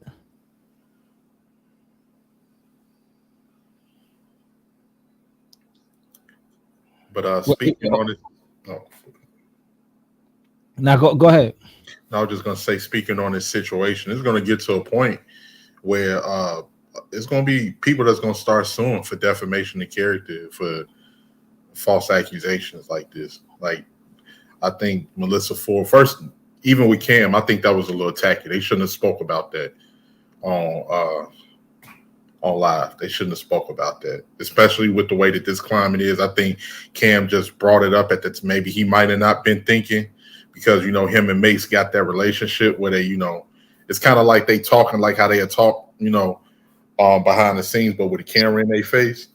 And I think he made a mistake by talking about that. But her insinuating this, because a lot of these lawsuits is getting out of control, man, because it's money grabs. A lot of them is money grabs. And it's getting to the point where if people are, it's going to be a lot of countersuits. Probably not right now, but down the line with some of these celebrities, people are going to start countersuing for defamation. If a person really can't prove, you know, what they're saying, and if they out here, you know, saying different things like that, people will start suing. It has to be some type of, you know, the saying, you give a person an inch and they take a mile. And that's what's going on right now. A lot of people are taking a mile with it, where they running. Everybody's looking to try to get a bag because of the climate that we in right now. If I was Diddy, I'll do what Russell Simmons did, just leave. Yeah, like go to Bali. Yeah. And you know why he went there though, don't you? Yeah, so he won't go to jail. He could keep all his money. Yeah, and because it's one of those countries where they don't have a relationship with the United States, so he can't be expedited. Yeah, States. That way he won't get arrested and he could keep all his money. Right. Yeah. So that was smart. That was smart. But this is a game that's being played right now. You know, by the elite people, man. But with a lot of these Diddy, I don't know. I think at one point I thought that was the smart thing to do, to go ahead, because you'll have people that'll tell you, like, it's best to just go ahead and settle because these people is looking for a quick payday versus dragging this on in court and letting bad publicity leak out into the public and possibly having them cast judgment that'll put a stain on your reputation. But once he did that, like what 50 said, you did that, now all the wolves is coming out. Now you got 3 other lawsuits following behind that. But you know what's corny to me? And now all of a sudden, all these stars, Diddy, I stand with Cassie because I know Diddy did this. Oh, now you're saying it? Yeah, you're right. You're right. That's Now because you're you know what? When you saying that fighter, you're right. When they see everybody else, they're lying. They're lying. They're mad at Diddy for other reasons. They're mad at Diddy now. We know the history of Diddy. Okay, will I trust Diddy on some business shit? No, I never would, because Diddy, he learned the game from other record executives on exploiting his artists. We saw Styles and Jada threaten him on Hot 97 because of their publishing. We've heard, we know how he did Total. We know how he did Making It a Band and exploiting them as kids and embarrassing them young boys and young ladies and making them walk to fucking Brooklyn for cheesecake. We saw a lot of this stuff. We saw, but I say that. Well, that was just for the sake of the show, though. No, but still, it just like when you think about it, they did all of that shit for nothing at the end of the day, and but that's like Donald Trump being an asshole in The Apprentice. But Donald Trump ain't make them go that far though, and they did. Right, and they was trying to get record deals, bro, and it never came to fruition. And they did all of that shit for nothing. You talk to them super crazy, but the niggas, they were trash, bro. I put another link in the back. I don't mean to interrupt you guys. I put another. No, link I got you. Oh no, it's all right. But they were trash, bro. But that's why they lying about him. It's like somebody do you bogus fighter. I can't get him on how he did me. So even if I know some shit is not true, they came to me, hey, Diddy, is he into this? Yeah, he into it. Because I just want to see you fall. I don't care that it may not be true. I just want to get my get back for how you did me on the business end. So yeah, I don't believe none of what they said. What's his name? That dude, Gene. Like Gene been lying, man. It took me Gene Deal? Huh? Gene Deal? Yeah, Gene Deal. Gene don't come off as, it's like he mixing truth with lies to me. That's what it seems like it comes off to me as. And then because my thing is like, now all these stories coming out, like y'all some weak motherfuckers. Cause y'all want to come out with these stories before. I don't know what Gene Deal been talking about. Like his stories stay consistent for like 10 years. I don't know who that is. He the bodyguard. He's the dude that was like the bodyguard for Puffy. Then he was the bodyguard for Biggie. He was there when Biggie got killed. Okay, got you. Christopher, what up? Okay, got you. But yeah, now let me play this track really quick. Shout out to my guy, Popular Loner, Shell Shock. Let's get it. New Order.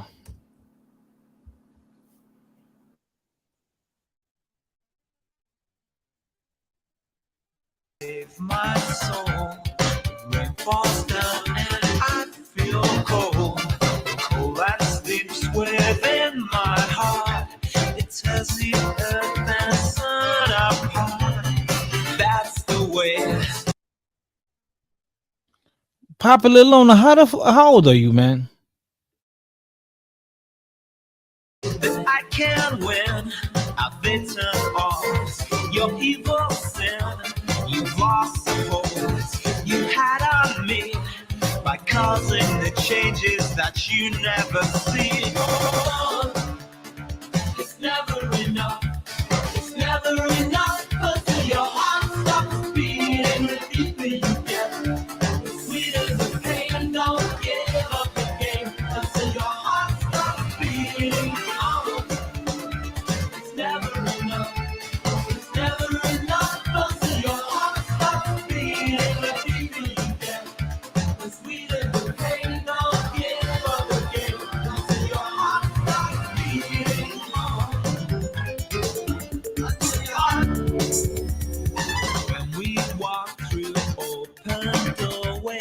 Counting time in one or more.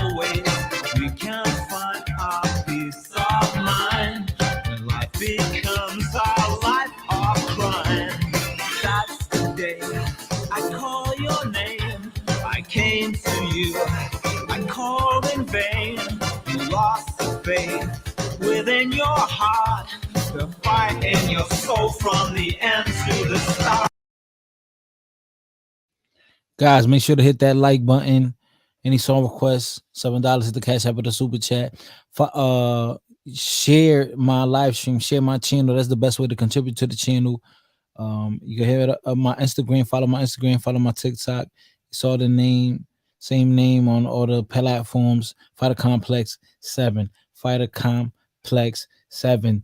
Don't worry, I will be uploading more videos this weekend, so stay tuned.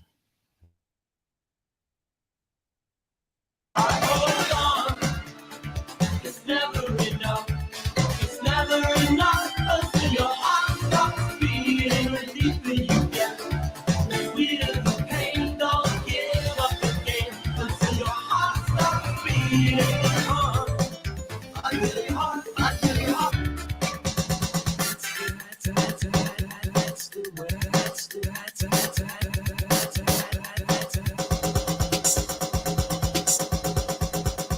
After all the years, now I can't stand the tears. Something's gonna happen, shell shock. The love that comes with pain destroys the very same. Now I can't hear the sound of shut shut.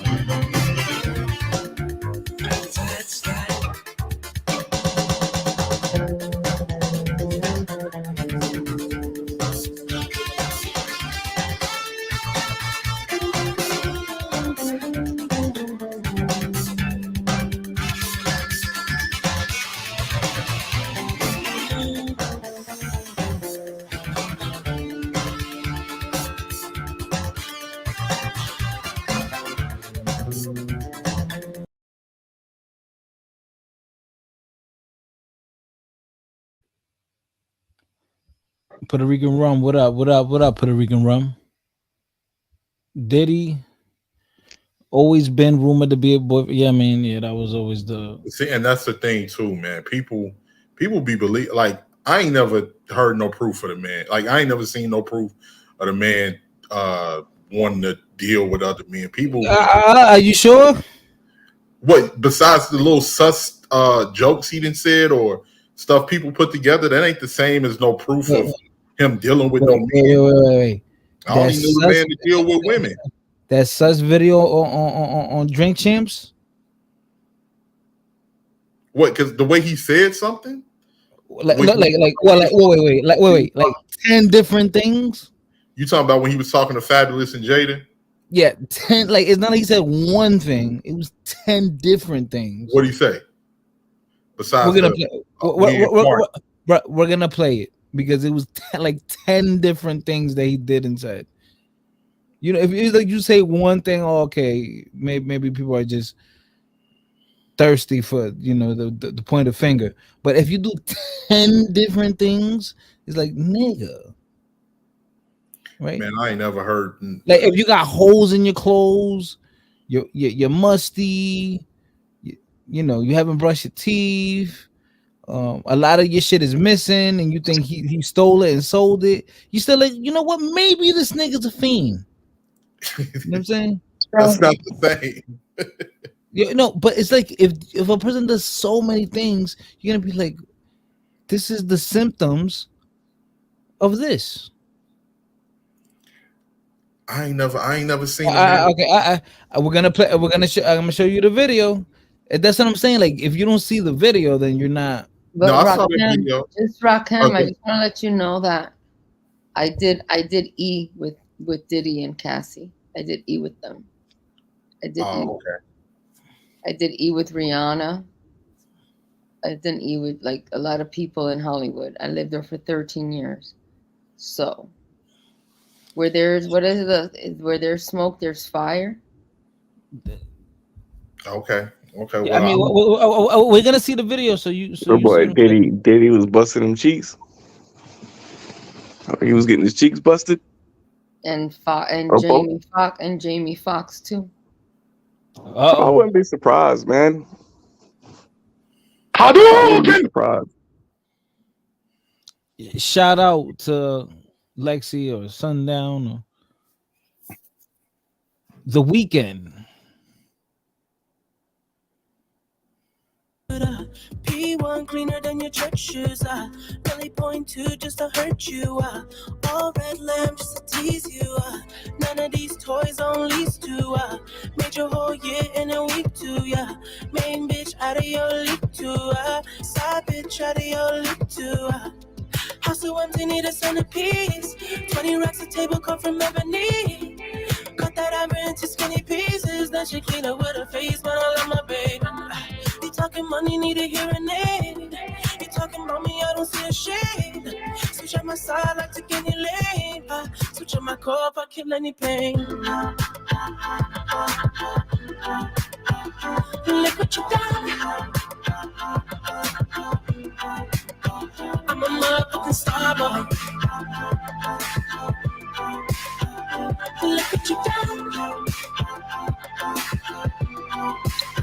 I'm a motherfucking star boy. Every day a nigga try to test me, yeah. Every day a nigga try to end me, yeah. Pull off in that roadster SV, yeah. Pockets overweight getting hefty, yeah. Coming for the king, that's a far cry. I come alive in the fall time, the competition, I don't really listen. I'm in the blue mood song, bumping new edition. House so empty, need a centerpiece. 20 racks a table come from ebony. Cut that amber into skinny pieces. Then she clean up with her face, but I love my baby. Damn, this song came out 7 years ago.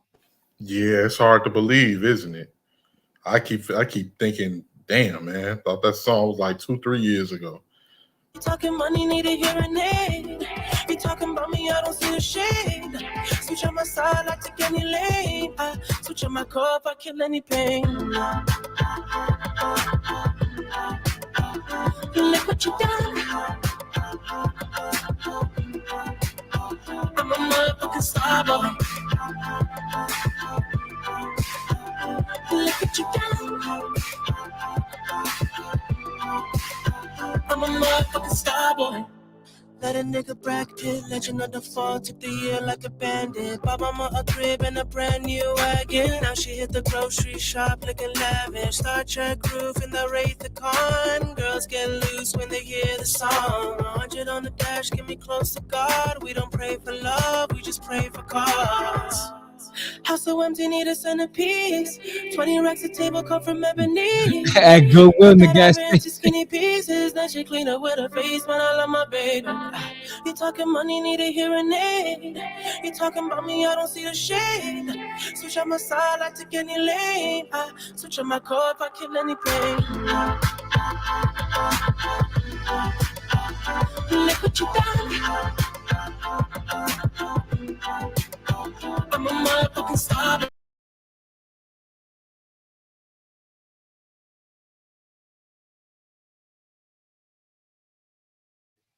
I'm a motherfucking star boy. Oh yeah, let me look for the Diddy video. I mean, after I saw that video, it left me tainted. Yeah, I know what video you're talking about. Yeah, I saw that. Nigga, you said you did what one thing you said? Nigga, it was like 10 consecutive things. Well, Lexi said where smoke there's fire.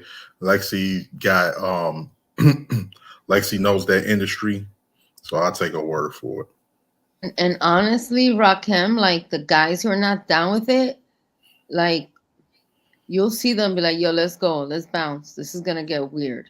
Like there's certain guys like Marlon Wayans, he's not down with that shit. He will quickly wrap up the party and take people to his house and we'll do normal shit. You know, like there's a lot of people who aren't with it. And you know, but it's not easy for them to maneuver. But they'll be like, nah, we're out of here. You know, we're gonna go do our own thing. Pleasure P was another one. He was like, he would be like, yo, I have sprinters up front. Everybody want to go to my house and kick it? Because it's just going to get weird up in here. and the people would leave and go to their house and have fun, you know, naked people having a good time, but nothing weird. You know, weird, and whatever that means, we don't have to decipher it. Just that shit that doesn't feel right. You know, we've most of us, I hope, have had good times with our friends, and you're just like wilding out and bugging out, and the energy is good. And then there's environments where you just feel that shit feels dark, and you're like, whoa, you know. And in Hollywood, there's people who know, they know when that switch happens because they've been dealing with these people at the level that they're at. That then they'll take, you know, they'll be like, yo, the people that I came with, we're out. We're going to go to my house. And they kind of protect you from experiencing that environment to its full capacity. Because it's very, it'll blow your mind. You know what I mean? It'll blow your mind. You're not ready for it. It's unbelievable. You know, in Hollywood, somebody becomes a millionaire every single day. A musician, a writer, an actor, somebody is getting $1 million check every single day in Hollywood. So Hollywood could change people's lives, you know. It just depends on how and what capacity did you get there, and if you have any type of protection. So let me ask you a question real quick, Lexi, because you hold on. Let me play the video first, and then we hold on. Oh man, here we go, dude. Let's play the video because you said I think you have to watch it because I don't think you really watched it. Where you put my bag? I like when you like this, Daddy. Yeah, where you put my bag? Daddy, I like when you scrambling and scraping for shit. No. I like that. You know, I'll be practicing. I got yeah. Wasn't that an East Coast term? They used to say that a lot in New York. Rakim, okay, but it's not just like one. It's 10 things, Rakim. It's like, okay, if it was only that, then you could just brush it off. But it's not only that. Yeah, I thought Playboy and Daddy was a New York thing. Rakim, did you hear me, Rakim? If it was only that, then that's nothing. But it's a bunch of things. Do you understand what I'm saying, Rakim? Yeah. You don't understand what I'm saying. Yeah, I'm listening. Like if a cop pulls you over and you have a baseball bat, you have duct tape, you have a folded chair in your back, you got a flashlight, you have a hammer, you have pneumonia. You're like, yo, what the fuck? Like, they're gonna think you're kidnapping somebody. You got rope. You know what I'm saying? They're gonna like, what's going on over here? You got blindfold, you got handcuffs. It's the culmination of things.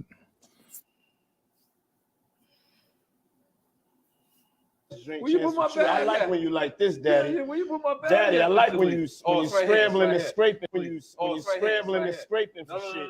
Okay, yeah, I'm not gonna go over that one. Make a that wish. one. Just blow it out. It's your birthday every day. Every day's a birthday on Drink Champs. God damn it, I'm in. Where I look back on where I became. Did you miss me though? For real, because I'm saying it seems like a thing. I miss this partying birthday with party, Puff, man. But I'm talking about for your birthday. Huh? Why won't you party with me for your birthday, man? We partied for my birthday before. You came to my party. No, but me and you ain't never really party. You know what I'm saying?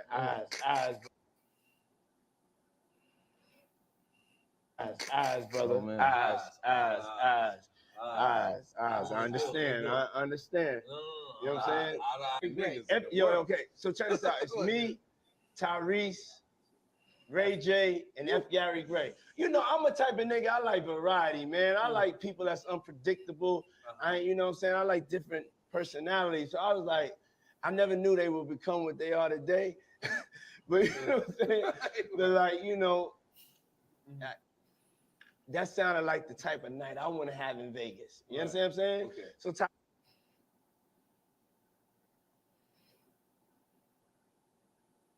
So Tyrese kept on talking. This is a Floyd fight, right? Yeah. And Tyrese keep on talking about like how you got to get back for church. And we just like, yo, the night ain't start. You got to get back for church. We in motherfucking Vegas, nigga. Like, you can go to church next week.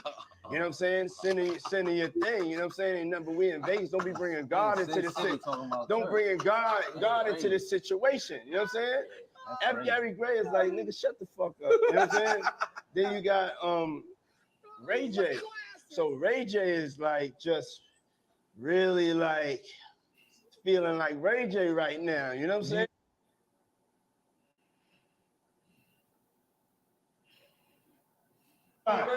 Hey, yo, don't do that. Yeah, that's what I said. That's why I said let me pick it up. That's why I gotta pick it up from right there. This is why I gotta pick it up from right there. Look at this nigga. Go ahead. No, bro. Bro. I'm telling the story. Bro, we're intoxicated. Listen. Oh, bro, we helping me build that beautiful, nice guy, Rastafari brand of yours, huh? I see you, man. I'm walking. Yeah. Happy birthday to you. Woo! Happy birthday to you. Woo! Happy birthday. It's fabulous. The only nigga that got the name that I want. Happy birthday to you. Thank you, my brother. Yeah. Let's take a shot for that, boy.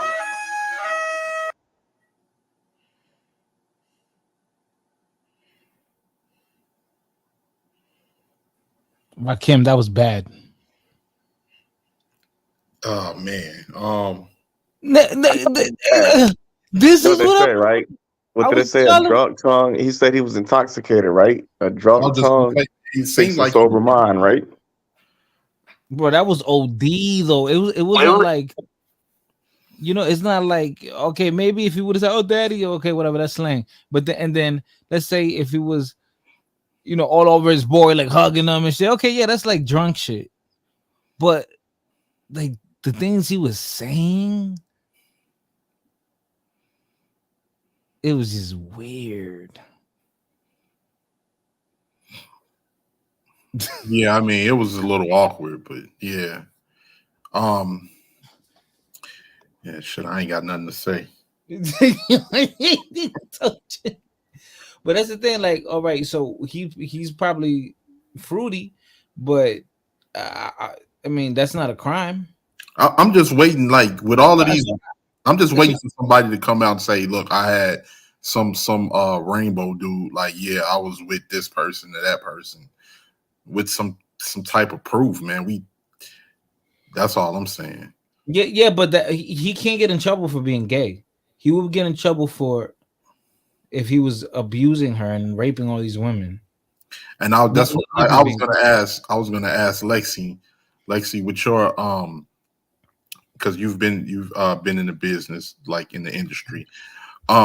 This is a money grab for a lot of these women? Was this possibly consensual, or is a possibility certain other things may have taken place? I think that it's like there's the level that it's credible and those people should be taken care of. And then there's those that it consented and now they're trying to see if they could flip it. You know what I mean? That's like it's like with R. Kelly, like with the R. Kelly situation. Yeah, like now they're just like trying to see if they could make it work for them, because what happens a lot of times in the industry that, you know, these women there's so many beautiful women, and a lot of these women get discarded and they resent these guys for many years, man. Because they just didn't know how to have fun. They didn't know how to just have fun and be cool and live in the moment and just be like, damn, this is a dope life. Yeah, especially if they become accustomed to the life, that type of life too. They still want a piece of that. Like if you get used to right. Like they feel like they didn't get their licks in, you know, back then. So they're trying to see what they can get now. Fighter, I put another song in the back. Yeah, I saw that. That's a fun fact also, Fighter. What? The what? You'll catch on. You'll catch on. Oh, okay, I see what you're saying. Let's play this song right here. This next song. Oh, okay. I see what you're saying. I get you some cooker, get crack as a chemist. I pack an 11, I'm macking a 7. I clap at your reverend. I see you in NY, I send you an invite. You gon' need you a pass, that's the code that we live by. Yeah, I'm in this bitch with terror. Got a head full of stacks. Better grab an umbrella. I make it right. I make it right. I'm in this bitch with terror. Got a head full of stacks. Better grab an umbrella. I make it right. I make it right. Make it rain on them hoes. I make it right. I make it right. I make it rain on them hoes. I make it right. I make it right. I make it rain on them hoes. I make it right. I make it right. I make it rain on them hoes. Ow. Clap, clap, clap. Gotta make that clap. Gotta make that clap. Clap, clap, clap. Yeah, clap. Gotta make that clap. Yeah, make that. This is a Scott Storch official. So mad at the Southpaw. Change your style up, switch to Southpaw. Jada, I was listening, so I made him an anthem to make some dividends. Lil Mama Chai hit me with that shoulder lean. This could coke crack and I control a team. Couple bricks stacked on that triple beam. My dirty bro sipping that promethazine. That ganja green, that Cali weed. A nigga lose his life, try roll on me now. Yep, we get it. No ifs, ands about it. And the rain keep falling, even when it's droughted. Yeah, I'm in this bitch with terror. Got a head full of stacks. Better grab an umbrella. I make it right. I make it right. I'm in this bitch with terror. Got a head full of stacks. Better grab an umbrella. I make it right. I make it right. Make it rain on them hoes. I make it right. I make it right. I make it rain on them hoes. I make it right. I make it right. I make it rain on them hoes. I make it right. Let me holler, little mama. I make it rain on them hoes. Mommy's body's banging, she got it, man, she does it all. She gets it popping with no hands, I make it pour. I make it rain on them, I'm laying game to them. I'm guessing misses the tattoo, my name on them. Gotta get that baby love, gotta get my paper up. Gotta see strap case, that's get crackin' when it rain on us. And you know what it is, yeah, it's them powder kids. And we know how to bid, so we don't give a shit. Shoulder lean, that was my song. Why two step underneath the shoulder lean. They don't make some music like that no more, man. That's because the bar didn't drop so badly, man. It's like, yep. Ever since Chicago took over. What did you say? Nah, don't try to play. Don't try to play. Y'all was doing dances like Atlanta. What did you say, Fighter? Ever since Chicago took over. But before that, about the song. I said this. I like this song because Fat Joe made a reference to a Young Joe song. Shoulder lean. How old were you in 2006? In 2006, I was 14, 13. Wow, Fighter. That's incredible. That's when that song came out. Mm-hmm. Oh my God, you were so cute, right? I know you were so cute. I was young. No you were in facial DR hair. or were you over here? Were you still in high school in DR at that time or were you over here? In 06, I was still here. Wow, that's so cool. Yeah. I think I left I turned 30 years old that year and I had just moved to Los Angeles. How did you like LA moving from New York, Lexi? You know what happened? Like for me, Rockham, like I was a theater actor. So I was used to like an ensemble cast and like that unity, like a team. And so in LA, like I was very quickly exposed to the business of Hollywood. And it wasn't about, I very quickly, like I got there in 2006 and I was like immediately working. And I was able to really navigate the waters very quickly. And so I was exposed to a lot in the 13 years that I was there. So, and because I was able to, it was hard, it was a lot of work. Like, it was not easy trying to balance like your moral character, how far you're willing to go. You know, you're constantly doing that when you're like in these environments. And it's, for me, I was lucky because I always had a backup. Like, I went to dental school. I'm in real estate. Like, I always had like, I have strong hospitality skills. I was always like bartending, freaking hosting, or floor manager, or like helping somebody look for a house and they give me a little money. Like, I was always like hustling like on the side so that I wouldn't put myself in positions where I would be desperate and then I would have to make decisions that I watch other women make around me. So, You know, so hello? Yeah. Who's that? Yeah, let me see. My Wi-Fi, what's going on? Let me see. Hold on.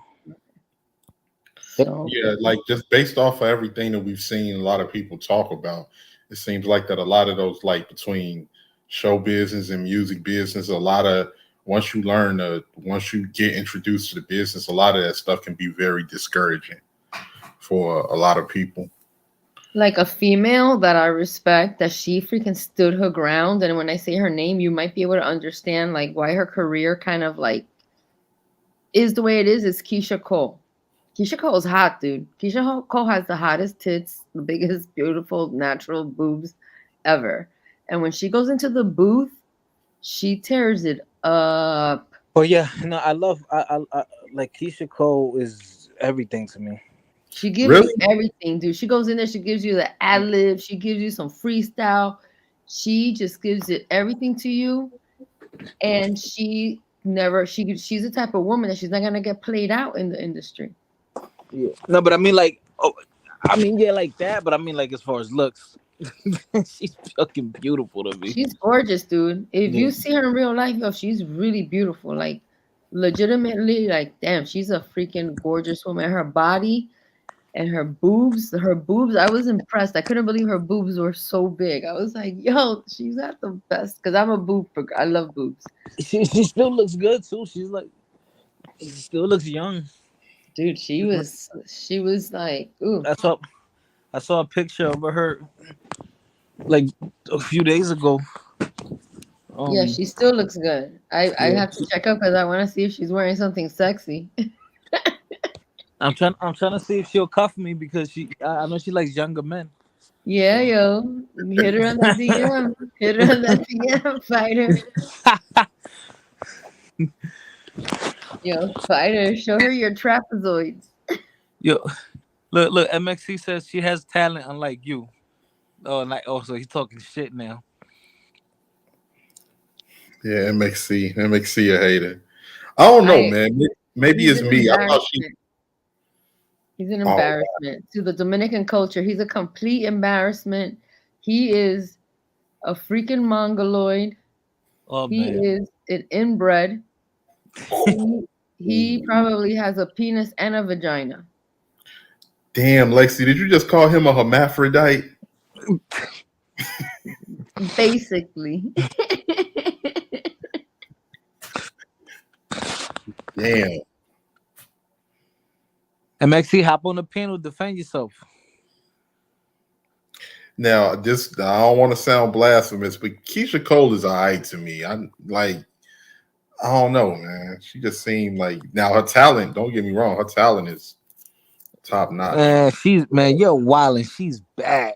She's got an exotic look, Rakim. Her eyes, they look like Asian style, and she's just got a body like you know what I liked her more when she had like the red hair that was a little bit long and like wavy, you know. I thought that's when she looks better. I don't like her with short hair. I like her when she looks real feminine. And she's just killer. Like her body, her face is so exotic. It's different. It's not like Halle Berry, that crisp, classic, clean. You know, you're like, damn, that's a freaking classic face. Or like a Marilyn Monroe. You know, it's like a classic, like the features just hit you like a certain type of clean art. I think Keisha Cole just has exotic features that all work together, and it's like a separate category, you know. It's like separate, and then because she looks like Filipino and black to me, you know. She looks like, because her eyes are not like big almond brown eyes. They're like really beautiful and slanted. I think And I I think like I her do when she remember looks she more said she was feminine. making something. Oh, I think I think she might be mixed. I never looked into what her Her dad is father, from. her father is Virgil Hunter. He's a boxer from California. He, sorry, not a Oh, boxer, boxer trainer. He trained Andre Ward. oh wow. Yeah, her father's a black man, but light skin, like yeah, like basically like yellow. Yeah, so she just has an exotic type of unicorn look that, even though it doesn't appeal to you or you're not like attracted to it, it's still like interesting to look because it's almost like art in motion. When I see women that they just have these features, like everything, like not just the facial, but they have like beautiful natural boobs and a nice butt and legs, like their whole everything about them, the whole schematic is like so precise that it's like, damn, yo, you're just like perfect. No, yeah, she's perfect. What's the top three? What do you all think is the top three sexiest accents? Like a person that has a accent. Like me personally, I'm a real big fan of the Jamaican accent. When I hear a Jamaican woman talk, I like that. And also chicks from New Orleans. I love their accent. What about y'all? I like boys or men from Memphis. I like the way they sound.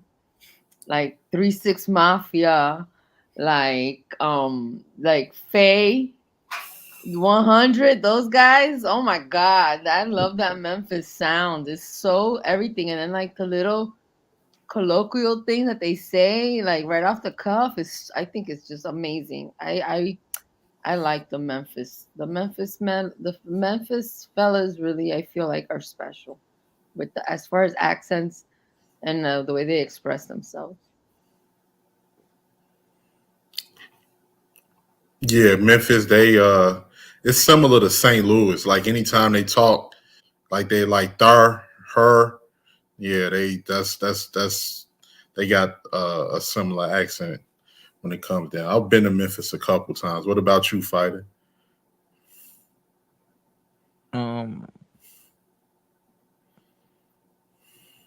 Or whether it's like an accent in the States or the Caribbean or Caribbean, New York, and I say New Orleans. Yeah, New Orleans, definitely. I see, Fighter. I think you would really match with a girl from overseas, like from the UK. I think you should put your dating app to go to like London. I think you would. I think you would be a surefire hit over there, man. I think you should. I think you should become interested in that. Quite frankly. A passport, bro. Yo, it's dope as hell. London is dope as hell. Let me tell you something. Like I just wanna.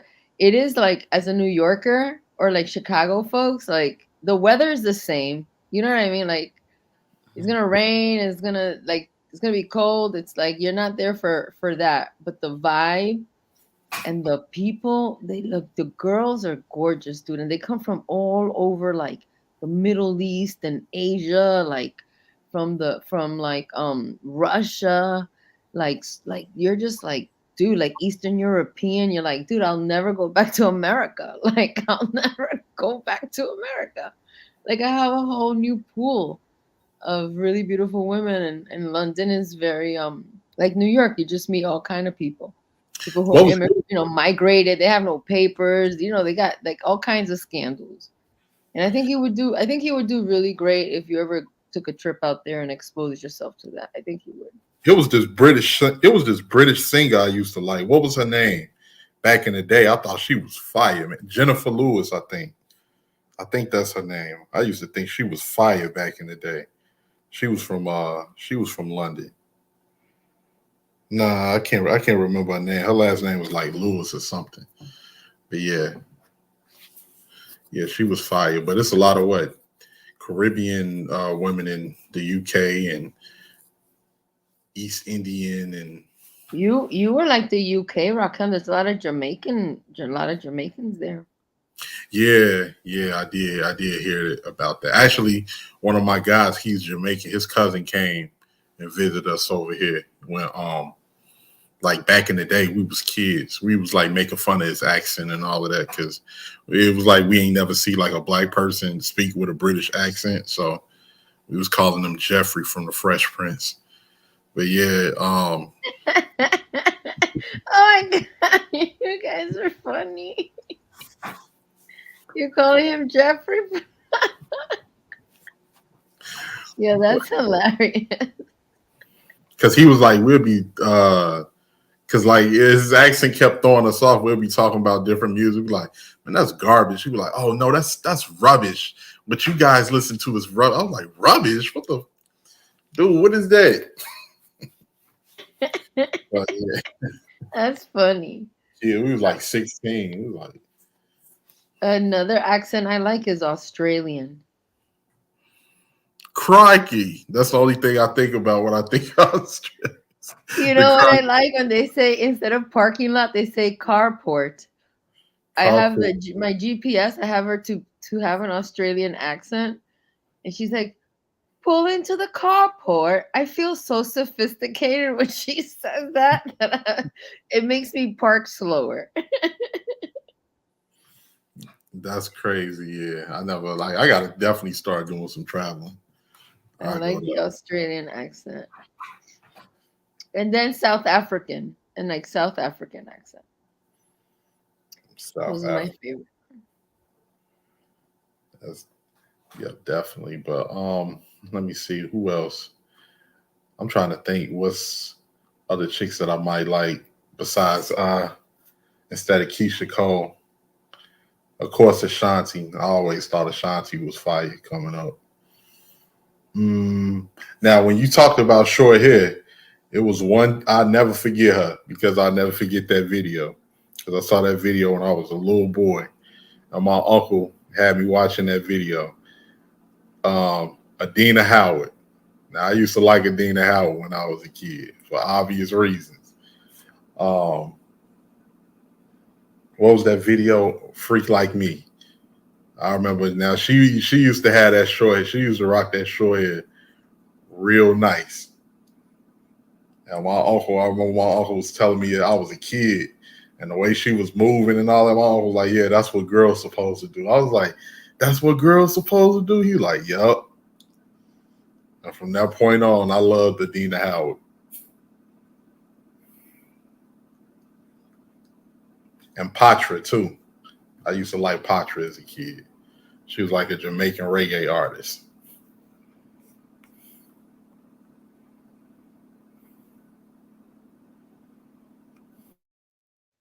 To Jamaica? Yeah, she was a Jamaican reggae artist. But have you been to Jamaica yet? No, I haven't been. I haven't traveled nowhere. I need to start doing it.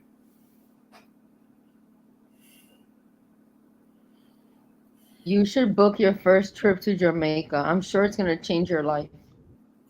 I would love to go. I definitely go to the Caribbean. I want to go all through the Caribbean, Jamaica, Cuba, Puerto Rico, the whole island of Hispaniola, if I can find safe places in Haiti to visit, parts of the Dominican Republic, of course.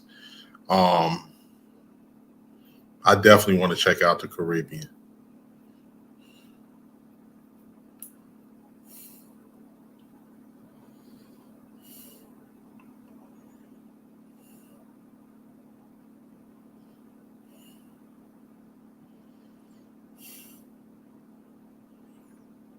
What happened to everybody? I'm the only one up here besides you, Lexi. What happened to Fighter and Sundown?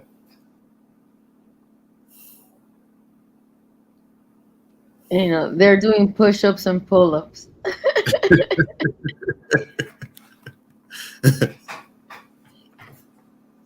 So coming from New York, when you moved to Los Angeles, Lexi, how did you like it being a completely different setting? The palm trees, the oceans and stuff like that. It was real dope.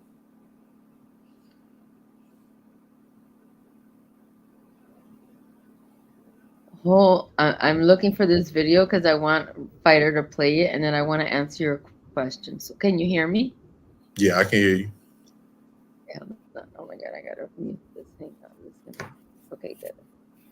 I felt, because I went to LA from Miami, so I definitely was excited about the weather and the palm trees.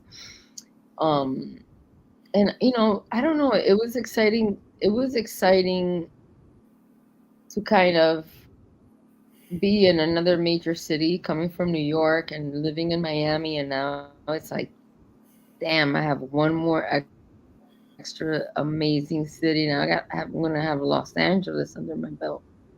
So I really wanted to take it in, and I was very serious about my craft. So it was good for me because I did a lot of growing up. Like, I didn't realize the world, functioned the way it did. You think you come from like bad circumstances, and then you meet people that come from way worse circumstances, trying to make it in LA, who are really talented, living in their car. I would book a lot of jobs, so I would always like have dinners at my apartment. My friends would always know, like, I would book a job and be like, hey, everybody come to my house, and I would cook for people, like, and they're cinematographers, up and coming directors. I worked with Wood Harris a lot. He's a very reputable actor. He was in Next Day Air. He's in Next Day Air with me. He was an amazing person. So there's so much energy as far as ambition is concerned around you, and people who really are serious about it. And then there's, everybody's trying to navigate these waters the best that they can. Because when I talk about this, a lot of people, like, I understand, like, yes, it's really terrible for a woman to be violated in any way, shape, or form. I understand that. That's But the worst. it's a whole dehumanizing thing if it's a man. You know what I mean? It's a dehumanizing thing.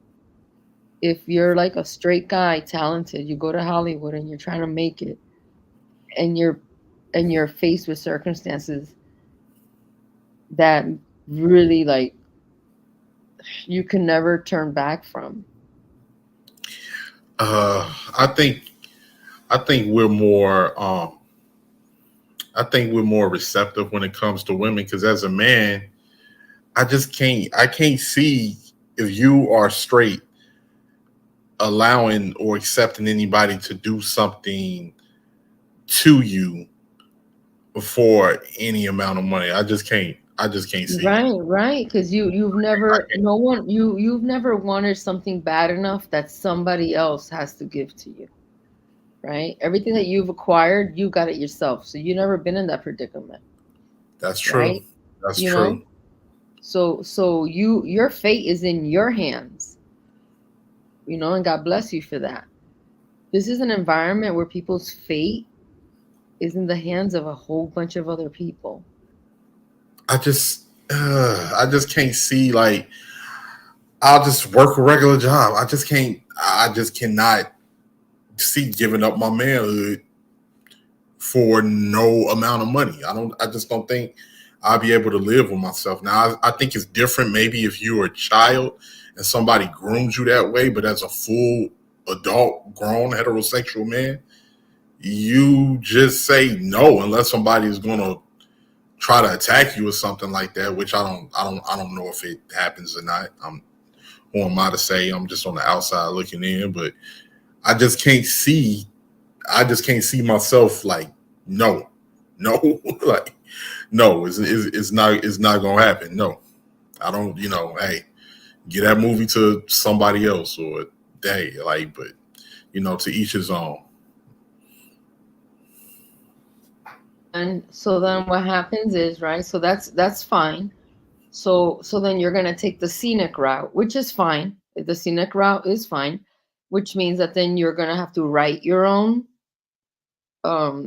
your own work. You're going to have to write work for you, and you're going to have to raise capital to produce your work so you can put it into the film festivals and get noticed, and bypass all the BS and just get it in front of the people that matter. And there's ways that people do that. A lot of people do that. You know, they figure it out and they just take the scenic route and they get themselves there, but it's a big sacrifice. You know, it's a big sacrifice. Yeah, I mean, like everything that you were saying, definitely. I've heard the stories about people being very talented in, you know, LA and working as a waitress or as a waiter, or, you know, being like, you know, living in their cars. Because the thing that's very discouraging about a lot of these business when you have talent is it's not what you know, it's who you know. And I think that's what's, you know, because if you don't know the right people, or you might run across a weirdo with connections or something like that, you'll be like, nah, this ain't even worth it. So I guess I'm on the outs when it comes to that. So that's the worst thing. But if it's not meant for me to get it on and I'm speaking just from being like you say, it's different circumstances for different people. But as a person, the way I was raised and how I was brought up, if it's not meant for me to get it in a way where I can keep my dignity and my, you know, pride and my integrity, then it's just not meant for me. It's not meant for me. I have to, you know, hey, I'll work a regular job. If I got to take the scenic route, I'm gonna be comfortable looking at the mountains then, because I gotta. And that what you're saying right now in this moment in time, a lot of people like myself that we've been in those situations and we had to, like, you know, really make a decision, not a tough decision, but you have to go through a process, right? And your whole being, like, damn, this is motherfucking crazy. Like, I can go this way, I can go this way. Literally right now, I'm living that life. I think a lot of people who went the scenic route were watching the demise of a lot of powerful people. Mm-hmm. And, you know, we're just having nostalgia. And some people are just having conversations about it, you know, behind the scenes. And then other people are trying to, like, do a money grab. And it's like, dude, like, you were down with it. You know, so calm down. Like I was saying, with what you were just saying earlier, Lexi, I'm speaking from, like, the perspective of a heterosexual straight man. Obviously, it's different for women, you know, especially, like, for women out there, because, you know, you're dealing with other men. But for a heterosexual straight man to allow another man to via, you know, whatever, for money, or because you want to be able to have it, I just don't see you as a man. I'm sorry. I just don't. I think, you know, unless somebody is going to overpower you or something like that, you would just obviously say, no, get out my face. I don't, you know, it ain't going down like that. Oh, well, you on the outs of this business. Well, I guess I'm on the outs. I just don't see somebody like, oh, I'm going to, you know, let this happen to me, because then you wasn't a man to begin with. And that's something that you was into to begin with. Just real quick, did Fighter go to sleep? I do not know. Fighter, where are you? I agree with you, though. Like, did you ever hear about that Terry Crews situation? Yeah, I did hear about Terry Crews. Now, like, that situation, I understand where he was coming from, but part of me would have just reacted. Like, even if you react by, you know, grabbing the dude by his neck and pushing him away, or, like, you know, mushing him or something like that, then that probably would have been my reaction. But I understand what he was saying. Like, he didn't want to go crazy because of the way he could have ruined his reputation or whatever. But when somebody do something like that, you don't really think about stuff like that. You just react. I mean, but like, just imagine the level. Imagine the level of that humiliating moment of him, a whole man that's like a freaking, he looks like a warrior. He looks like a damn gladiator, this guy. that somebody would do something like that to him and put him in a compromising situation, and he internally has a reaction like you're sharing. A natural male reaction would be to freaking put hands on him on some way, shape, or form. And because of the pressure of the industry, he had to just swallow that pill. Yeah, and it's obvious that it's freaking that was a glimpse of the reality of the whole shit.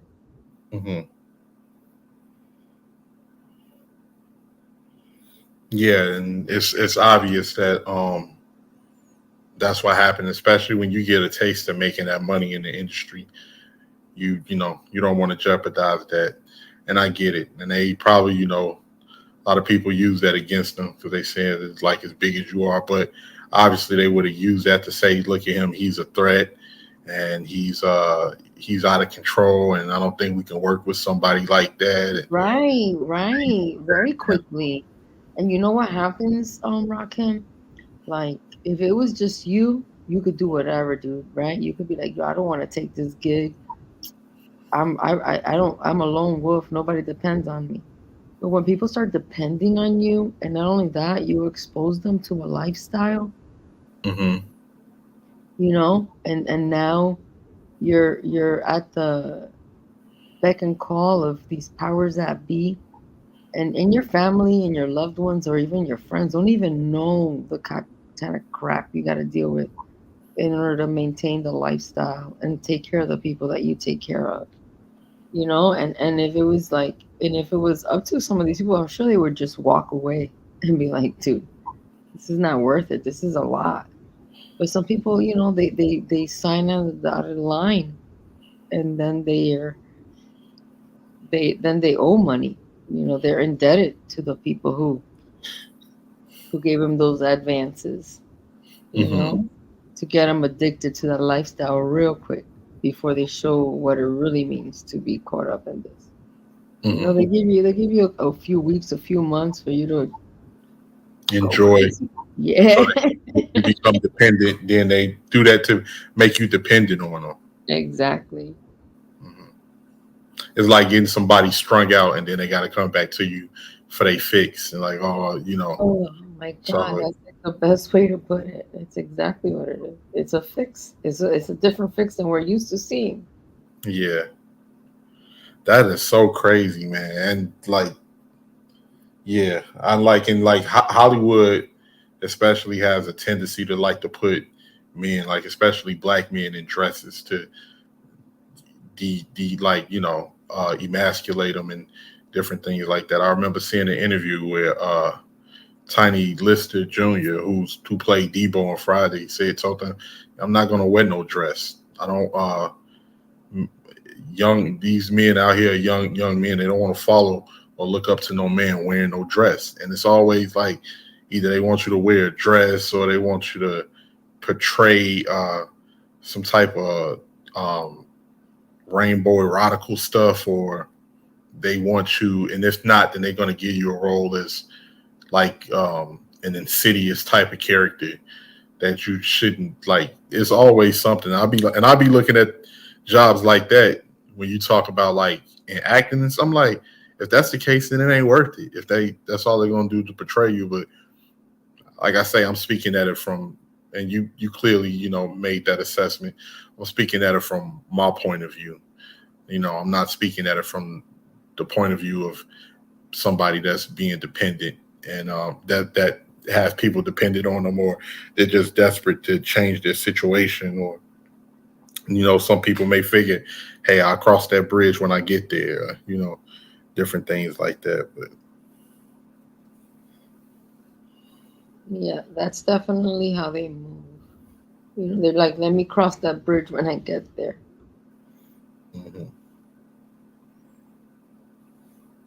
The only thing, when you get there and you're crossing that bridge is on fire right behind you. You can never cross back. Yeah, that's true. No, It's over.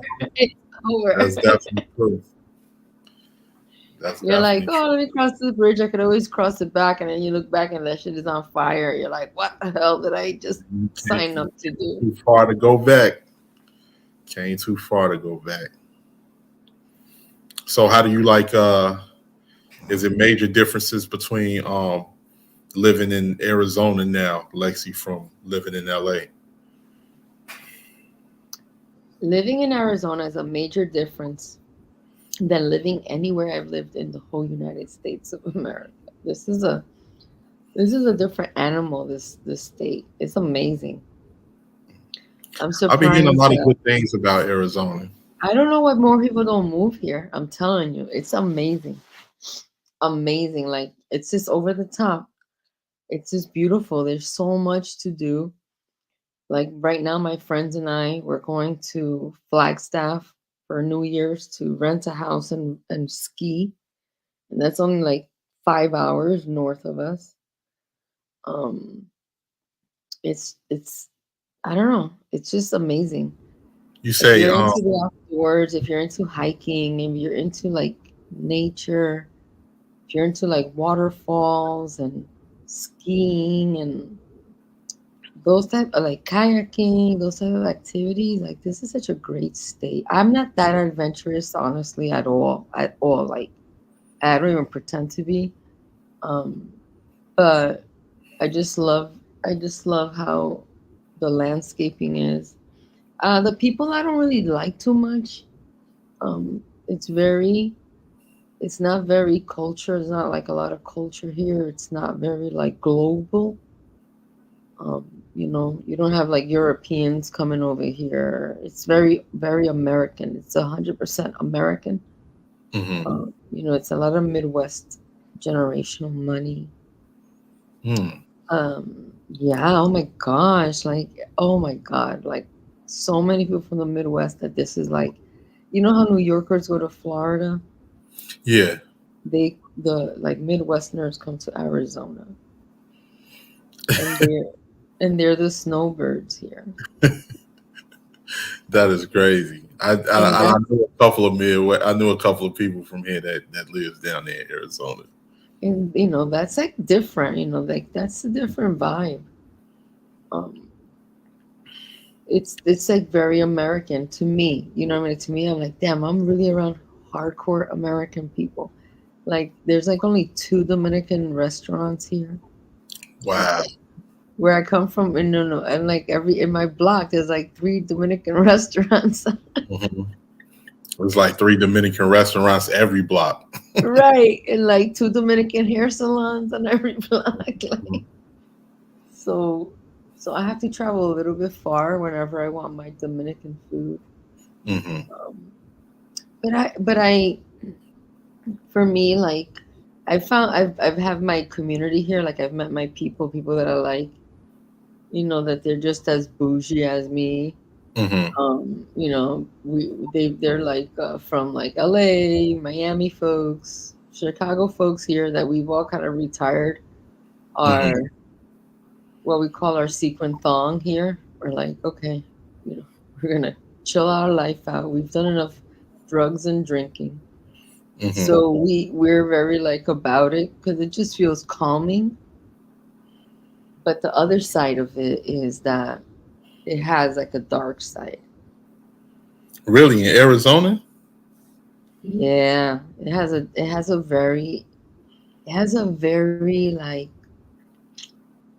like there's like vortexes here that you go and like you really pick up energy at. It's very much about that kind of vibe. So a lot of the people who have like resources, like they're very about that. They're not like people from New England who have money and they're like super conservative.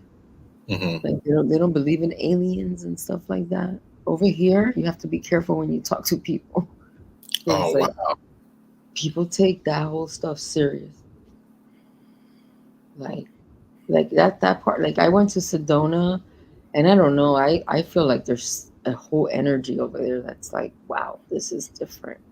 It's so different, rockin'. Like it's like almost like you're around a little bit of zombies. Oh, that don't sound like a place I want to be.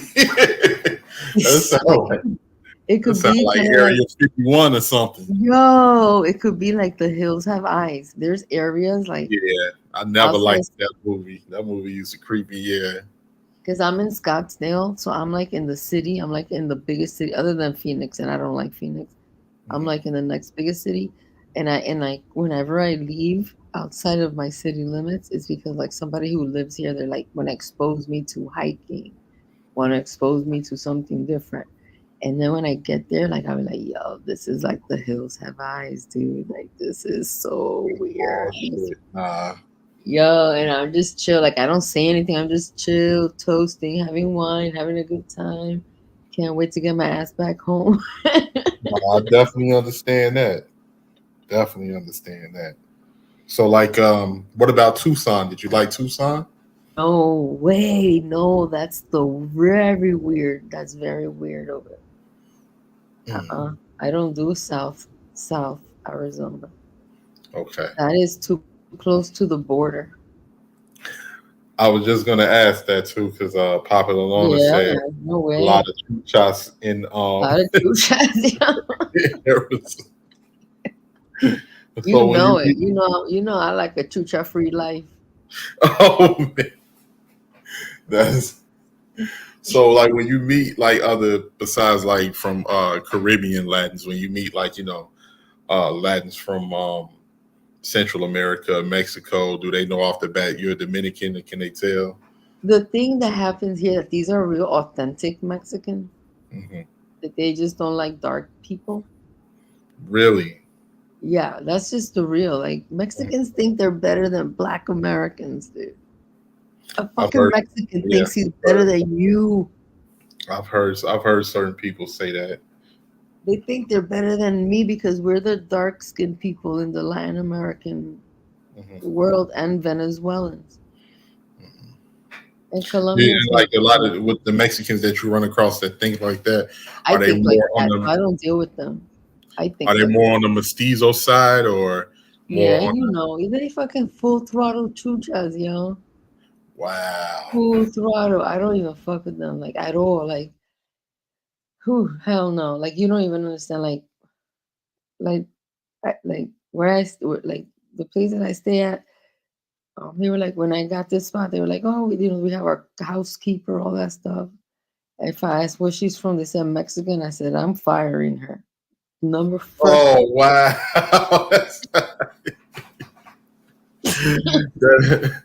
That's not right, Lexi. That's not right. I was like, she's gone.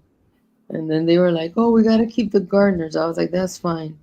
You can keep the gardeners, but the lady who comes into the house that I live in, she's not allowed in here, so I'm going to get somebody else. Wow.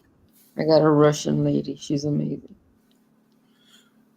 I thought like when Will Fighter was saying like when it comes to Dominican culture, a lot of the other Latins love Dominican culture though. But the Mexicans are not the same. Like Mexicans and Central Americans, dude, they don't even look this like Caribbean Latino. Yeah, I know that. Yeah. It's just very like, it's just a lot of really deep cultural differences. The cuisine is different. The music is where you could hear some of the kind of like, you hear that rhythm and that'll make you feel familiarity. But there's like really intrinsic aspects that are like very different than like a Caribbean, like, because I have more in common with somebody who's Jamaican than I do with like, let's say like a Mexican. Yeah. The only thing that a person of the Dominican culture would share with Mexican is the language, and that's it. The language, right. Other than that, everything else is completely different. Even the way we eat our beans, even the way we don't use we don't use tortillas. Right. But the Middle Eastern culture does use like a pita or like some type of bread. Even Ethiopian culture and the East Indian, they have like some type of bread that you use as a contraption to transfer food into your mouth.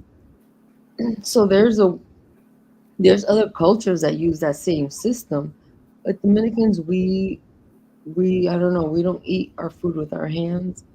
There's not, it's like Jamaicans I don't see Jamaicans eating their dirty rice and cabbage just with their hands. Like you would need like a device, which would be like a piece of naan or a piece of tortilla or a piece of lavash that you're able to pick up a bite. So it's just there's like a lot of things that I think the Mexican culture would identify with that has nothing to do with the language, and it has everything to do with the cuisine. Yeah. The spices, but the Caribbean is very different. We have plantains, like Plantanos, yeah. that's like a big thing. I'm like, Barbados uses platanos, Jamaica uses platanos, like every Caribbean island uses platanos. Bahamians use platanos. I'm like, that to me is, for me, if the food in your culture includes platanos, we're gonna get along. We're gonna get along very well because I love platanos. I think Nicaraguans use platanos too, if I'm not mistaken. And Salvadorians too. That's correct. I didn't know Salvadorians use. Oh, they make it the best. They make it the best, dude. If you ever get to have Salvadorian food, go have it. It's like they make it better than a Dominican, better than a Puerto Rican. They you know what they do, Rakim? They like fry it and then they put like a buttery sauce that they make on top. Okay. And then I have that with a fried 2 eggs over medium, and I take that sweet plantain into that salty egg yolk. Oh my god! That sounds like a good breakfast. It's a breakfast, yeah. It's like the best. And then at the end, you take a piece of toast with lots of butter and you clean the plate off.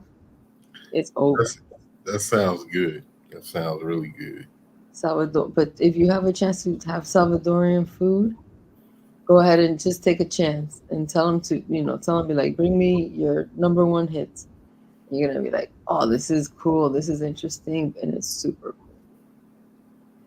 I'm gonna definitely have to check that out because I think we got a Salvadorian population here. I might have to check out one of their restaurants one day. Oh my god, I can't wait to hear it. I can't wait to hear when you go. You're gonna love it. It's gonna be dope. Yeah, I'm gonna definitely have to check it out because I'm into learning about different cultures and stuff like that. So I definitely have to go check it out and see what it's like. Mostly, I have not had Dominican food before, but I've had Cuban food, which I love, and of course, I eat Jamaican food on a regular. There's so many different jerk chicken spots and stuff here. So, but of course, Puerto Rican food, different stuff like that. So I'll definitely have to add Salvadorian. Yeah, go for the Salvadorian because you're gonna be like, okay, this is how they do their rice and beans. They puree their beans like they. Yeah, like isn't that like refried beans like the Mexican? Yeah, but it's creamier. It's not like dense. Okay. Oh, it's good, dude. You're gonna be like, I'm telling you, like, I can't wait for you to have it because I'm gonna have it tomorrow. I'm talking about it so much. I'm gonna have to go tomorrow and have it because it's so free. I love Salvadorian and Peruvian food. Those two right there, Peruvian food and Salvadorian food. Oh, that's official. Peru, yeah. So like, what's been some of your favorite places that you travel to? Like my favorite place that I've traveled to is Palma, Mallorca in Spain. Okay. And Ibiza. It's right there. It's like one of the islands. That's an island. That's an island off the coast of Spain. Yeah. Yes. It's my favorite. I love going there. I love it. I love the freedom. I love that European architecture.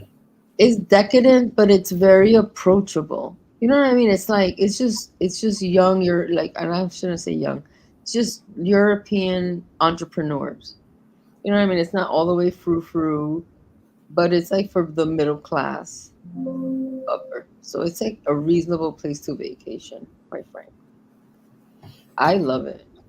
Like I really love Barcelona. Is an amazing city. I love Spain. I love Spain a lot. That's one of my favorite countries. I like being by a beach, so I'm always drawn to the islands. hmm You know. And the interesting thing about Spain is that it's right across from Morocco in North Africa. And that's the best part because over there, Rakan, when you go there, traveling to all those other places is so easy. Yeah. There's like ferries, there's so trains, there's so many ways that you can like live there and explore. Like, especially like when you're a man, it's easier for you guys because you guys don't have to think about your safety as much. You know, like I like to travel, but my brother is always like, "No, you're not going there. Bro. You're crazy, yo. Like, you better put that location on." And Yeah, that's true. you know, like as males, you guys really get to explore things, so you don't have to really take in consideration, you know, your safety. But that's the best part about Europe is that you could travel through so many parts of Europe. If you just, you know, have 2 or 3 months available, you could really experience it and explore it. And if you're able to, like, you know, I don't know, enjoy the beaches and not be a beach bum, you know, still treat yourself well. Oh my God, you're just gonna have a good old time. It's just gonna be so perfect because the women are so like sweet and friendly, and they like dark guys. You know, they like it's like a treat, you know, like a Black American. I've only seen them in movies. Oh wow. I like that might be on my alley then. I might have to take a trip to España. And if you were to meet a German girl, you would move to Germany. Germany has a strong black people, black skinned folks population. Didn't Milli Vanilli come from Germany? I think they did. And you know who else came from Germany? You know that guy who was on Love and Hip Hop? He's like older. He's part of the Crip Squad. The Crip Squad. He's part of the Crip Squad with Richie. What's his name? What's his Creep name? Squad, yeah, the Creep Squad. Yeah, the Creep Squad, yeah. And Peter Guns and Peter Guns, that guy. His one of the mothers. Peter Gunn. Guns. His wife, one of his baby mothers, yeah. She's German. Yeah, that's true. And she speaks German fluent, like she literally was born and raised there, like, you know, and she has a strong Jamaican background. So Germany and London has a good Jamaican background. Mm-hmm. You should work hard for like a solid 2 years, and then plan a cool ass trip for yourself in the coolest Jamaican parts of Europe, because then you'll be in a culture you like, or treat yourself to a trip to Jamaica. Then that's it. Yeah, I definitely want to go to Jamaica. You're gonna come back with a whole wife. You're gonna start sending money over there.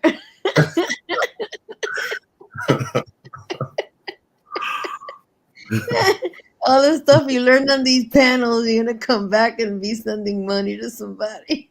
Nah, I ain't gonna be the subject on somebody else's panel. Nah, I ain't gonna turn into that guy. But this sounds I fell in love with her. Her name is Jade. Yeah, I definitely could. Like the Caribbean. The My Caribbean Jamaican queen. You're like, what? Forget about it. What was that? What was that Billy Ocean song, Caribbean Queen? You remember that? Oh, you know, Billy Ocean. You have such a cool record collection in your brain. Caribbean Queen. That was that That's joint. a good karaoke song. But yeah, I definitely have to visit, man. Like pretty much like the different cultures in the Caribbean in general. But you know what? You've been on these panels for so long, Rakim, that you might as well take it to the street. Yeah, I got to. Yeah, I've been You're around. so well prepared, dude. You're so prepared. I've been around for a minute. You could you will be like, you know what? All these things you hear on these panels, this ridiculousness or the stuff that does make sense, everything, like you be like, let me take it to the street. Like I've been listening to this for long enough. Let me see what really happens. Well, especially like over there.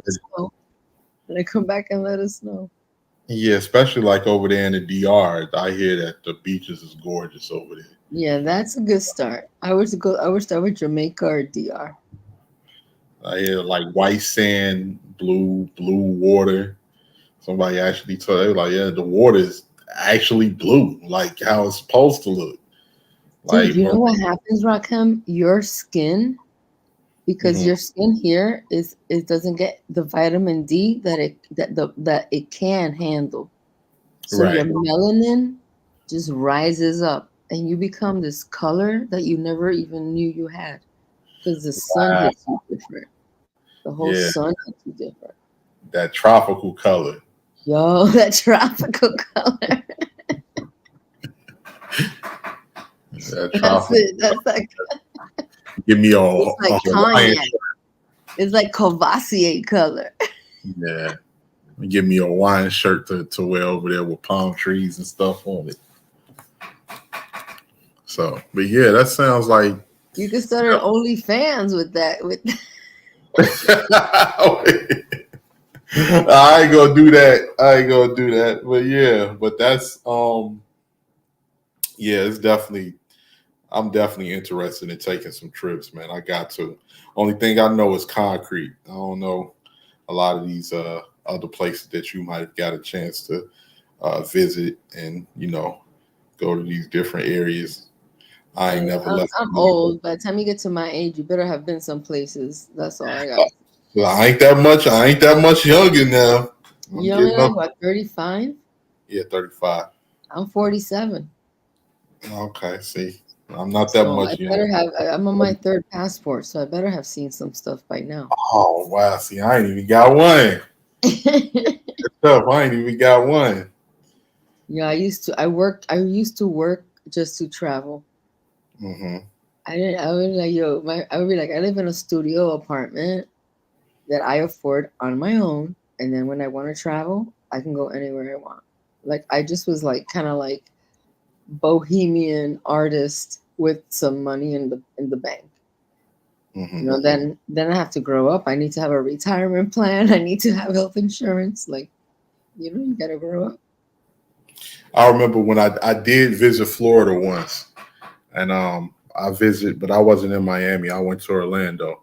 I got family down there, so I went to Orlando and at the Hollywood studios and different things like that. And I remember running to somebody in the airport that was from New York. We was having a conversation, Caribbean dude. I'm not sure if he was Haitian or Jamaican or something. He was from Brooklyn. And then we were just talking. And he was like, man, you know a lot about New York, bro. You ever been there? I was like, nah, bro. I just read about I ain't ever been to New York ever. He was like, man, you need to start doing you some traveling, man. You know too much shit about some of these places not to never been there. I was like, yeah, man, I definitely have to start doing that more. You've never been to New York yet? Never been to New York. Oh I wanted to. I used to think New York. With Fighter. Let Fighter show you Philly, New York. You I'm definitely go to Boston, Philly. dude. Oh my God, Rakim. You need to expand. Yeah, you're way too. You need to take it. You have too much knowledge. Now you need to take it to the street. Yeah, I'm gonna definitely go to Philly, man. Shout out to my boy Aline. I'm gonna definitely go to Philly. And why I used to think as a kid, because I was a kid when that movie came out, but I used to think everybody in New York was like Melly. I was like, that's what I'm gonna see when I go to New York. I'm gonna see a whole bunch of dudes that look like Nas with Pelly and Averex leathers on and everything. But I hear it's different depending on the borough that you're in. Brooklyn is different from Manhattan. Manhattan is different from the Bronx, Queens, and I heard people don't even mention Staten Island. They don't even consider Staten Island part of Part of the Yeah, city. the fight is there was a song, the three boroughs, so thorough. So like Long Island and Staten Island don't really count. But And yeah, like no. New York, it has to be Manhattan, Queens, and Brooklyn. That's all that matters.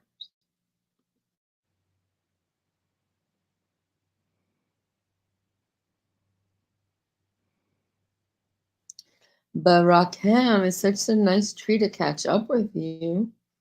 I think I'm gonna like get off the stream because Fighter left. Are you still there? Did I lose you too? I can't see who's up here.